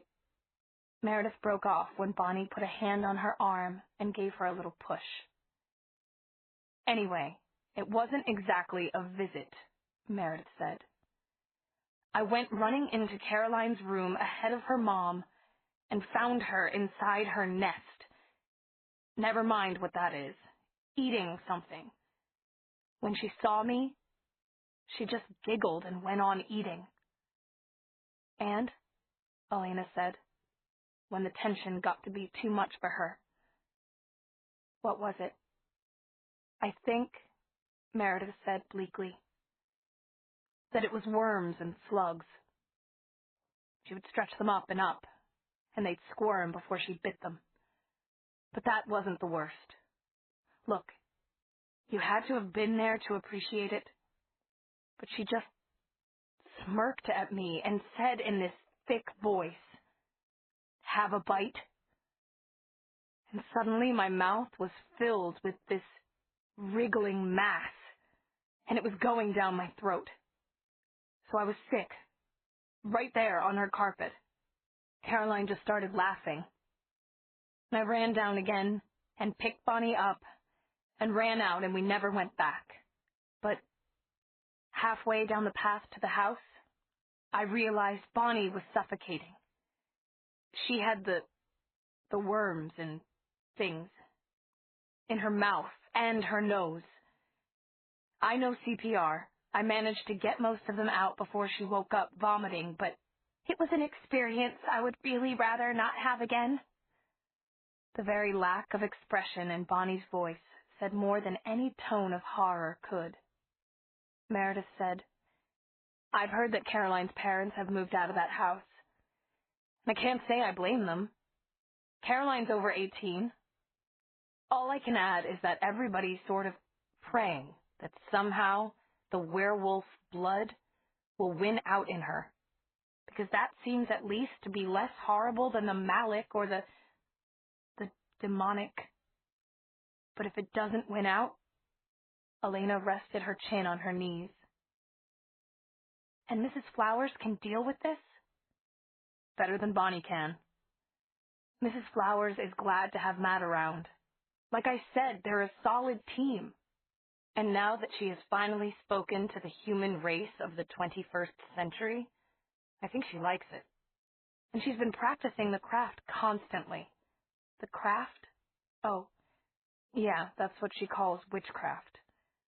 I have no idea whether she's any good at it or not, because I don't have anything to compare her to or with. Her poultices work like magic, Bonnie said firmly, just as Elena said. Her bath salts certainly work. Meredith smiled faintly. Too bad she isn't here instead of us. Elena shook her head. Now that she had reconnected with Bonnie and Meredith, she knew she could never go into the darkness without them. They were more than her hands. They were so much more to her. And here they were, each prepared to risk their life for Stefan and for Fell's Church. At that moment, the door to the room opened. Damon walked in, carrying a couple of brown paper bags in one hand. So everybody said bye-bye nicely? He asked. He seemed to have trouble looking at either of the two visitors. so he stared particularly hard at Elena. Well, not really. Not as such, Elena said. She wondered if Damon was capable of throwing Meredith out a fifth-story window. Best to break it easily to him, by degrees. Because we're going with you, Meredith said. And Bonnie said, We forgot to pack, though. Elena slid quickly so that she was between Damon and the others, but Damon just stared at the floor. It's a bad idea, he said very softly. A very, very, very bad idea. Damon, don't influence them, please. Elena waved both hands at him in a gesture of urgency, and Damon raised one of his hands in a gesture of negation, and somehow their hands brushed each other's and tangled. Electric shock. But a nice one, Elena thought, although she didn't really have time to think it. She and Damon were both trying desperately to get their hands back to themselves, but didn't seem to be able to. Little shock waves were running from Elena's palm all through her body. Finally, the disentanglement worked, and then they both turned, in guilty unison, to look at Bonnie and Meredith, who were staring at them with enormous eyes, suspicious eyes that belonged in faces saying, Aha, what have we here? There was a long moment when no one moved or spoke. Then Damon said seriously, This isn't some kind of pleasure trip. We're going because there's no other choice. Not alone you're not, Meredith said in a neutral tone. If Elena goes, we all go. We know it's a bad place, Bonnie said, but we are definitely going with you. Besides, we have our own agenda, Meredith added. A way to cleanse Fell's Church of the harm Shinichi has done, and is still doing. Damon shook his head. You don't understand. You won't like it, he said tightly. He nodded at her mobile. No electric power in there. Even owning one of those is a crime. And the punishment for just about any crime is torture and death. He took a step toward her. Meredith refused to back away, her dark gaze fixed on his. Look, you don't even realize what you have to do just to get in, Damon said bleakly. First, you need a vampire. And you're lucky to have one. Then you'll have to do all sorts of things you won't like. If Elena can do it, we can do it, Meredith interrupted quietly. I don't want either of you to get hurt. I'm going in because it's for Stefan, Elena said hastily, speaking partly to her friends and partly to the innermost core of her being, which the shock waves and pulses of electricity had reached at last. Such a strange, melting, throbbing sweetness for something that had started out as a shock. Such a fierce shock for simply touching another person's hand. Elena managed to tear her eyes away from Damon's face and tune back into the argument that was going on. You're going in for Stefan, yes, Meredith was saying to her. And we're going in with you. I'm telling you, you won't like it. You'll live to regret it, if you live, that is, Damon was saying flatly, his expression dark. Bonnie simply gazed up at Damon with her brown eyes wide and pleading in her small, heart-shaped face. Her hands were clasped together at the base of her throat. She looked like a picture on a Hallmark card, Elena thought, and those eyes were worth 1,000 logical arguments. Finally, Damon looked back at Elena. You're probably taking them to their deaths, you know. You I could probably protect. But you and Stefan and your 2 little teenage girlfriends? I can't. Hearing it put that way was a shock. Elena hadn't quite thought of it like that, but she could see the determined set of Meredith's jaw, and the way Bonnie had gone up a little on her toes to try to look bigger. "I think it's already been decided," she said quietly, aware that her voice shook. There was a long moment as she stared into Damon's dark eyes, and then suddenly he flashed his 250-kilowatt smile at all of them, shut it off almost before it had begun, and said, "I see. Well, in that case, I have another errand. I may not be back for quite a while, so feel free to use the room." "Elena should come to our room," Meredith said. "I have a lot of material to show her, and if we can't take much with us, we'll have to go over it all tonight." "Then let's say we meet back here at dawn," Damon said. "We'll set off for the Demon Gate from here. And remember, don't bring money. It isn't any good there, and this is not a vacation. But you'll get that idea soon enough." With a graceful, ironic gesture, he handed Elena her bag. "The Demon Gate?" Bonnie said as they went to the elevator. Her voice shook. "Hush," said Meredith. "It's only a name." Elena wished she didn't know so well when Meredith was lying. Chapter 12. Elena checked the edges of the hotel room's draperies for signs of dawn. Bonnie was curled up, drowsing in a chair by the window. Elena and Meredith had been up all night, and now they were surrounded by scattered printouts, newspapers, and pictures from the internet. "It's already spread beyond Fell's Church," Meredith explained, pointing to an article in one of the papers. "I don't know if it's following ley lines or being controlled by Shinichi, or is just moving on its own, like any parasite." "Did you try to contact Alaric?"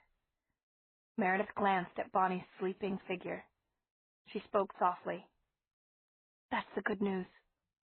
I've been trying to get him forever, and I finally managed.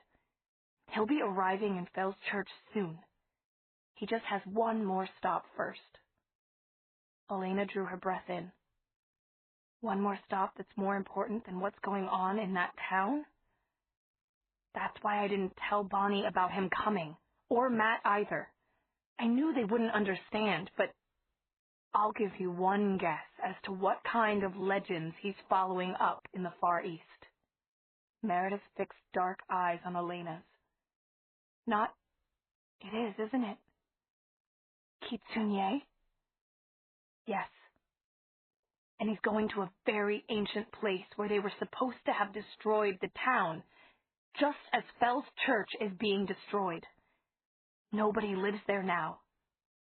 That name, Unmei no Shima, means the Island of Doom. Maybe I'll find something important about fox spirits there. He's doing some kind of multicultural independent study with Sabrina Dell. She's Alaric's age, but she's already a famous forensic anthropologist." "And you're not jealous?" Elena said awkwardly. Personal issues were difficult to talk about with Meredith. Asking her questions always felt like prying. "Well," Meredith tipped back her head, "it isn't as if we have any formal engagement." "But you never told anybody about all this." Meredith lowered her head and gave Elena a quick look. "I have now," she said. For a moment, the girls sat together in silence. Then Elena said quietly, "The Shinoshi, the Kitsunye, Isabel Saito, Alaric and his Island of Doom, they may not have anything to do with each other. But if they do, I'm going to find out what it is. And I'm going to help," Meredith said simply. "But I had thought that after I graduated..." Elena couldn't stand it anymore. "Meredith, I promise. As soon as we get Stefan back and the town calmed down, we'll pin Alaric down with plans A through Z," she said. She leaned forward and kissed Meredith's cheek. That's a Velociraptor sisterhood oath, okay? Meredith blinked twice, swallowed once, and whispered, okay. Then, abruptly, she was her old, efficient self again. Thank you, she said. But cleaning up the town might not be such an easy job. It's already heading toward mass chaos there. And Matt wanted to be in the middle of it all? Alone? Elena asked. Like we said, he and Mrs. Flowers are a solid team, Meredith said quietly. And it's what he's chosen. Well, Elena said dryly, he may turn out to have the better deal in the end, after all. They went back to the scattered papers. Meredith picked up several pictures of kitsune guarding shrines in Japan. It says they're usually depicted with a jewel or key. She held up a picture of a kitsune holding a key in its mouth at the main gate of the Fushimi shrine. Aha, Elena said. Looks like the key's got 2 wings, doesn't it? Exactly what Bonnie and I thought. And the jewels? Well, take a close look. Elena did, and her stomach lurched. Yes, they were like the snow globe orbs that Shinichi had used to create unbreakable traps in the old wood. We found they're called Hoshi no Tama, Meredith said. And that translates to star balls. Each kitsune puts a measure of their power into one, along with other things, and destroying the ball is one of the only ways to kill them. If you find a kitsune star ball, you can control the kitsune. That's what Bonnie and I want to do. But how do you find it? Elena asked, excited by the idea of controlling Shinichi and Misao. Meredith said, pronouncing the word sa like a sigh. Then she gave one of her rare, brilliant smiles. In Japanese, that means, I wonder. Wouldn't want to comment. My gosh, golly, I really couldn't say. We could use a word like that in English. Despite herself, Elena giggled. But then other stories say that kitsune can be killed by the sin of regret or by blessed weapons. I don't know what the sin of regret is, but she rummaged in her luggage and came up with an old-fashioned but serviceable-looking revolver. Meredith! It was my grandpa's, one of a pair. Matt's got the other one. They're loaded with bullets blessed by a priest. What priest would bless bullets, for God's sake? Elena demanded. Meredith's smile turned bleak. One that's seen what's happening in Fell's Church. You remember how Caroline got Isabel Saito possessed? And what Isabel did to herself? Elena nodded. I remember, she said tautly. Well, do you remember how we told you that Oba-san, Grandma Saito, used to be a shrine maiden? That's a Japanese priestess. She blessed the bullets for us, all right, and specifically for killing kitsune. You should have seen how spooky the ritual was. Bonnie almost fainted again. Do you know how Isabel is doing now? Meredith shook her dark head slowly. Better, but I don't think she even knows about Jim yet. That's going to be very tough on her. Elena tried to quell a shudder. There was nothing but tragedy in store for Isabel, even when she got well. Jim Bryce, her boyfriend, had spent only one night with Caroline, but now had Leschnai disease, or so the doctors said. In that same dreadful night that Isabel had pierced herself everywhere and cut her tongue so that it forked, Jim, a handsome star basketball player, had eaten away his fingers and his lips. In Elena's opinion, they were both possessed, and their injuries were only more reasons why the Kitsune twins had to be stopped. "We'll do it," she said aloud, realizing for the first time that Meredith was holding her hand as if Elena were Bonnie. Elena managed a faint but determined smile for Meredith. "We'll get Stefan out, and we'll stop Shinichi and Misao. We have to do it." This time it was Meredith who nodded. "There's more," she said at last. "You want to hear it?" "I need to know everything." "Well, every single source I checked agrees that kitsune possess girls and then lead boys to destruction. What kind of destruction depends on where you look. It can be as simple as appearing as a will-o'-the-wisp and leading you into a swamp or off a cliff, or as difficult as shape-shifting." "Oh, yes," Elena said tightly. "I knew that from what happened to you and Bonnie. They can look exactly like someone." "Yes, but always with some small flaw if you have the wits to notice it. They can never make a perfect replicate, but they can have up to 9 tails, and the more tails they have, the better at everything they are." 9? Terrific. We've never even seen a 9-tailed one. Well, we may get to yet. They're supposed to be able to cross over freely from one world to another. Oh, yes. And they're specifically in charge of the Kimon Gate between dimensions. Want to guess what that translates to? Elena stared at her. Oh, no. Oh, yes. But why would Damon take us all the way across the country just to get in through a demon gate that's run by fox spirits?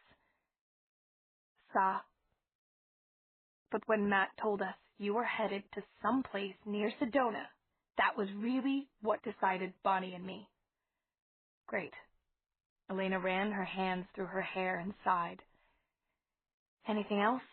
She asked, feeling like a rubber band that had been stretched to its utmost.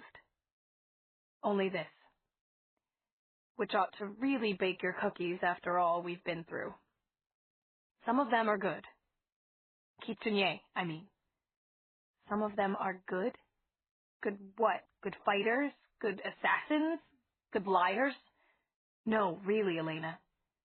Some of them are supposed to be like gods and goddesses who sort of test you, and if you pass the test, they reward you.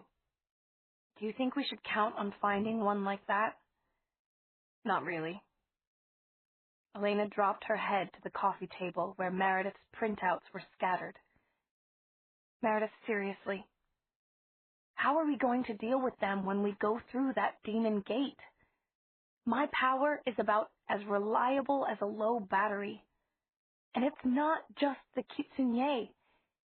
It's all the different demons and vampires, old ones too. What are we going to do? She raised her head and looked deeply into the eyes of her friend.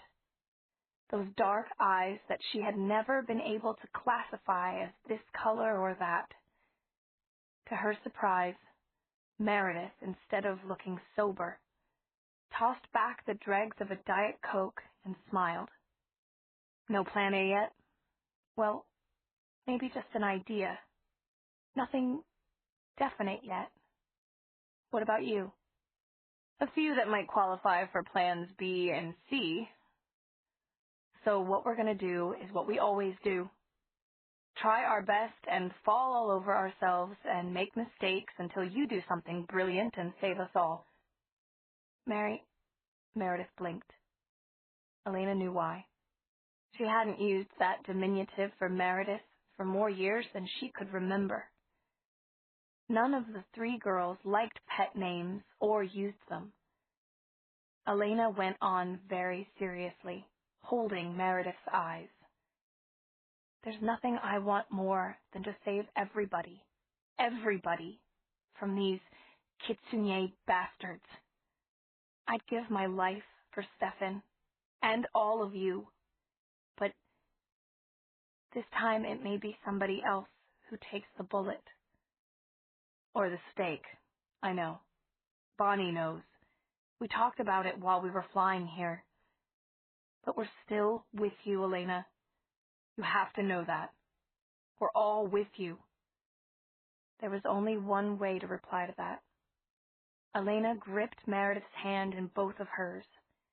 Then she let out her breath, and, like probing an aching tooth, tried to get news on a sore subject. How was Matt when you left? Meredith glanced at her sideways. Not much got past Meredith. He seemed okay, but distracted. He would go off into these fits where he'd just stare at nothing, and he wouldn't hear you if you spoke to him. Did he tell you why he left? Well, sort of. He said that Damon was hypnotizing you and that you weren't doing all you could to stop him. But he's a boy, and boys get jealous. No, he was right about what he saw. It's just that I've gotten to know Damon a little better, and Matt doesn't like that. Uh-huh. Meredith was watching her from under lowered eyelids, barely breathing, as if Elena was a bird that mustn't be disturbed or she'd fly away. Elena laughed. It's nothing bad, she said. At least I don't think so. It's just that, in some ways, Damon needs help even more than Stefan did when he first came to Fell's church. Meredith's eyebrows shot up, but all she said was, uh-huh. And I think that really Damon's a lot more like Stefan than he lets on. Meredith's eyebrows stayed up. Elena finally looked at her. She opened her mouth once or twice, and then she just stared at Meredith. I'm in trouble, aren't I? She said helplessly. If all this comes from less than 1 week riding in a car with him, then yes. But we have to remember that women are Damon's specialty, and he thinks he's in love with you. No, he really is. Elena began, and then she caught her lower lip between her teeth. Oh, God. This is Damon we're talking about. I am in trouble. Let's just watch and see what happens, Meredith said sensibly. He's definitely changed, too. Before, he would have just told you that your friends couldn't come, and that was it. Today, he stuck around and listened. Yes, I just have to be on my guard from now on, Elena said, a little unsteadily. How was she going to help the child inside Damon without getting closer to him? And how would she explain all she might need to do to Stefan? She sighed. It'll probably be all right, Bonnie muttered sleepily. Meredith and Elena both turned to look at her, and Elena felt a chill go up her spine. Bonnie was sitting propped up, but her eyes were shut, and her voice was indistinct. The real question is, what will Stefan say about the night at the motel with Damon? What? Elena's voice was sharp and loud enough to awaken any sleeper, but Bonnie didn't stir.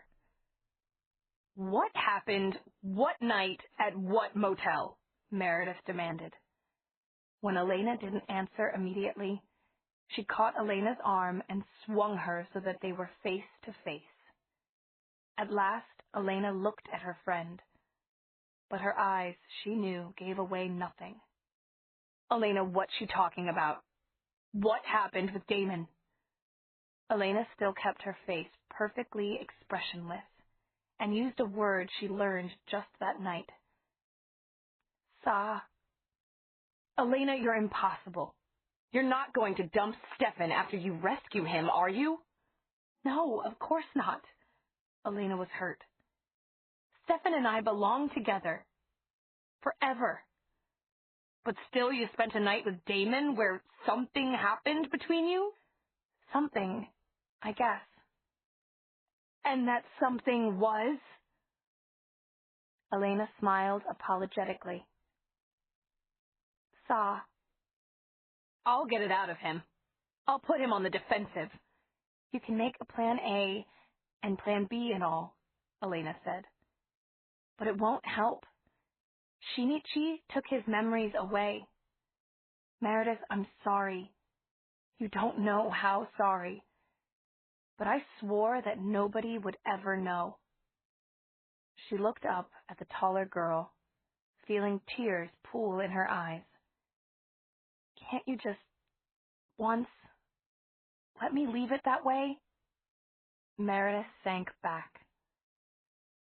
Elena Gilbert, the world is lucky there is only one of you. You are the... She paused, as if deciding whether to say the words or not. Then she said, It's time to get to bed. Dawn is going to come early, and so is the Demon Gate. Mary. What now? Thank you. Chapter 13. The Demon Gate. Elena glanced over her shoulder at the back seat of the Prius. Bonnie was blinking sleepily. Meredith, who'd gotten much less sleep but heard much more alarming news, was looking like a razor blade, keen, sharp as ice, and ready. There was nothing else to see except Damon with his paper bags on the seat beside him, driving the Prius. Out the windows, where an arid Arizona dawn should be blinding its way across the horizon, was nothing but fog. It was frightening and disorienting.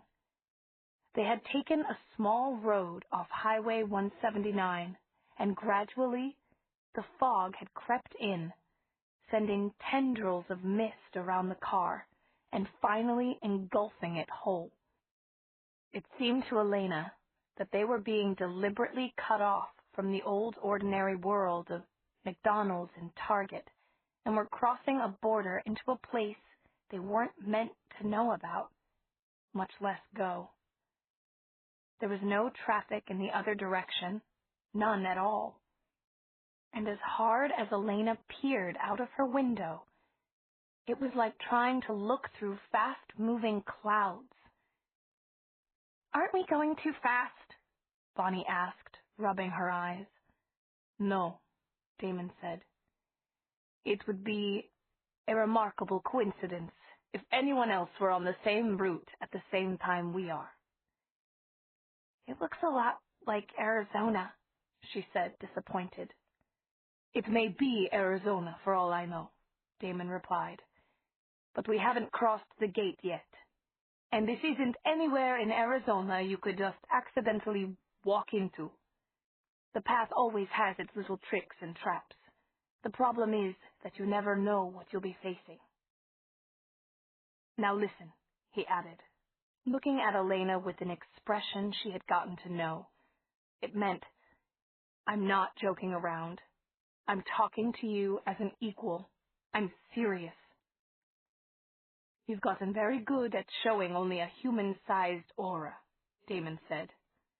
But that means that if you can learn one more thing before we go in, you can actually use your aura. Make it do you some good when you want it to, instead of just hiding it until it pops up out of control and lifts 3,000-pound cars. Like what kind of good? Like what I'm going to show you. First of all, just relax and let me control it. Then little by little I'll slacken the controls and you'll take them up. By the end, you should be able to send your powers to your eyes and see much better, to your ears and hear much better, to your limbs and move much more quickly and precisely. All right. You couldn't have taught me this before we started on this little excursion? He smiled at her. A wild, reckless smile that made her smile too, even if she didn't know what it was about. Until you showed how well you could control your aura throughout the path, the way here. I didn't think you were ready, he said bluntly. Now I do. There are things in your mind just waiting to be unlocked. You'll understand when we unlock them. And we unlock them with what? A kiss? Elena thought suspiciously. No. And that's the other reason you've got to learn this. Your telepathy is getting out of hand. If you don't learn how to keep from projecting your thoughts, you'll never make it past the checkpoint at the gate of a human. Checkpoint? That sounded ominous. Elena nodded and said, "All right, what do we do?" "What we did before. Like I said, relax. Try to trust me." He put his right hand just to the left of her breastbone, not touching the cloth of her deep gold top. Elena could feel herself flushing, and she wondered what Bonnie and Meredith must think of this if they were watching. And then Elena felt something else. It wasn't cold, it wasn't heat, but it was something like the furthest extremities of both of them. It was pure power. It would have knocked her over if Damon hadn't been holding her by the arm with his other hand. She thought, he's using his own power to prime mine, to do something that hurt. No! Elena tried, vocally and telepathically, to tell Damon that the power was too much, that it hurt. But Damon ignored her pleas, even as he ignored the tears that spilled onto her cheeks. His power was leading hers now, painfully, throughout her body. It was in her bloodstream, dragging her own power behind it like a comet's tail. It was forcing her to take the power to different parts of her body and let it build and build there, not letting her exhale it, not letting her move it on. "I'm going to burst." All this time, her eyes had been fixed on Damon's, broadcasting her feelings to him, from indignant anger to shock to agonized pain, and now to... Her mind exploded.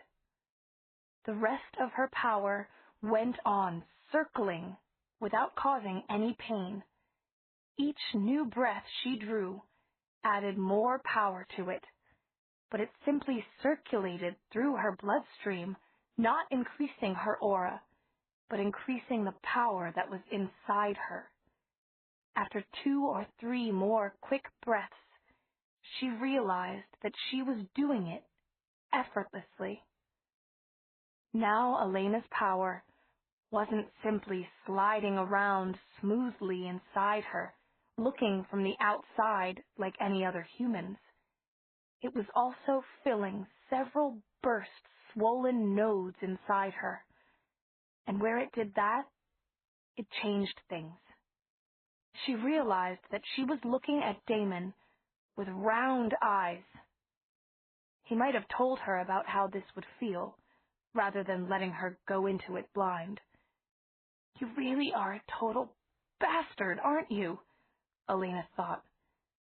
And amazingly, she could feel Damon receive the thought, and could feel his automatic response, which was pleased agreement, rather than otherwise. Then Elena forgot about him in the dawning of a new understanding. She was realizing that she could keep circulating her power inside her, and even build it higher and higher, getting ready for a truly explosive burst, and show nothing of what it was doing on the surface. And as for the nodes, Elena looked around her at what a few minutes ago had been barren wilderness. It was like taking bullets of light through both her eyes. She was dazzled. She was enthralled. Colors seemed to come to life in a painful glory. She felt that she could see much farther than she ever had, on and on into the desert, and at the same time, she could distinguish Damon's pupils from his irises. Why, they're both black, but different shades of black, she thought. Of course they go together. Damon would never have irises that didn't complement his pupils. But the irises are more velvety, where his pupils are more silky and shiny. And yet it's a velvet that can hold light inside it, almost like the night sky with stars, like those kitsune star balls that Meredith told me about. Right now, those pupils were wide and set unyieldingly on her face, as if Damon didn't want to miss a moment of her reaction.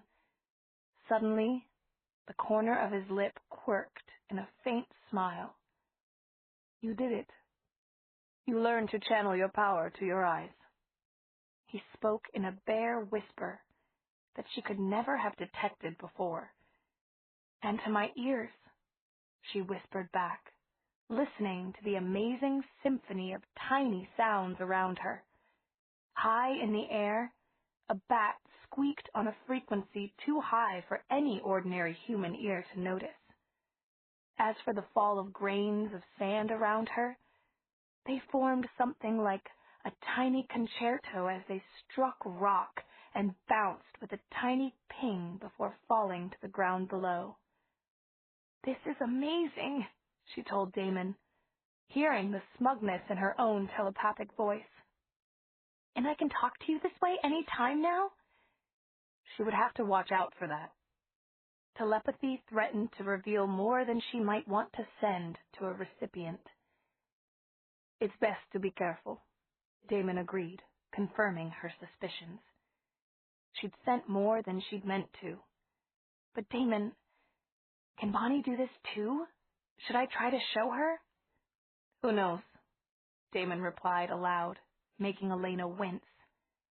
"Teaching humans how to use power isn't exactly my forte." "And what about my different wings powers? Will I be able to control them now?" "About those I have absolutely no idea. I've never seen anything like them." Damon looked thoughtful for a moment and then shook his head. "I think you'd need someone with more experience than I have to learn to control those." Before Elena could say anything else, he added, "We'd better get back to the others. We're almost at the gate." "And I suppose I shouldn't be using telepathy then?" "Well, it is a rather obvious giveaway, but you'll teach me later, won't you? As much as you know about controlling power?" "Maybe your boyfriend should be doing that," Damon said almost roughly. "He's afraid," Elena thought, trying to keep her thoughts hidden under a wall of white noise so that Damon wouldn't pick them up. "He's just as afraid that he'll reveal too much to me as I am afraid of him." Chapter 14. "All right," Damon said as he and Elena reached Bonnie and Meredith. "Now comes the hard part." Meredith looked up at him. "Now comes?" "Yes, the really hard part." Damon had finally unzipped his mysterious black leather bag. "Look," he said in a bare murmur. "This is the actual gate that we have to get through. And while we're doing it, you can have all the hysterics you want because you're supposed to be captives." He pulled out a number of pieces of rope. Elena, Meredith, and Bonnie had drawn together in an automatic show of Velociraptor sisterhood. "What," Meredith said slowly, as if to give Damon the final benefit of some lingering doubt, "are those ropes for?" Damon put his head to one side in an "oh, come on" gesture. "They're for tying your hands." "For what?" Elena was amazed. She had never seen Meredith so obviously angry. She herself couldn't even get a word in. Meredith had walked up and was looking at Damon from a distance of about 4 inches, and her eyes are gray. Some distant part of Elena's mind exclaimed in astonishment. Deep, deep, deep, clear gray. All this time I've thought they were brown, but they're not. Meanwhile, Damon was looking faintly alarmed at Meredith's expression. A T-Rex would have looked alarmed at Meredith's expression, Elena thought. And you expect us to walk around with our hands tied up while you do what? While I act as your master, Damon said, suddenly rallying with a glorious smile that was gone almost before it was there. The three of you are my slaves. There was a long, long silence. Elena waved the entire pile of objects away with a gesture. We won't do that, she said simply. We won't. There has to be some other way. Do you want to rescue Stefan or not? Damon demanded suddenly. There was a searing heat in the dark eyes he had fixed on Elena. Of course I do, Elena flashed back, feeling heat in her cheeks. But not as a slave, dragged along behind you. That's the only way humans get into the dark dimension, Damon said flatly. Tied or chained. As a vampire's or a kitsune's or a demon's property. Meredith was shaking her head. You never told it. I told you that you wouldn't like the way in. Even while answering Meredith, Damon's eyes never left Elena. Underneath his outward coldness, he seemed to be pleading with her to understand, she thought. In the old days, she thought, he'd have just lounged against a wall and raised his eyebrows and said, Fine, I didn't want to go anyway. Who's for a picnic? But Damon did want them to go, Elena realized. He was desperate for them to go. He just didn't know any honest way of conveying that. The only way he knew was to, You have to make us a promise, Damon, she said, looking him directly in the eyes. And it has to be before we make the decision to go or not. She could see the relief in his eyes. Even if to the other girls it might seem as if his face was perfectly cold and impassive, she knew he was glad she wasn't saying that her previous decision was final, and that was that. What promise? Damon asked. You have to swear, to give your word, that no matter what we decide now or in the dark dimension, you won't try to influence us. You won't put us to sleep by mind control or nudge us to do what you want. You won't use any vampire tricks on our minds. Damon wouldn't be Damon if he didn't argue. But look, suppose the time comes when you want me to do that. There are some things there that it might be better for you to sleep through. Then we'll tell you we've changed our minds and we'll release you from the promise. You see, there's no downside. You just have to swear. All right, Damon said, still holding her gaze.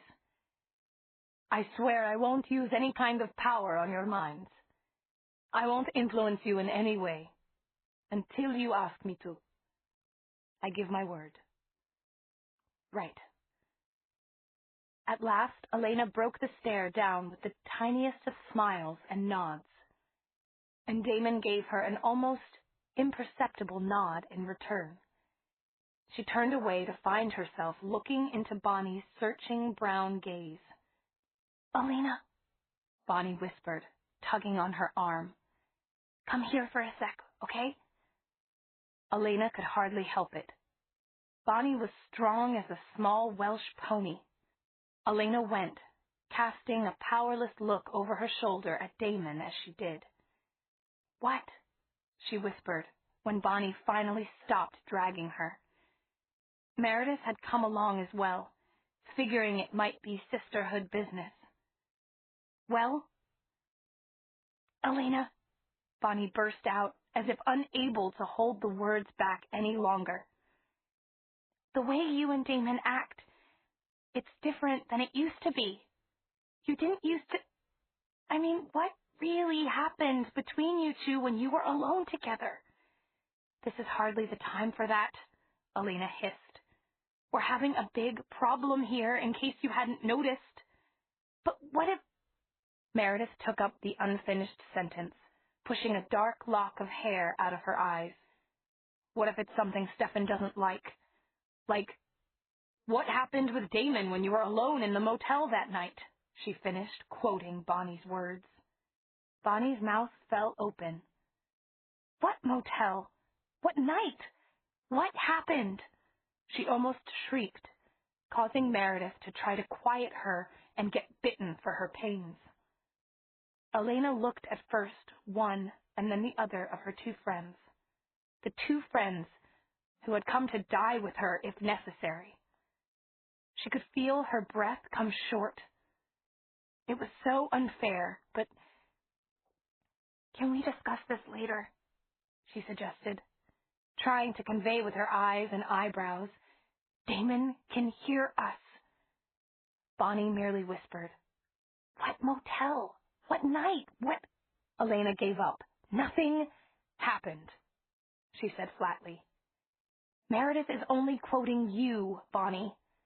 You said those words last night while you were asleep. And maybe sometime in the future, you'll tell us what you're talking about, because I don't know." She finished by looking at Meredith, who just raised one perfect eyebrow. "You're right," Meredith said, completely undeceived. The English language could use a word like saw. It would make these conversations so much shorter, for one thing. Bonnie sighed. "Well, then I'll find out for myself," she said. "You may not think I can, but I will." Okay. But meanwhile, does anyone have anything helpful to say about Damon's rope stuff? Such as, do we tell him where to stuff it? Meredith suggested under her breath. Bonnie was holding a length of rope. She ran a small, fair-skinned hand over it.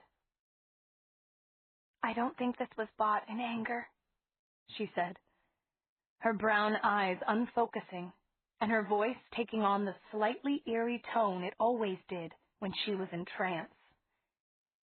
"I see a boy and a girl over a counter at a hardware store, and she's laughing, and the boy says, 'I'll bet you anything that you're going to school next year to be an architect.'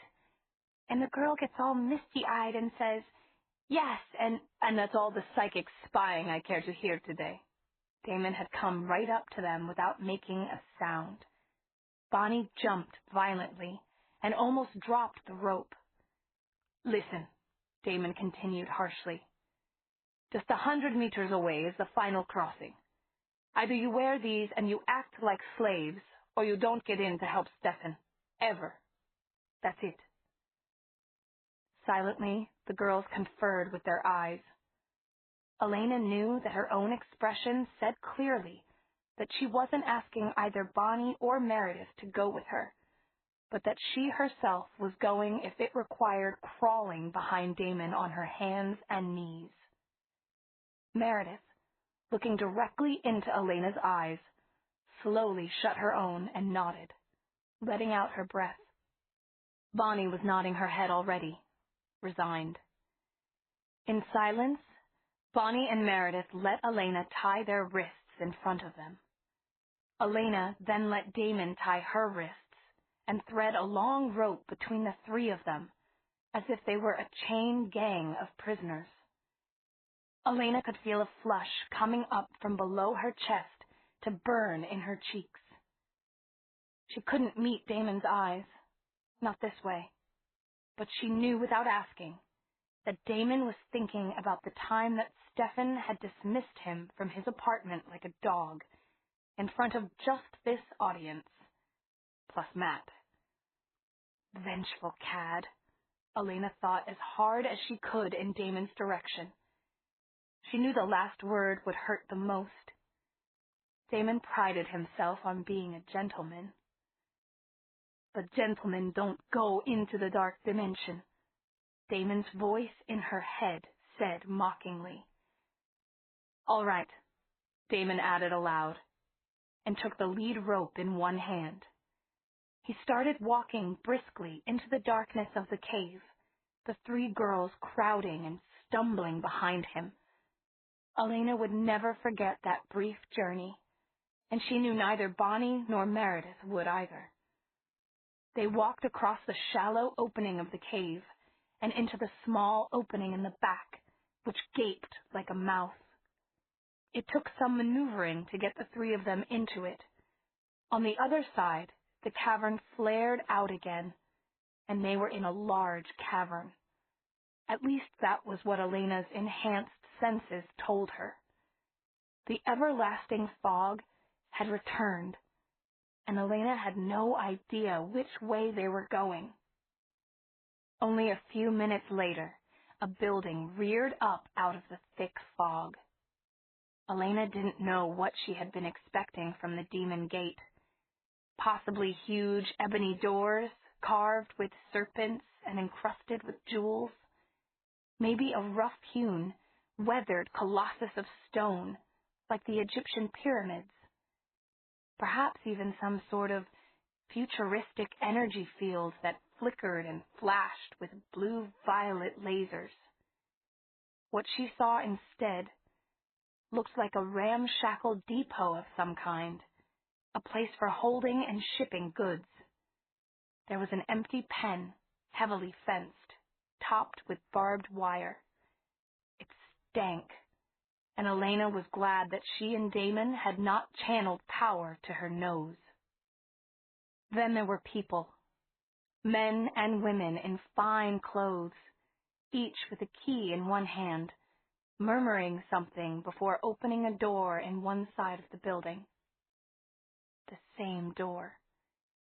But Elena would bet anything that they weren't all going to the same place. If the keys were like the one she had briefly borrowed from Shinichi's house a week or so ago. One of the ladies looked as if she were dressed for a fancy masquerade, with fox ears that blended into her long auburn hair. It was only when Elena saw under her ankle-length dress the swishing of a foxtail that she realized that the woman was a kitsune making use of the Demon Gate. Damon hastily, and none too gently, led them to the other side of the building, where a broken hinged door opened into a dilapidated room that, strangely, seemed larger on the inside than on the outside. All sorts of things were being bartered or sold here. Many looked as if they had to do with the management of slaves. Elena, Meredith, and Bonnie looked at one another, round-eyed. Obviously, people bringing wild slaves in from the outside considered torture and terror all in a day's work. "Passage for 4, Damon said briefly to the slump-shouldered but heavy-set man behind the counter. "3 savages all at once?" The man, eyes devouring what he could see of the 3 girls, turned to look at Damon suspiciously. "What can I say? My job is also my hobby." Damon stared him straight in the eyes. "Yeah, but..." The man laughed. "Lately we've been getting maybe 1 or 2 a month. They're legally mine. No kidnappings." "Neil," Damon added casually to the 3 girls. It was Meredith who got it first, and sank to the ground like a ballet dancer. Her dark, dark gray eyes were focused on something no one but she could see. Then Elena somehow untangled the single syllable from the others. She focused her mind on Stefan and pretended she was kneeling to kiss him on his prison pallet. It seemed to work. She was down. But Bonnie was up. The most dependent, the softest, the most innocent member of the triumvirate found that her knees had gone solid. "Redheads, eh?" the man said, eyeing Damon sharply, even as he smirked. "Maybe you'd better buy a little tingler for that one." "Maybe," Damon said tightly.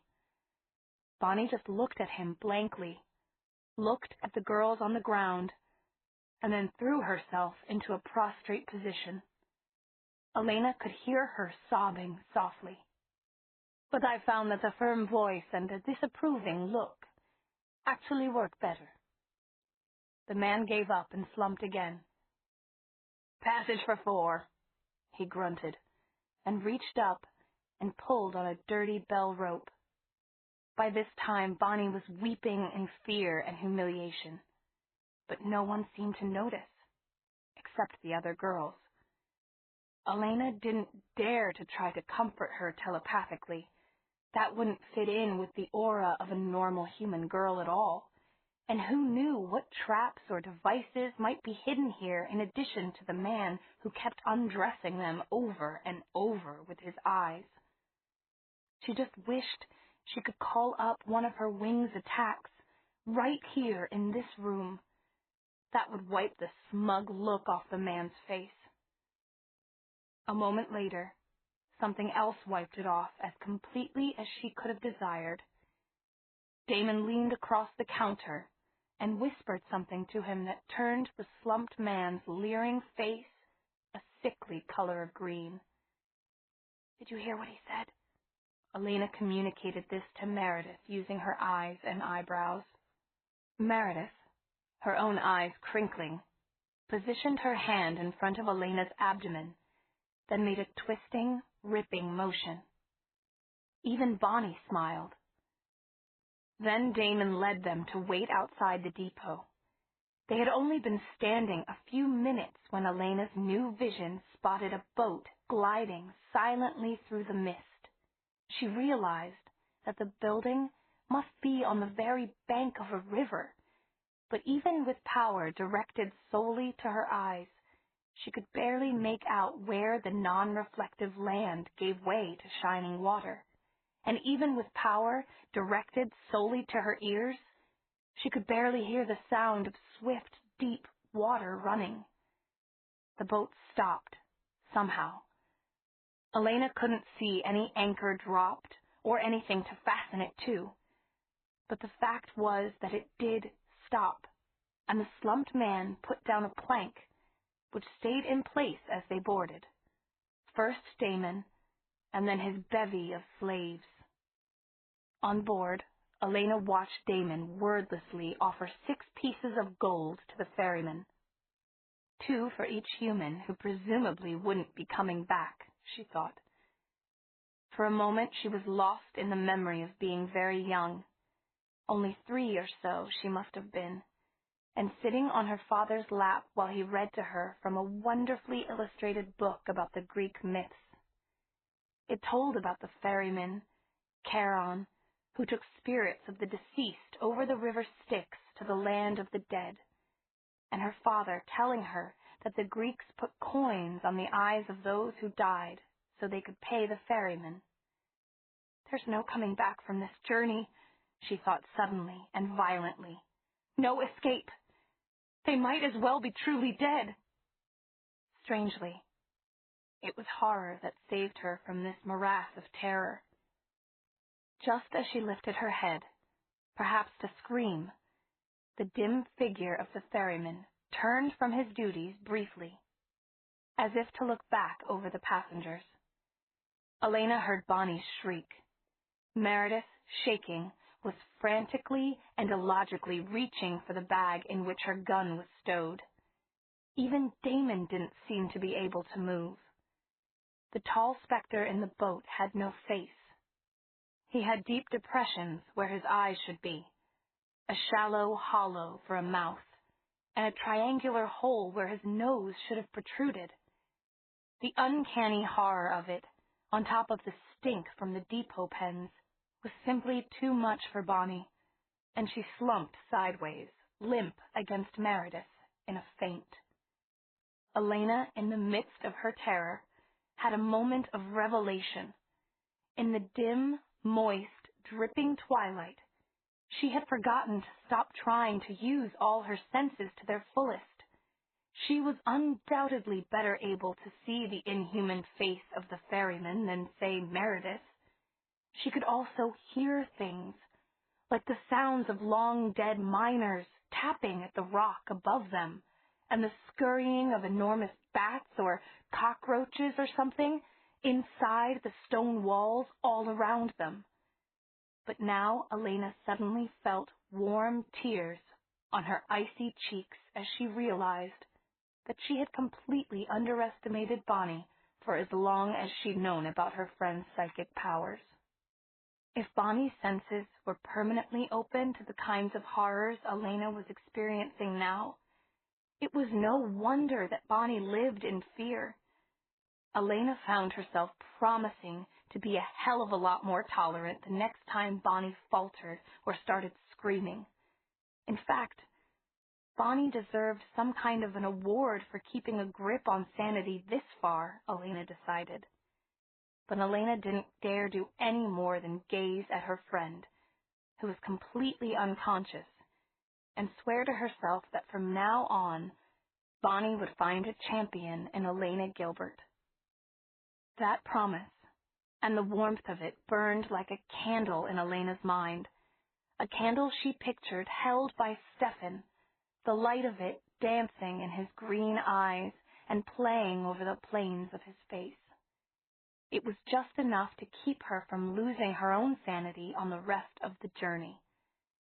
By the time the boat docked, at a place just slightly more traveled than the one where they had embarked, all three of the girls were in a state of exhaustion brought on by prolonged terror and wrenching suspense.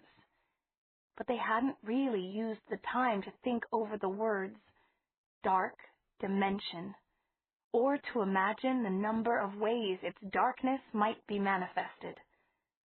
"Our new home," Damon said grimly. Watching him instead of the landscape, Elena realized from the tension in his neck and shoulders that Damon was not enjoying himself. She thought he'd be heading into his own particular paradise, this world of human slaves and torture for entertainment, whose only rule was self-preservation of the individual ego. Now she realized that she had been wrong.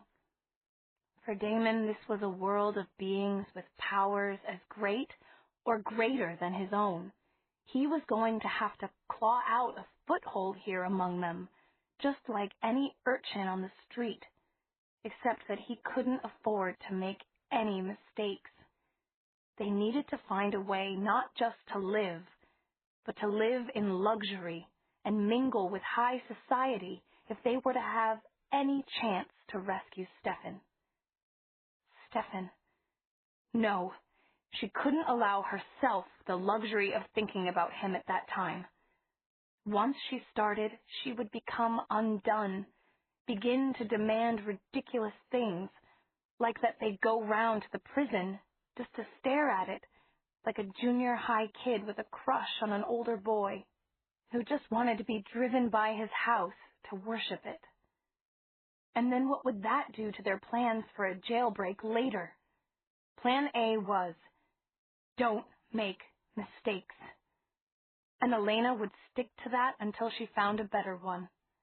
That was how Damon and his slaves came to the dark dimension through the demon gate. The smallest one needed to be revived with water in the face before she could get up and walk. Chapter 15.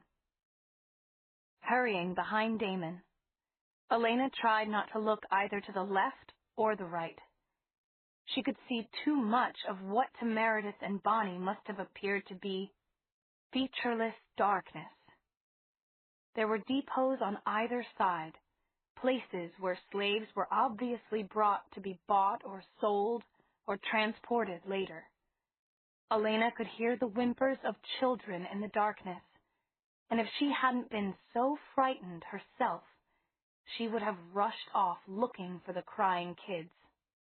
But I can't do that, because I'm a slave now, she thought, with a sense of shock that ran up from her fingertips. I'm not a real human being anymore.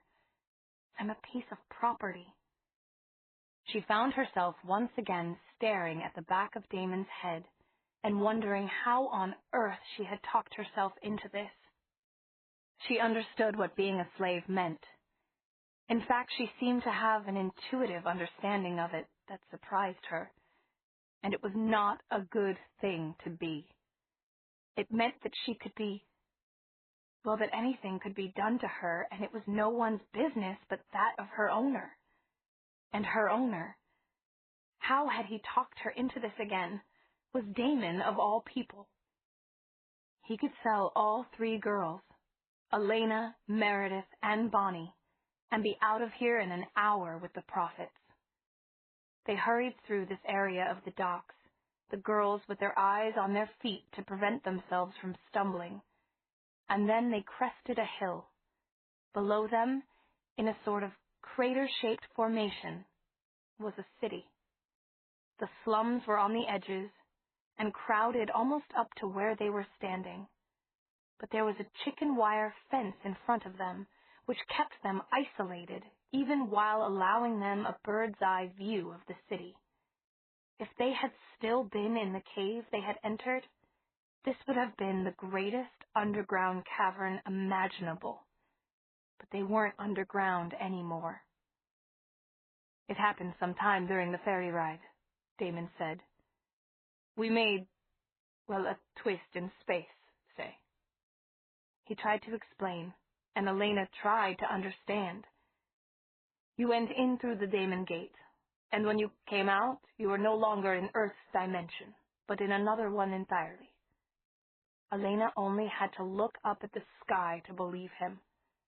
The constellations were different.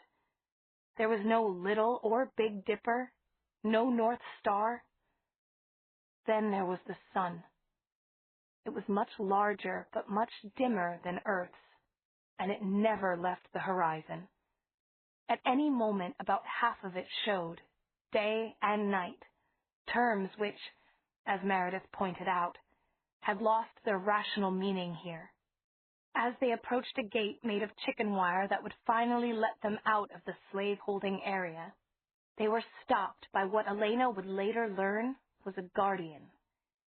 She would learn that, in a way, the guardians were the rulers of the dark dimension, although they themselves came from another place far away, and it was almost as if they had permanently occupied this little slice of hell, trying to impose order on the slum king and feudal lords who divided the city among themselves. This guardian was a tall woman with hair the color of Elena's own, true gold, cut square at shoulder length, and she paid no attention at all to Damon, but immediately asked Elena, who was first in line behind him. "Why are you here?" Elena was glad, very glad, that Damon had taught her to control her aura. She concentrated on that, while her brain hummed at supersonic speed, wondering what the right response to this question was, the response that would leave them free and not get them sent home. "Damon didn't train us for this," was her first thought, and her second was, "No, because he's never been here before. He doesn't know how everything works here, only some things.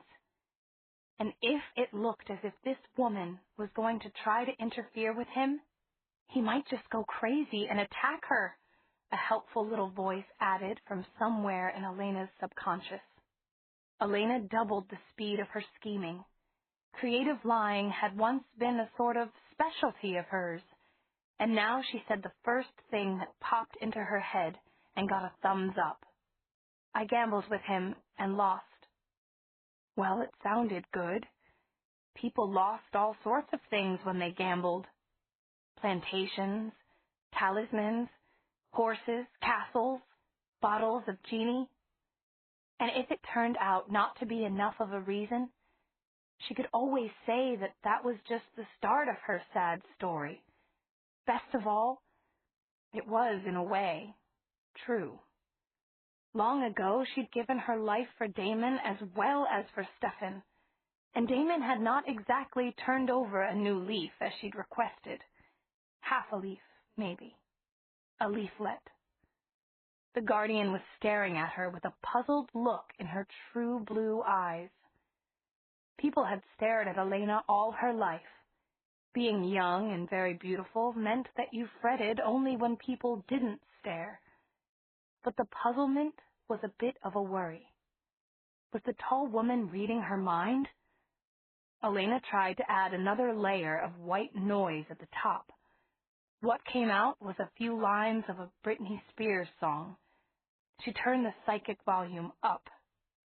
The tall woman put 2 fingers to her head like someone with a sudden headache.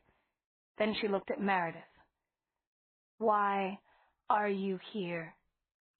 Usually Meredith didn't lie at all, but when she did, she treated it as an intellectual art. Fortunately, she also never tried to fix something that wasn't broken. "The same for me," she said sadly. "And you?" The woman was looking at Bonnie, who was looking as if she were going to be sick again. Meredith gave Bonnie a little nudge. Then she stared at her hard. Elena stared at her harder, knowing that all Bonnie had to do was mumble, "Me too," and Bonnie was a good me tooer after Meredith had staked out a position. The problem was that Bonnie was also either in trance or so close to it that it didn't matter. "Shadow souls," Bonnie said. The woman blinked, but not the way you blink when someone says something totally unresponsive. She blinked in astonishment. Oh God, Elena thought. Bonnie's got their password or something. She's making predictions or prophesizing or whatever. "Shadow souls," the guardian said, watching Bonnie closely. "The city is full of them," Bonnie said miserably. The guardian's fingers danced over what looked like a palm-top computer. "We know that. This is the place they come." "Then you should stop it." "We have only limited jurisdiction. The dark dimension is ruled by a dozen factions of overlords, who have slumlords to carry out their orders." "Bonnie," Elena thought, trying to cut through Bonnie's mental haze, even at the cost of the guardian hearing her. "These are the police." At the same moment, Damon took over. "She's the same as the others," he said, "except that she's psychic." "No one asked your opinion," the guardian snapped at him, without even glancing in Damon's direction. "I don't care what kind of bigwig you are down there." She jerked her head contemptuously at the city of lights. "You're on my turf behind this fence. And I'm asking the little red-haired girl, is what he is saying the truth?" Elena had a moment of panic. After all they'd been through, if Bonnie blew it now... This time Bonnie blinked. Whatever else she was trying to communicate, it was true that she was the same as Meredith and Elena, and it was true that she was psychic. Bonnie was a terrible liar when she had too much time to think about things, but to this she could say without hesitation, "Yes, that's true." The guardian stared at Damon. Damon stared back as if he could do it all night. He was a champion out-starer. And the guardian waved them away. "I suppose even a psychic can have a bad day," she said, then added to Damon, "Take care of them. You realize that all psychics have to be licensed." Damon, with his best grand seigneur manner, said, "Madame, these are not professional psychics. They are my private assistants. And I'm not a madam. I'm addressed as your judgment. By the way, people addicted to gambling usually come to horrible ends here." Ha ha, Elena thought. If she only knew what kind of gamble we all were taking. Well, we'd probably be worse off than Stefan is right now. Outside the fence was a courtyard. There were litters here, as well as rickshaws and small goat carts. No carriages, no horses. Damon got 2 litters, one for himself and Elena, and one for Meredith and Bonnie. Bonnie, still looking confused, was staring at the sun. You mean it never finishes rising? No, Damon said patiently. And it's setting here, not rising. Perpetual twilight in the city of darkness itself. You'll see more as we move along. Don't touch that, he added, as Meredith moved to untie the rope around Bonnie's wrists before either of them got on the litter. You two can take the ropes off in the litter if you draw the curtains, but don't lose them. You're still slaves, and you have to wear something symbolic around your arms to show it, even if it's just matching bracelets. Otherwise, I get in trouble. Oh, and you'll have to go veiled in the city. What? Elena flashed a look of disbelief at him. Damon just flashed back a 250-kilowatt smile, and before Elena could say another word, he was drawing gauzy sheer fabrics from his black bag and handing them out. The veils were of a size to cover an entire body. But you only have to put it on your head or tie it on your hair or something, Damon said dismissively. What's it made of? Meredith asked, feeling the light, silky material, which was transparent and so thin that the wind threatened to whip it from her fingers. How should I know? It's different colors on the other side, Bonnie discovered, letting the wind transform her pale green veil into a shimmering silver. Meredith was shaking out a dramatic deep violet silk into a mysterious dark blue dotted with a myriad of stars. Elena, who had been expecting her own veil to be blue, found herself looking up at Damon. He was holding a tiny square of cloth in a clenched fist. Let's see how good you've gotten, he murmured, nodding her closer to him. Guess what color?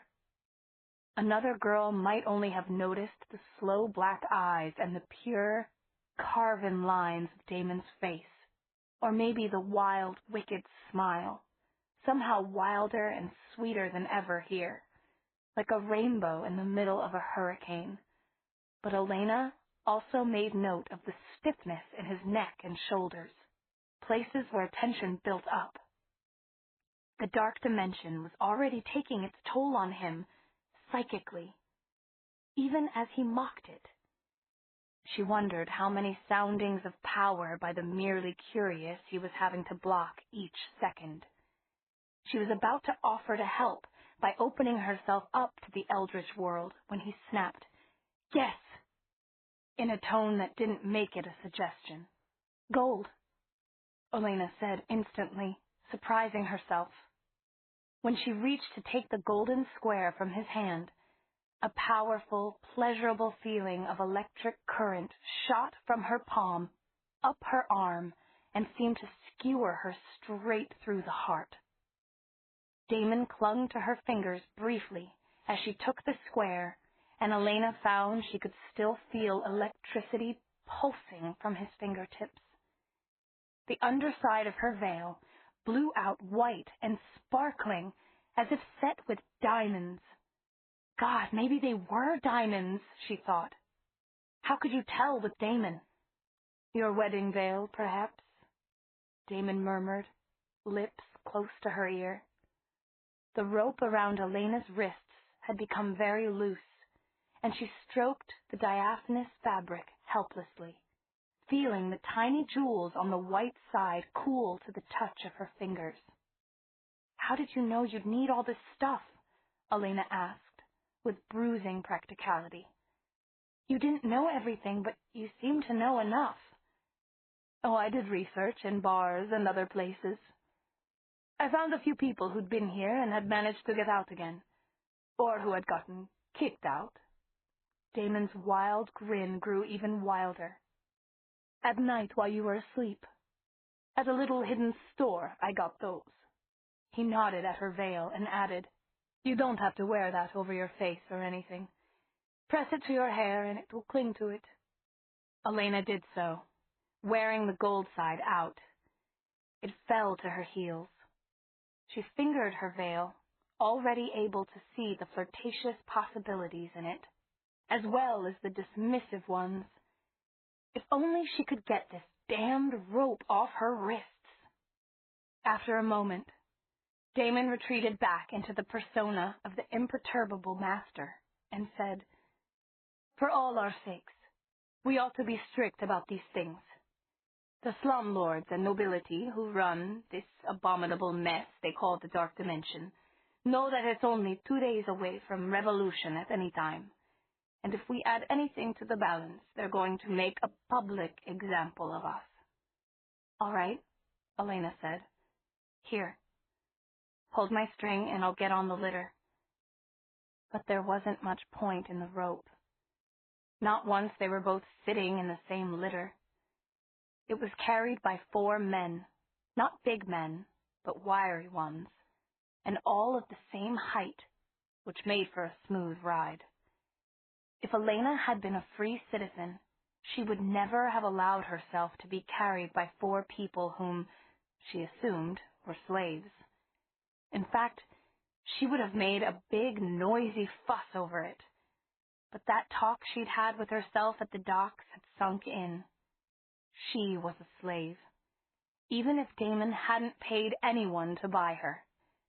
She didn't have the right to make a big, noisy fuss about anything. In this crimson, evil-smelling place, she could imagine that her fuss might even make problems for the litter-bearers themselves, make their owner or whoever ran the litter-bearing business punish them, as if it were their fault. Best plan A for now? Keep mouth shut. There was plenty to see anyway. Now that they had passed on a bridge over bad-smelling slums and alleys full of tumble-down houses, shops began to appear, at first heavily barred and made of unpainted stone, then more respectable buildings, and then suddenly they were winding their way through a bazaar. But even here, the stamp of poverty and weariness appeared on too many faces. Elena had expected, if anything, a cold, black, antiseptic city with emotionless vampires and fire-eyed demons walking the streets. Instead, everyone she saw looked human, and they were selling things, from medicines to food and drink, that vampires didn't need. Well, maybe the kitsune and the demons need them, Elena reasoned, shuddering at the idea of what a demon might want to eat. On the street corners were hard-faced, scantily clad girls and boys, and tattered, haggard people holding pathetic signs. "A memory for a meal." "What do they mean?" Elena asked Damon, but he didn't answer her immediately. "This is how the free humans of the city spend most of their time," he said. "So remember that before you start going on one of your crusades." Elena wasn't listening. She was staring at one of the holders of such a sign. The man was horribly thin, with a straggly beard and bad teeth, but worse was his look of vacant despair. Every so often, he would hold out a trembling hand on which there was a small, clear ball, which he balanced on his palm, muttering, "A summer's day when I was young, a summer's day for a 10-geld piece." As often as not, there was no one near when he said this. Elena slipped off a lapis ring Stefan had given her and held it toward him. She didn't want to annoy Damon by getting out of the litter, and she had to say, "Come here, please," while holding the ring toward the bearded man. He heard, and came to the litter quickly enough. Elena saw something move in his beard, lice perhaps, and she forced herself to stare at the ring as she said, "Take it. Quickly, please."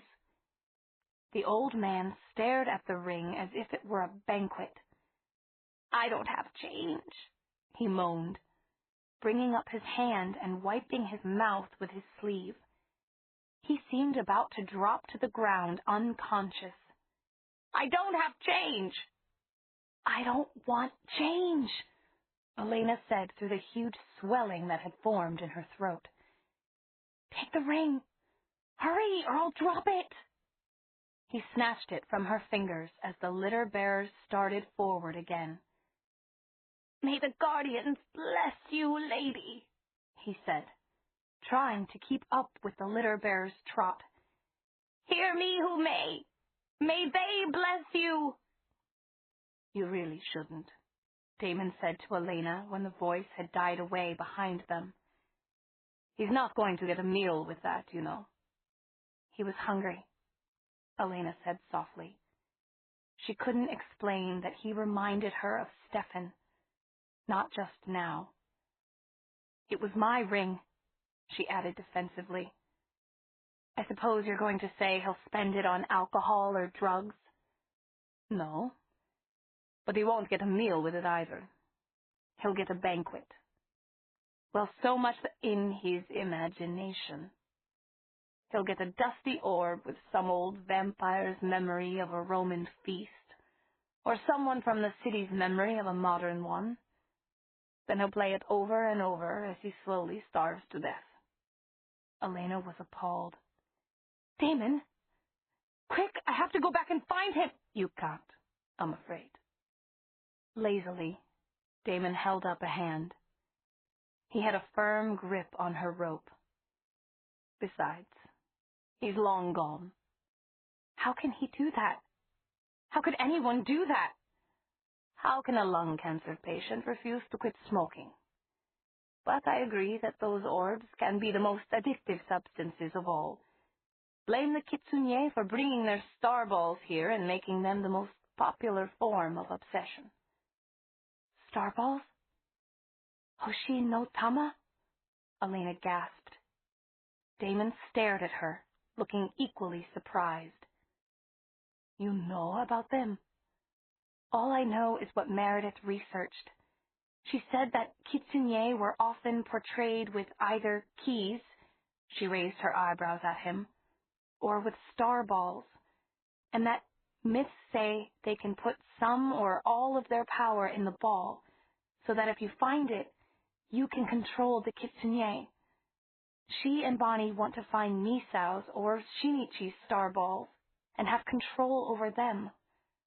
"Be still, my unbeating heart," Damon said dramatically. But the next second he was all business. "Remember what that old guy said. A summer's day for a meal. He was talking about this." Damon picked up the little marble that the old man had dropped on the litter and held it to Elena's temple. The world disappeared. Damon was gone. The sights and sounds, yes, and the smells of the bazaar were gone. She was sitting on green grass which rippled in a slight breeze, and she was looking at a weeping willow that bent down to a stream that was copper and deep, deep green at once. There was some sweet scent in the air. Honeysuckle, freesia. Something delicious that stirred Elena as she leaned back to gaze at picture-perfect white clouds rolling in a cerulean sky. She didn't know how to say it. She felt young, but somewhere in her mind, she knew that she was actually younger than this alien personality that had taken hold of her. Still, she felt excited that it was springtime, and every golden green leaf, every springy little reed, every weightless white cloud seemed to be rejoicing with her. Then suddenly, her heart was pounding. She had just caught the sound of a footfall behind her. In one springing, joyous moment, she was on her feet, arms held out in the extremity of her love, the wild devotion she felt for this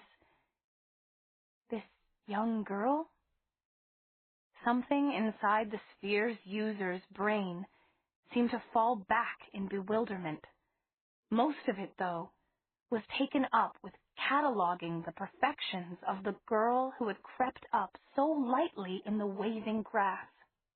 The clustering dark curls at her neck, the flashing green eyes below arching brows, the smooth, glowing skin of her cheeks as she laughed with her lover, pretending to run away on feet as light as any elf's. Pursued and pursuer both fell down together on the soft carpet of long grass. And then things quickly got so steamy that Elena, the distant mind in the background, began wondering how on earth you made one of these things stop. Every time she put her hand to her temple, groping, she was caught and kissed breathless by Allegra. That was the girl, Allegra. And Allegra was certainly beautiful, especially through this particular viewer's eyes, the creamy, soft skin of her. And then, with a shock just as great as she felt when the bazaar disappeared, it appeared again. She was Elena. She was riding on the litter with Damon. There was a cacophony of sounds around her, and 1,000 different smells, too. But she was breathing hard, and part of her was still resounding with John. That had been his name, with John's love for Allegra. But I still don't understand, she almost keened. It's simple, Damon said. You put a blank star ball of the size you like to your temple, and you think back to the time you want to record. The star ball does the rest. He waved off her attempted interruption and leaned forward with mischief in those fathomless black eyes of his. Perhaps you got in this specially warm summer day, he said, adding suggestively, these litters do have curtains you can draw closed. Don't be silly, Damon, Elena said. But John's feelings had sparked her own, like flint and tinder. She didn't want to kiss Damon, she told herself sternly. She wanted to kiss Stefan. But since a moment ago she had been kissing Allegra, it didn't seem as strong an argument as it could be. I don't think, she began, still breathless, as Damon reached for her, that this is a very good... With a smooth flick of the rope, Damon untied her hands completely. He would have pulled it off both wrists, but Elena immediately half-turned, supporting herself with that hand. She needed the support. In the circumstances, though, there was nothing more meaningful or more exciting than what Damon had done. He hadn't drawn the curtains, but Bonnie and Meredith were behind them on their own litter, out of sight. Certainly out of Elena's mind. She felt warm arms around her, and instinctively nestled into them. She felt a surge of pure love and appreciation for Damon, for his understanding that she could never do this as a slave with a master. We're both of us unmastered, she heard in her head. And she remembered that when cooling down most of her psychic abilities, she had forgotten to set the volume on low for this one. Oh well, it might just come in handy. But we both enjoy worship, she replied telepathically, and felt his laughter on her lips as he admitted the truth of it. There was nothing sweeter in her life these days than Damon's kisses. She could drift like this forever, forgetting the outside world, and that was a good thing, because she had the feeling that there was much depression in the outside and not too much happiness. But if she could always come back to this welcome, this sweetness, this ecstasy. Elena jerked in the litter, throwing her weight back so fast that the men carrying it almost fell in a heap. "Bastard," she whispered venomously. They were still psychically entangled, and she was glad to see that through Damon's eyes she was like a vengeful Aphrodite, her golden hair lifting and whipping behind her like a thunderstorm, her eyes shining violet in her elemental fury. And now, worst of all, this goddess turned her face away from him. "Not one day," she said. "You couldn't even keep your promise for a single day." I didn't influence you, Elena. Don't call me that. We have a professional relationship now. I call you master. You can call me slave or dog or whatever you want. If we have the professional relationship of master and slave, Damon said, his eyes dangerous, then I can just order you to try it. Elena lifted her lips in what really wasn't a smile. Why don't you do that and see just what happens? Chapter 16. Damon clearly decided to throw himself on the mercy of the court, and looked piteous and a little unbalanced, which he could easily do whenever he wanted. "I really didn't try to influence you," he repeated, but then hastily added, "Maybe I can just change the subject for a while. Tell you more about the star ball." "That," Elena said in her most frosty voice, "might be a rather good idea." "Well, the balls make recordings directly from your neurons, you see. Your neurons in your brain. Everything you've ever experienced is there in your mind somewhere, and the ball just draws it out. So you can always remember it and watch it over and over like a movie too," Elena said, twiddling with her veil to shade her face from him, and thinking that she would give a star ball to Alaric and Meredith before their wedding. "No," Damon said rather grimly. "Not like that. For one thing, the memory is gone from you. These are kitsune toys we're talking about, remember? Once the star ball has taken it from your neurons, you don't remember a thing about the event. Second, the recording on the star ball gradually fades, with use, with time, with some other factors nobody understands. But the ball gets cloudier and the sensations weaker, until finally it's just an empty crystal sphere. But that poor man was selling a day of his life, a wonderful day. I should think he would want to keep it." "You saw him?" "Yes." Once again, Elena saw the louse-ridden, haggard, gray-faced old man. She felt something like ice down her spine at the thought that he had once been the laughing, joyous young John that she had experienced. "Oh, how sad," she said, and she wasn't talking about memory. But for once, Damon hadn't followed her thoughts. "Yes," he said. "There are a lot of the poor and the old here. They worked themselves free of slavery, or had a generous owner die. And then this is where they end up." "But the star balls? Are they just made for poor people? The rich ones can just travel to Earth and see a real summer day for themselves, right?" Damon laughed without much humor. "Oh no, they can't. Most of them are bound here." He said bound oddly. Elena ventured. "Too busy to go on vacation? Too busy, too powerful to get through the wards protecting Earth from them? Too worried about what their enemies will do while they're gone? Too physically decrepit, too notorious, too dead?" Dead? The horror of the tunnel and the corpse-smelling fog seemed ready to envelop Elena.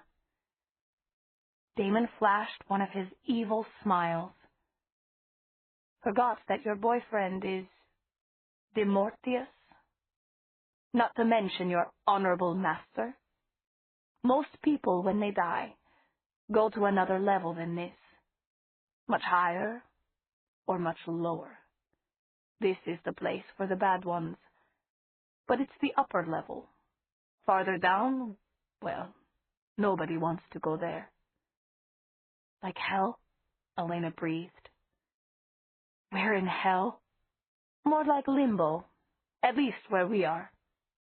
Then there's the other side. He nodded toward the horizon where the lowering sun still sat. The other city, which may have been where you went on your vacation to the afterlife. Here they just call it the other side. But I can tell you 2 rumors I heard from my informants. There they call it the Celestial Court. And there, the sky is crystal blue and the sun is always rising. The Celestial Court. Elena forgot that she was speaking aloud.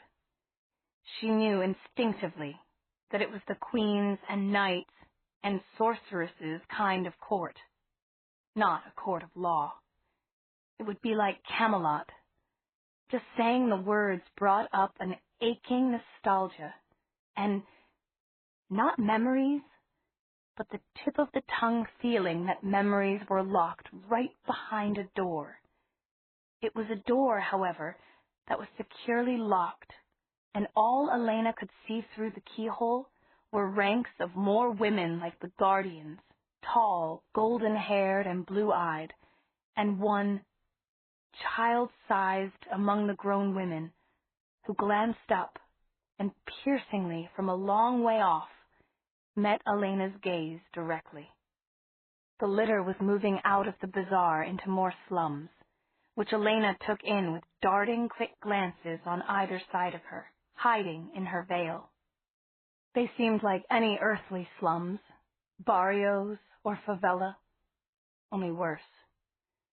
Children, their hair turned red by the sun, crowded around Elena's litter, their hands held out in a gesture with universal meaning.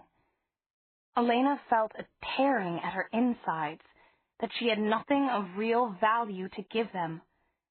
She wanted to build houses here, make sure these children had food and clean water and education and a future to look forward to. Since she had no idea how to give them any of these things, she watched them dash off with treasures such as her juicy fruit gum, her comb, her mini brush, her lip gloss, her water bottle, and her earrings. Damon shook his head, but didn't stop her until she began fumbling with a lapis and diamond pendant Stefan had given her. She was crying as she tried to disengage the clasp when suddenly the last bit of the rope around her wrist came up short. "No more," Damon said. "You don't understand anything. We haven't even entered the city proper yet. Why don't you have a look at the architecture instead of worrying about useless brats who are likely to die anyway?"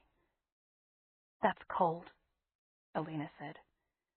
But she couldn't think of any way to make him understand, and she was too angry with him to try. Still, she stopped fumbling with the chain and looked beyond the slums as Damon had suggested.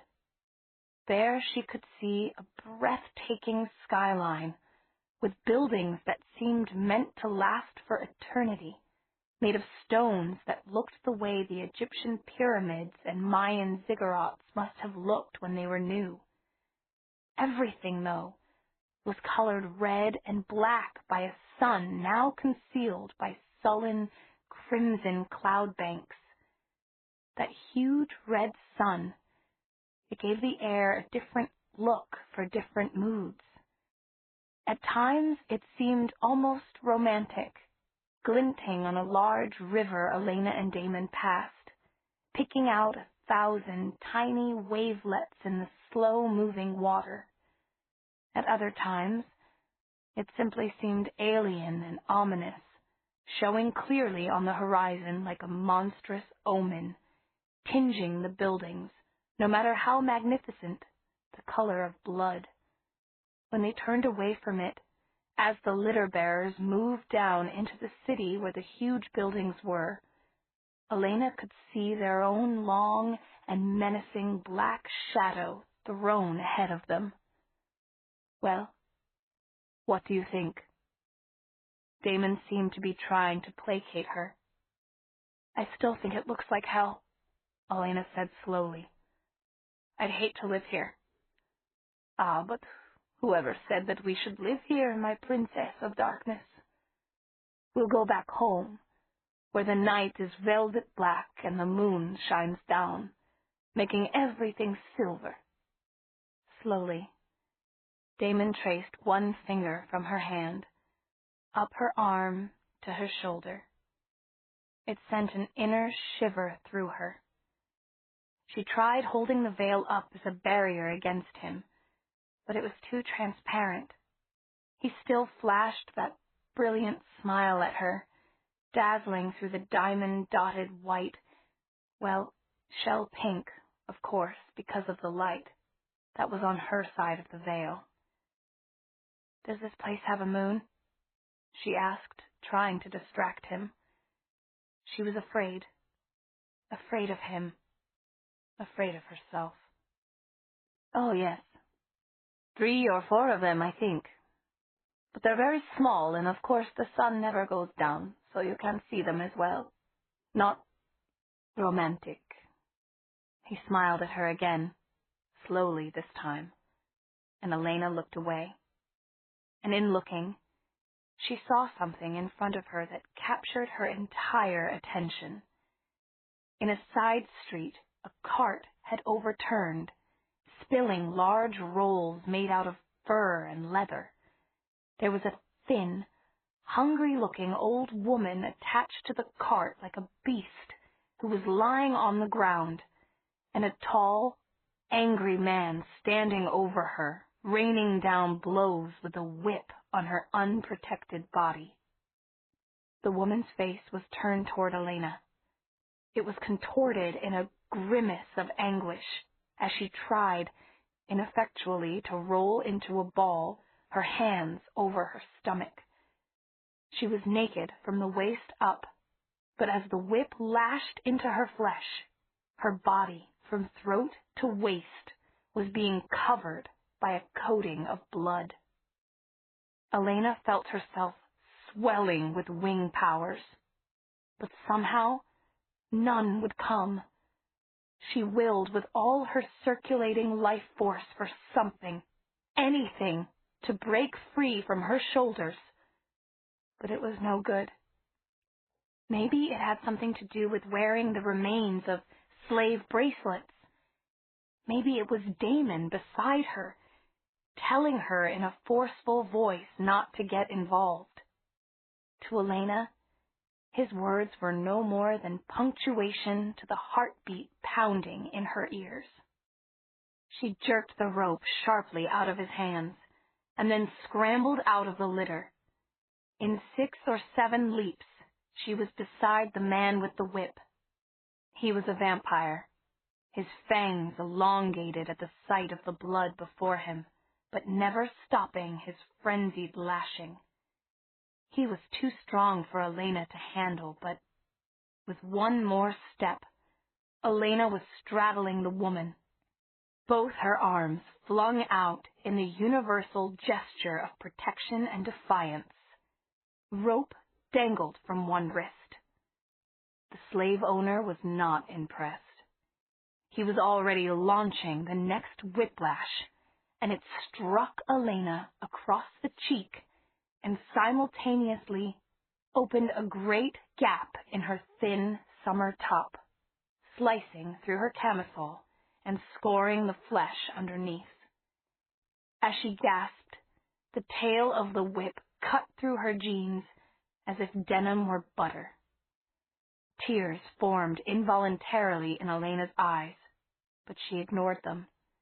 She had managed not to make a sound other than that initial gasp and she still stood exactly where she had first landed in protection. Elena could feel the wind whip at her tattered blouse, while her untouched veil waved behind her, as if to protect the poor slave who had collapsed against the ruined cart. Elena was still desperately trying to bring out any kind of wings. She wanted to fight with real weapons, and she had them, but she couldn't force them to save either her or the poor slave behind her. Even without them, Elena knew one thing. That bastard in front of her wasn't going to touch his slave again, not unless he cut Elena into pieces first. Someone stopped to stare, and someone else came out of a shop, running. When the children who'd been trailing her litter surrounded her, wailing, a crowd of sorts gathered. Apparently, it was one thing to see a merchant beating his worn-out drab. The people around here must have seen that almost daily. But to see this beautiful new girl having her clothes slashed away, this girl with hair like golden silk under a veil of gold and white, and eyes that perhaps reminded some of them of a barely remembered blue sky, that was quite another thing. Moreover, the new girl was obviously a fresh barbarian slave who had clearly humiliated her master by tearing the lead ropes from his hands, and was standing now with her sanctity veil made into a mockery. Terrific street theater. And even given all of that, the slave owner was preparing for another stroke, raising his arm high and preparing to put his back into it. A few people in the crowd gasped. Others were muttering indignantly. Elena's new sense of hearing, turned up high, could catch their whispering. A girl like this wasn't meant for the slums at all. She must have been destined for the heart of the city. Her aura alone was enough to show that. In fact, with that golden hair and those vivid blue eyes, she might even be a guardian from the other side. Who knew? The lash that was raised never descended. Before it could, there was a flash of black lightning, pure power, that sent half the crowd scattering. A vampire, young in appearance, and dressed in the clothing of the upper world, Earth, had made his way to stand between the golden girl and the slave owner, or rather, to loom over the now cringing slave owner. The few in the crowd not stirred by the girl immediately felt their hearts pulse at the sight of him. He was the girl's owner, surely, and now he would see to the situation. At that instant, Bonnie and Meredith arrived on the scene. They were reclining on their litter, decorously draped in their veils, Meredith in starry midnight blue, and Bonnie in soft pale green. They could have been an illustration for the Arabian Nights. But the moment they saw Damon and Elena, they most indecorously jumped off the litter. By now the crowd was so thick that working their way to the front required using elbows and knees, but in only seconds they were at Elena's side, hands defiantly unbound or trailing rope that hung defiantly free, veils floating in the wind. When they did arrive beside Elena, Meredith gasped. Bonnie's eyes opened wide and stayed that way. Elena understood what they were seeing. Blood was flowing freely from the cut across her cheekbone, and her blouse kept opening in the wind to reveal her torn and bloody camisole. One leg of her jeans was rapidly turning red. But, drawn up into the protection of her shadow, was a far more pitiful figure, and as Meredith raised Elena's diaphanous veil to help keep her blouse closed and once more enshroud her in decency, the woman herself raised her head to look at the three girls with the eyes of a dumb and hunted animal. Behind them, Damon said softly, "I shall quite enjoy this," as he lifted the heavy man into the air with one hand and then struck his throat like a cobra. There was a hideous scream, which went on and on. No one tried to interfere, and no one tried to cheer the slave owner on to make a fight. Elena, scanning the faces of the crowd, realized why. She and her friends had become used to Damon, or as used as you could become to his half-tamed air of ferocity. But these people were getting their first look at the young man dressed all in black, of medium height and slim build, who made up for his lack of bulging muscle with a supple and deadly grace.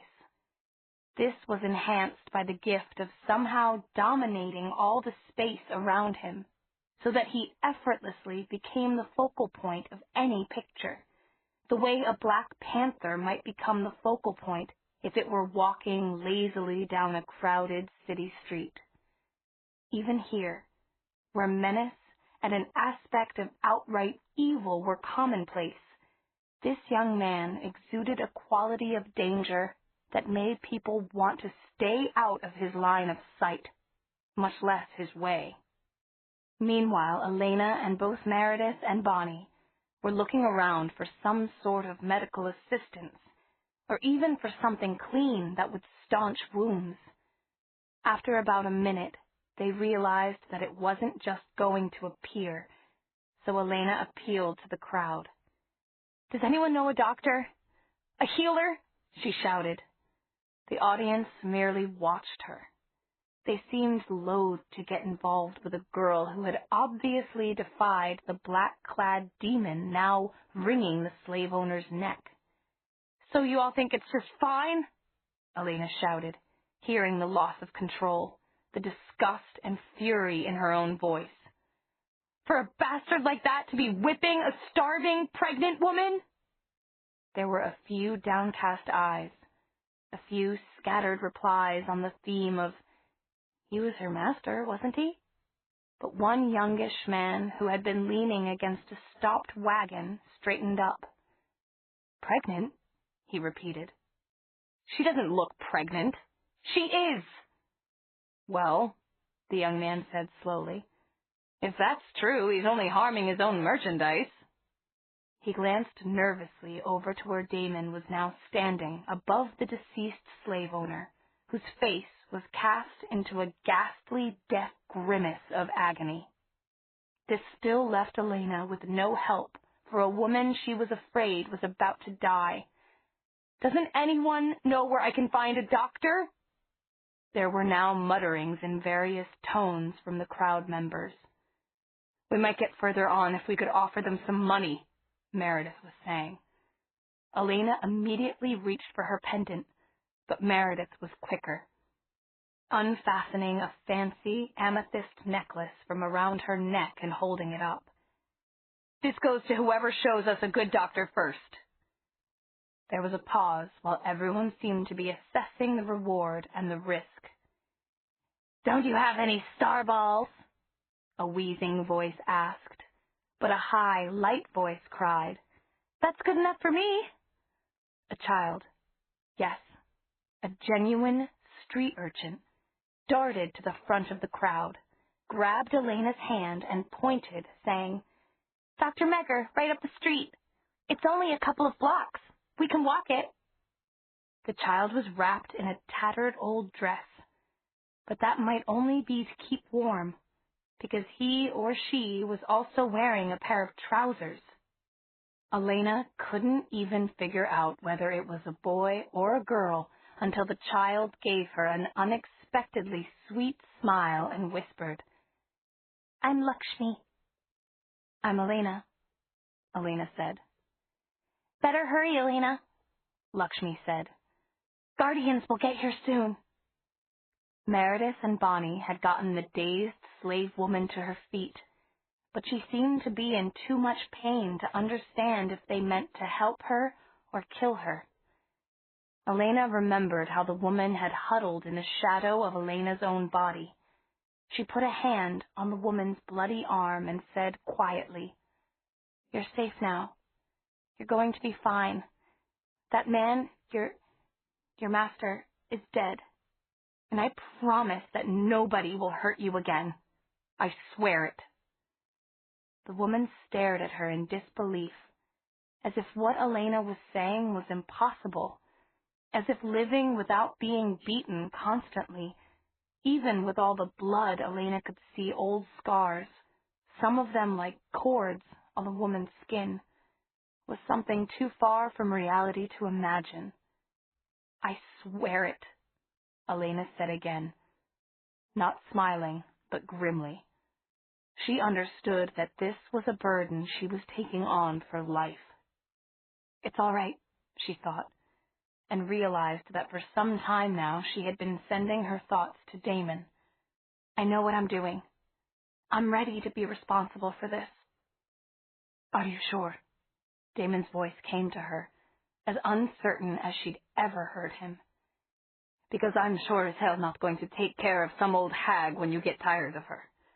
I'm not even sure I'm ready to deal with whatever it's going to cost me for killing that bastard with the whip." Elena turned to look at him. He was serious. "Well then, why did you kill him?" she challenged. "Are you joking?" Damon gave her a shock with the vehemence and venom of his thought. "He hurt you. I should have killed him more slowly," he added, ignoring one of the litter bearers who was kneeling beside him, undoubtedly asking what to do next. Damon's eyes, however, were on Elena's face, on the blood still flowing from her cut. "Il figlio de Cafone," Damon thought, his lips drawing back from his teeth as he looked down on the corpse, so that even the litter-bearer scurried away on hands and knees. "Damon, don't let him leave! Bring them all over here, right now!" Elena began, and then as there was a sort of universal gasp around her, she continued non-verbally. "Don't let the litter-bearers leave! We need a litter to carry this poor woman to the doctor! And why is everyone staring at me? Because you're a slave and you've just done things no slave should do, and now you're giving me, your master, orders." Damon's telepathic voice was grim. "It's not an order, it's a... Look, any gentleman would help a lady in distress, right? Well, there are 4 of us over here, and one is more distressed than you want to look at. No, 3 are. I think I'm going to need some stitches, and Bonnie is about to collapse." Elena was striking methodically at weak points, and knew that Damon knew she was doing it, but he ordered one of the sets of litter-bearers to come and pick up the slave woman and the other to take his girls. Elena stuck with the woman, and ended up in a litter with the curtains all closed around it. The smell of blood was a copper taste in her mouth, making her want to cry. Even she didn't want to look closely at the slave woman's injuries, but blood was running onto the litter. She found herself taking off her blouse and camisole and putting back only the blouse so that she could use the camisole to hold to a great diagonal slash across the woman's chest. Every time the woman raised dark brown, frightened eyes to her, Elena tried to smile at her encouragingly. They were down deep somewhere in the trenches of communication, where a look and a touch meant more than words. "Don't die," Elena was thinking. "Don't die, just as you have something to live for. Live for your freedom and for your baby." And maybe some of what she was thinking got through to the woman, because she relaxed against the litter cushions, holding on to Elena's hand. Chapter 17. Chapter 17. "Her name's Uma," a voice said, and Elena looked down to find Lakshmi holding back the curtains of the litter with a hand over her head. "Everybody knows old Drosne and his slaves. He beats them until they pass out and then expects them to pick up his rickshaw and go on carrying a load. He kills 5 or 6 a year. He didn't kill this one, Elena murmured. He got what he deserved. She squeezed Ulma's hand. She was vastly relieved when the litter stopped and Damon himself appeared, just as she was about to start bargaining with one of the litter-bearers to carry Ulma in their arms to the doctor. Without regard for his clothing, Damon still somehow managed to convey disinterest, even as he picked up the woman, Ulma, and nodded to Elena to follow him. Lakshmi skipped around him and took the lead into an intricately patterned stone courtyard and then down a crooked hallway with some solid, respectable-looking doors. Finally, she knocked on one, and a wizened man with a huge head and the faintest remnant of a wispy beard opened the door cautiously. "I don't keep any Keteris here. No hexen, no zemerol, and I don't do love spells." Then peering short-sightedly, he seemed to focus on the little group. "Lakshmi?" he said. "We've brought a woman who needs help," Elena said shortly. "She's pregnant, too. You're a doctor, aren't you? A healer?" "A healer of some limited ability." Come in." The doctor was hurrying into a back room. They all followed him, Damon still carrying Ulma. Once she arrived, Elena saw that the healer was in the corner of what looked like a crowded wizard sanctuary, with quite a bit of voodoo and witch doctor thrown in. Elena, Meredith, and Bonnie glanced at one another nervously, but then Elena heard water splashing and realized that the doctor was in the corner because there was a basin of water there, and the healer was washing his hands thoroughly, rolling his sleeves up to his elbows and making a lot of frothy bubbles. He might call himself a healer, yet he did understand basic hygiene, she thought. Damon had put Ulma onto what looked like a clean, white-sheeted examining table. The doctor nodded to him. Then, ch-ch-ing, he pulled out a tray of instruments and set Lakshmi about, fetching cloths to clean the cuts and staunch the profuse bleeding. He also opened various drawers to pull out strong-smelling bags and stood on a ladder to pull down clumps of herbs that were strung from the ceiling. Finally, he opened a small box and took a pinch of snuff himself. "Please hurry," Elena said. "She's lost a lot of blood." "And you've lost not a little," the man said. "My name is Kefer Megger, and this would be Master Drosnay's slave, yes?" He peered at them, looking somehow as if he were wearing glasses, which he wasn't. "And you would be slaves, too?" He stared at the single rope Elena was still wearing, and then at Bonnie and Meredith, each wearing the same. "Yes, but—" Elena stopped. Some infiltrator she was. She'd very nearly said, "But not really, it's just to satisfy convention." She settled for saying, "But our master is very different from hers."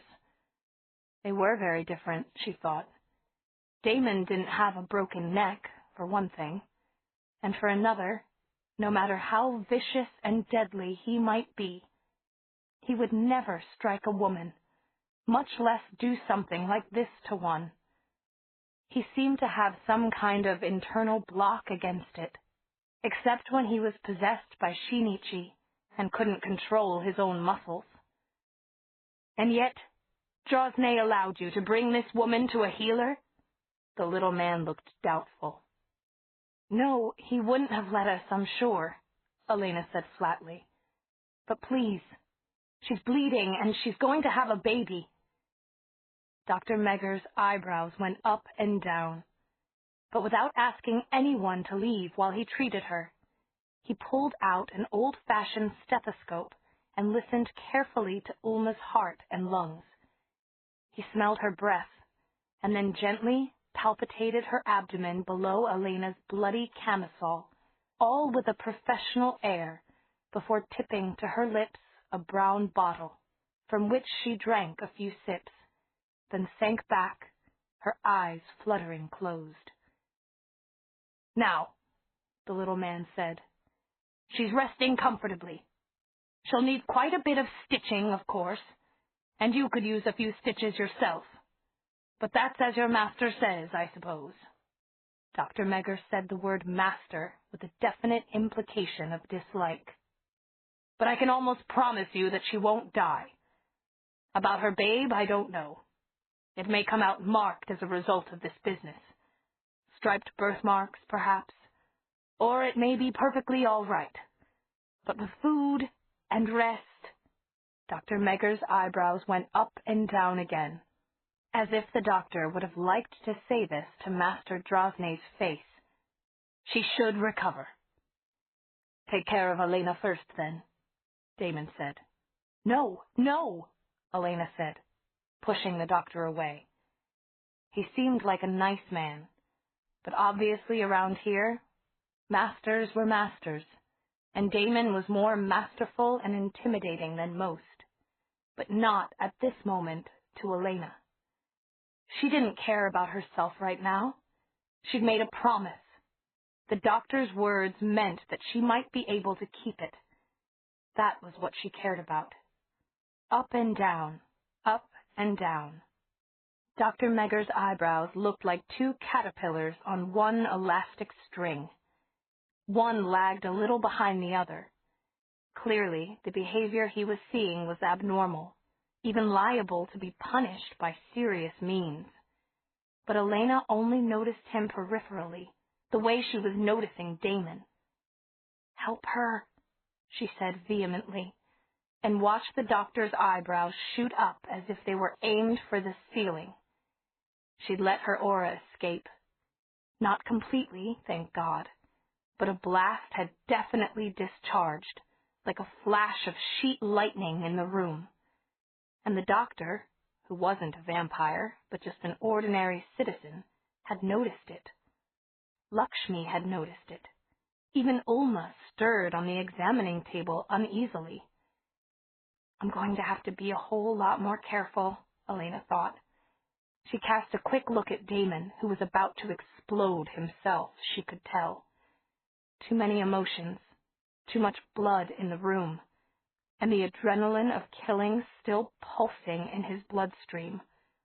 How did she know all that? Because Damon wasn't perfectly in control either, she realized. She was sensing things directly from his mind. Best to get him out of here quickly. "We'll wait outside," she said, catching his arm, to Dr. Megger's obvious shock. Slaves, even beautiful ones, didn't act that way. "Go and wait in the courtyard, then," the doctor said, carefully controlling his face and speaking to the air in between Damon and Elena. "Lakshmi, give them some bandages so they can staunch the young girl's bleeding. Then come back. You can help me. Just one question," he added as Elena and the others were walking out of the room. "How did you know that this woman is pregnant? What sort of spell can tell you that?" "No spell," Elena said simply. Any woman watching her should have known. She saw Bonnie flash her an injured look, but Meredith remained inscrutable. "That horrible slaver, Drogsy or whatever, was whipping her from the front," Elena said. "And look at those gashes." She winced, looking over two stripes that crossed Ulma's sternum. In that case, any woman would be trying to protect her breasts, but this one was trying to cover her belly. That meant she was pregnant, and far along enough to be sure about it, too. Dr. Megger's eyebrows drew down and together, and then he looked up at Elena as if peering over glasses. Then he nodded slowly. "You take some bandages and stop your own bleeding," he said, to Elena, not to Damon. Apparently, slave or not, She had won some kind of respect from him. On the other hand, Elena seemed to have lost stature with Damon, or at least he'd cut his mind off from hers quite deliberately, leaving her with a blank wall to stare at. In the doctor's waiting room, he waved an imperious hand at Bonnie and Meredith. "Wait here in this room," he said. "No," he ordered. "Don't leave it until the doctor comes out. Don't let anyone in the front door. Lock it now, and keep it locked." "Good. Elena is coming with me into the kitchen. That's the back door. I do not want to be disturbed by anyone unless an angry mob is threatening the house with arson. Do you understand? Both of you." Elena could see Bonnie about to blurt out, "But Elena's still bleeding." And Meredith was with her eyes and brows calling counsel on whether or not they needed to hold an immediate Velociraptor Sisterhood rebellion. They all knew Plan A for this.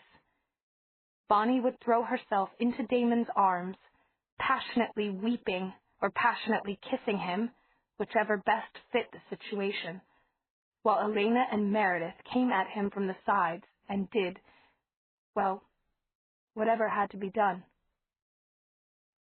Elena, with one flash of her own eyes, had categorically nixed this.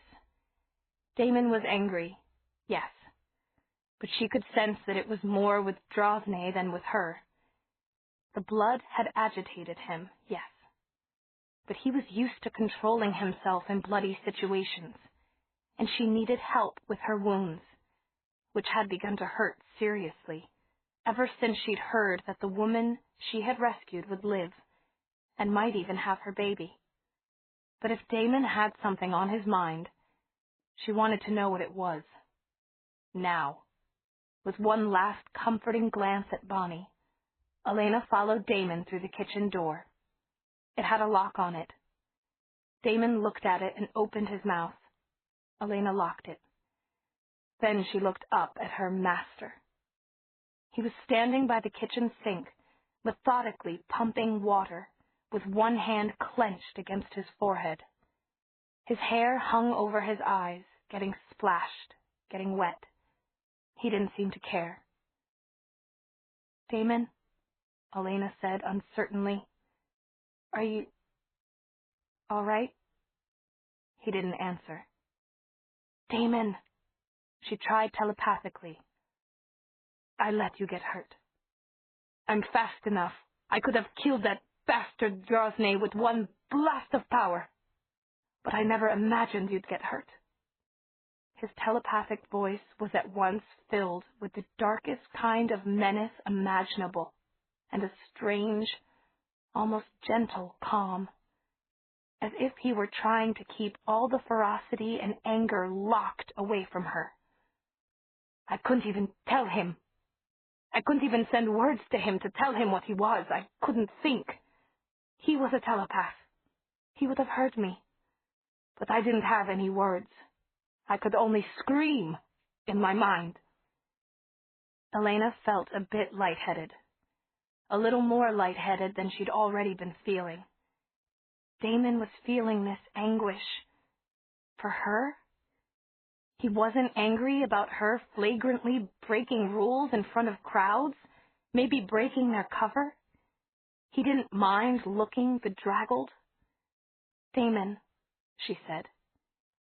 He'd surprised her into speaking out loud. It doesn't matter. It's not your fault. You would never even have let me do it, but I should have known you wouldn't ask. I thought you were going to attack him, to jump on his shoulders and throttle him, and I was ready to help you do that, to take him down like two wolves taking down a big buck. But you're not a sword, Elena. Whatever you think, you're a shield. I should have known that you would take the next blow yourself. And because of me, you got..." His eye drifted to her cheekbone, and he winced. Then he seemed to get a grip on himself. "The water is cold, but it's pure. We need to clean those slashes and stop that bleeding now." "I don't suppose there's any black magic around?" Elena said, half-jokingly. This was going to hurt. Damon, however, immediately began opening cupboards. Here, he said, after checking only 3, triumphantly coming up with a half-full bottle of black magic. Lots of doctors keep this as a medicine and anesthetic. Don't worry, I'll pay him well. Then I think you should have some too, Elena said boldly. Come on, it'll do us both good. And it won't be the first time. She knew that that last sentence would clinch it with Damon. It would be a way of getting back something that Shinichi had taken from him. I'll get the whole of his memories back from Shinichi somehow, Elena decided, doing her best to screen her thoughts from Damon with white noise. I don't know how to do it, and I don't know when I'll get the chance, but I swear I will. I swear. Damon had filled 2 goblets with the rich, heady-smelling wine and was handing one to Elena. Just sip at first, he said, helpless but to fall into the role of instructor. This is a good year. Elena sipped, then simply gulped. She was thirsty, and Clarion Loche black magic wine didn't have any alcohol, as such, in it. It certainly didn't taste like regular wine. It tasted like remarkably refreshing, effervescent spring water that was flavored with sweet, deep, velvety grapes. Damon, she noticed, had forgotten to sip as well, and when he offered her a second glass to match his, she accepted willingly. His aura sure had calmed down a lot, she thought, as he picked up a wet cloth and began, gently, to clean the cut that had almost exactly followed the line of her cheekbone. It had been the one to stop bleeding first, but now he needed to get the blood flowing again, to cleanse it. With 2 glasses of black magic on top of no food since breakfast, Elena found herself relaxing against the back of the chair, letting her head drop back a little and shutting her eyes. She lost track of time as he stroked the cut smoothly, and she lost strict control of her aura. When she opened her eyes, it was in response to no sound, no visual stimulus. It was ablaze in Damon's aura, one of sudden determination. Damon? He was standing over her. His darkness had flared out behind him like a shadow, tall and wide and almost mesmerizing, definitely almost frightening. Damon? She said again, uncertainly. We're not doing this right, he said, and her thoughts flashed at once to her disobedience as a slave, and Bonnie and Meredith's less serious infractions. But his voice was like dark velvet, and her body responded to it more accurately than her mind. It shivered. How do we do it right? She asked. And then she made the mistake of opening her eyes. She found that he was stooping over her as she sat on the chair, stroking, no, just touching her hair so softly that she hadn't even felt it. Vampires know how to take care of wounds, he said confidently, and his great eyes that seemed to hold their own universe of stars caught and held her. We can clean them. We can start them bleeding again, or stop them. I've felt like this before, Elena thought. He's talked to me like this before, too, even if he doesn't remember, and I was too frightened. But that was before the motel, the night when he'd told her to run and she hadn't, the night that Shinichi had taken just as he'd taken the first time they'd shared black magic together. Show me, whispered Elena.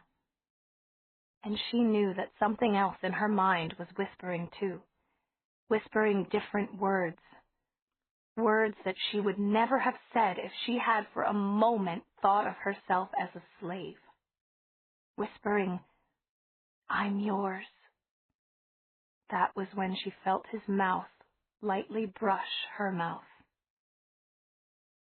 And then she just thought, "Oh, and oh, Damon," until he moved to gently touch her cheek with his silky soft tongue, manipulating chemicals first to make cleansing blood flow, and finally, when the impurities had all been so softly swept away to stop the blood and to heal the wound. She could feel his power now, the dark power that he had used in 1,000 fights to inflict hundreds of mortal wounds, being held tightly in check to concentrate on this simple, homely task, to heal the mark of a whiplash on a girl's cheek. Elena thought it was like being stroked with the petals of that black magic rose, its cool, smooth petals gently sweeping away the pain until she shivered in delight. And then it stopped. Elena knew that she'd once again had too much wine. But this time she didn't feel sick. The deceptively light drink had gone to her head, making her tipsy. Everything had taken on an unreal, dreamlike quality. "It will finish healing well now," Damon said, again touching her hair so softly that she could barely feel it. But this time she did feel it, because she sent out fingers of power to meet the sensation and enjoy every moment of it. And once again he kissed her, so lightly, his lips barely brushing hers. When her head fell back, though, he didn't follow. Even when, disappointed, she tried to put pressure on the back of his neck, he simply waited until Elena thought things out. Slowly. "We shouldn't be kissing. Meredith and Bonnie are right next door. How do I get myself in situations like this? But Damon isn't even trying to kiss, and we're supposed to be... Oh!" Her other wounds. They really hurt now. What cruel person had thought up a whip like that, Elena thought, with a razor-thin lash that cut so deeply it didn't even hurt at first, or not that much, but got worse and worse over time, and kept bleeding. "We're supposed to be stopping the bleeding until the doctor can see me." But her next wound, the one that burned like fire now, was diagonally across her collarbone, and the third was near her knee. Damon started to get up, to get another cloth from the sink and cleanse the cut with water. Elena held him back. "No. No." "Are you sure?" "Yes. All I want to do is cleanse it." "I know." She did know. His mind was open to hers, all its turbulent power running clear and tranquilly. She didn't know why it had opened to her like this, but it had. "But let me advise you. Don't go donating your blood to some dying vampire. Don't let anyone sample it. It's worse than black magic." "Worse?" She knew he was complimenting her, but she didn't understand. "The more you drink, the more you want to drink," Damon answered. And for a moment, Elena saw the turbulence she had caused in those calm waters. "And the more you drink, the more power you can absorb," he added seriously. Elena realized that she had never even thought of this as a problem, but it was. She remembered the agony it had been to try to absorb her own aura before she had learned how to keep it moving with her bloodstream. "Don't worry," he added, still serious. "I know who you're thinking about." He made a move again to get a cloth, but without knowing it, he had said too much, presumed too far. "You know who I'm thinking about?" Elena said softly, and she was surprised at how dangerous her own voice could sound, like the soft padding of heavy tigress feet. "Without asking me?" Damon tried to finesse his way out. "Well, I assumed." "No one knows what I'm thinking about," Elena said, "until I tell them." She moved and made him kneel to look at her, questioningly, hungrily. Then, just as it was she who had made him kneel, it was she who drew him to her wound. Chapter 18. Elena came back to the real world slowly, fighting it all the way. She sank her nails into the leather of Damon's jacket, found herself wondering briefly if removing it would help. And then her mood was shattered again by that sound, a sharp, imperative knock. Damon raised his head and snarled. "We are a pair of wolves, aren't we?" Elena thought, fighting nail and tooth. But another part of her mind supplied, that isn't stopping the knocking. He warned those girls. Those girls! Bonnie and Meredith! And he'd said not to interrupt unless the house was on fire. But the doctor... Oh, God, something's happened to that poor, wretched woman. She's dying. Damon was still snarling, a trace of blood on his lips. It was only a trace, because her second wound had really been healed just as thoroughly as the first, the one across her cheekbone.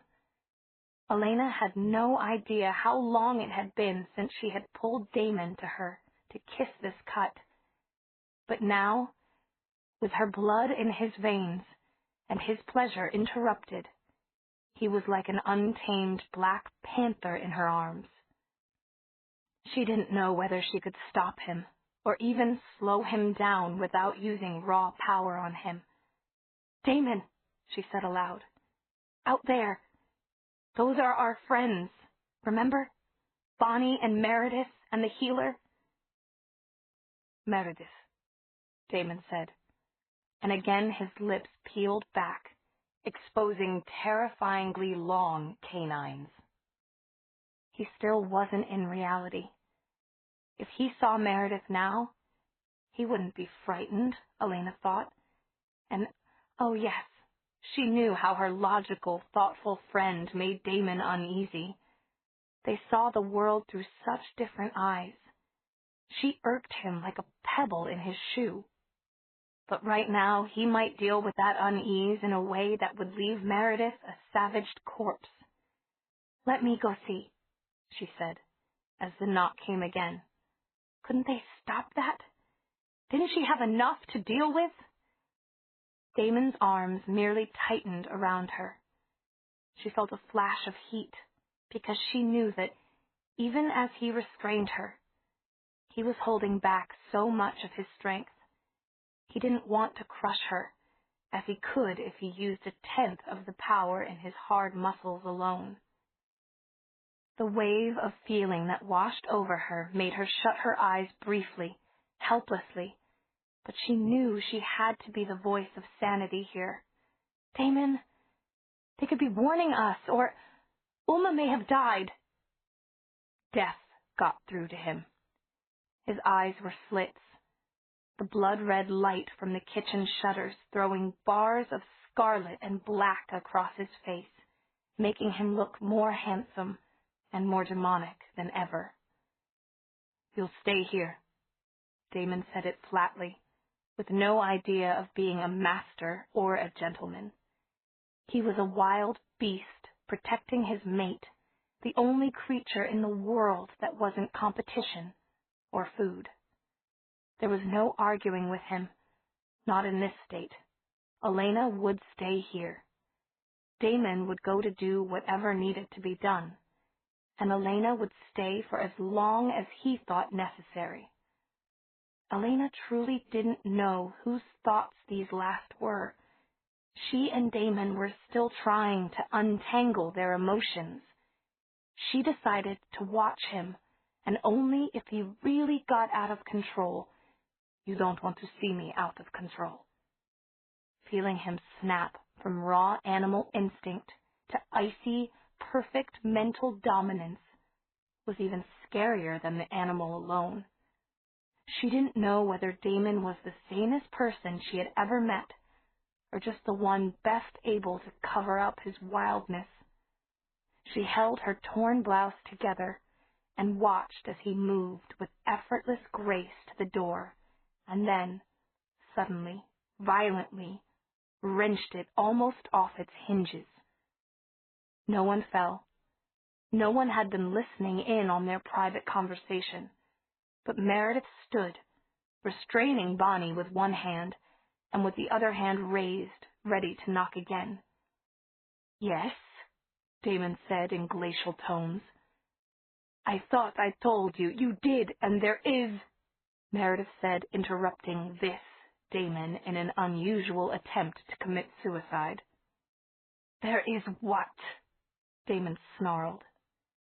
"There's a mob outside threatening to burn the whole building down.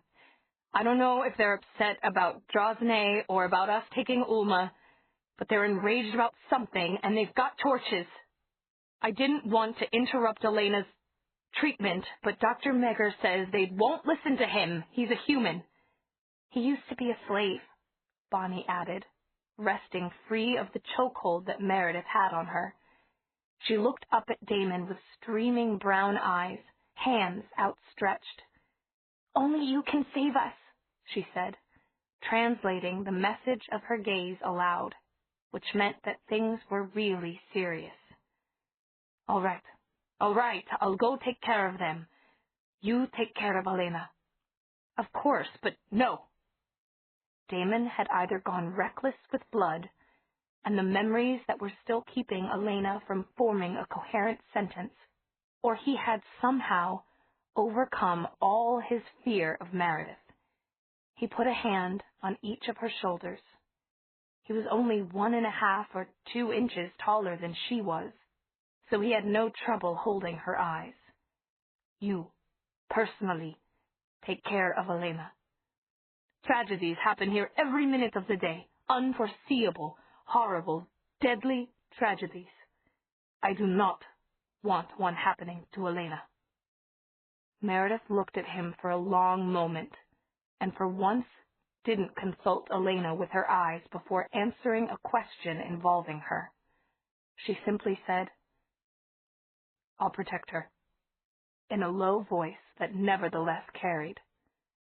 From her stance, from her tone, one could almost hear the unspoken addition, "with my life." And it didn't even seem melodramatic. Damon let go of her, strode out the door, and without a backward glance disappeared from Elena's sight. But his mental voice was crystalline in her mind. "You'll be safe if there is any way to save you. I swear it." If there was any way to save her? Wonderful. Elena tried to kickstart her brain. Meredith and Bonnie were both staring at her.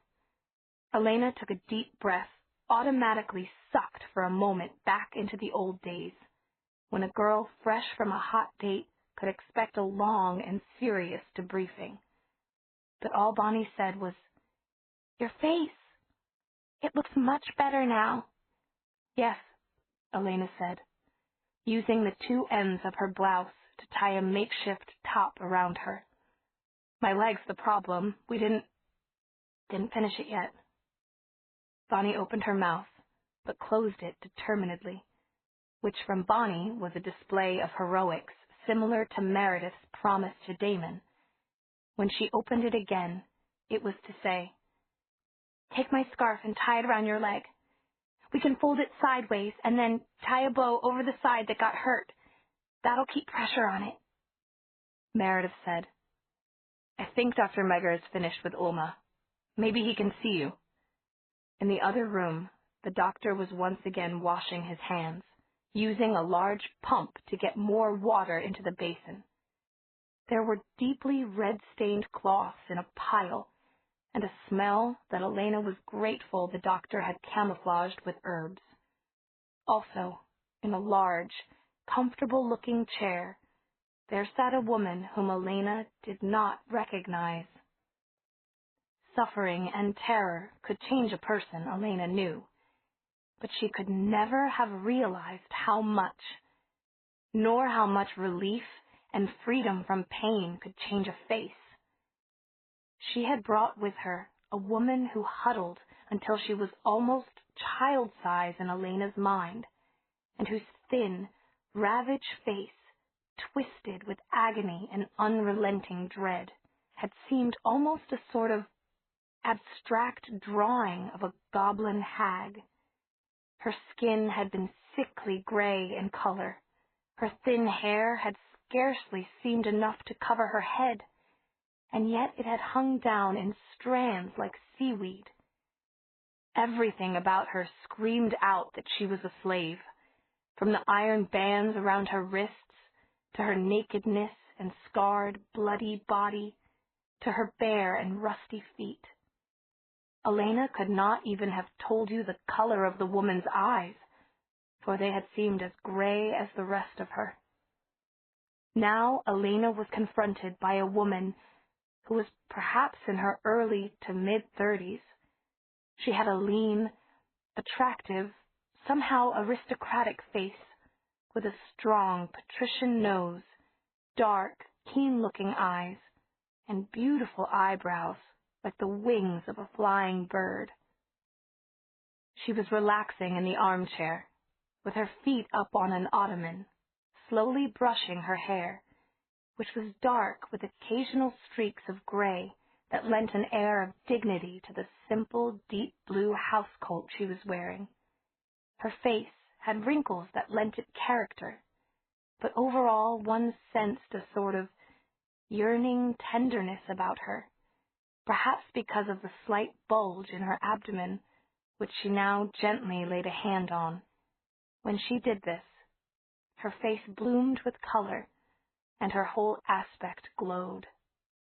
For an instant, Elena thought this must be the doctor's wife or housekeeper, and she had a temptation to ask whether Ulma, the poor wreck of a slave, had died. Then she saw that one cuff of the deep blue housecoat could not quite conceal a glimpse of an iron bracelet. This lean, dark, aristocratic woman was Ulma. The doctor had worked a miracle. A healer, he had called himself. It was obvious that, like Damon, he could heal wounds. No one who had been whipped as Ulma had could have come round to this state without some powerful magic. Trying to simply stitch up the bloody mess that Elena had brought in had obviously been impossible. And so Dr. Megger had healed her. Elena had never experienced a situation like this, so she fell back upon the good manners that had been bred into her as a Virginian. "It's nice to meet you, ma'am. I'm Elena," she said, and held out her hand. The brush fell onto the chair. The woman reached out with both hands to take Elena's into hers. Those keen, dark eyes seemed to devour Elena's face. "You are the one," she said. And then, swinging her slippered feet off the ottoman, she went down on her knees. "Oh, no, ma'am, please, I'm sure the doctor told you to rest. It's best to sit quietly now." "But you are the one." For some reason, the woman seemed to need confirmation, and Elena was willing to do anything to pacify her. "I'm the one," Elena said. "And now I think you should sit down again." Obedience was immediate, and yet there was a sort of joyful light about everything Ulma did. Elena understood it after only a few hours of slavery. Obeying when one had a choice was entirely different from obeying, because disobedience could mean death. But even as Ulma sat, she held out her arms. "Look at me, dear seraph, goddess, guardian, whatever you are. Look at me. After 3 years of living as a beast, I have become human again, because of you. You came like an angel of lightning and stood between me and the lash." Ulma began to weep, but they seemed to be tears of joy. Her eyes searched Elena's face, lingering on the scarred cheekbone. "But you are no guardian. They have magics that protect them, and they never interfere.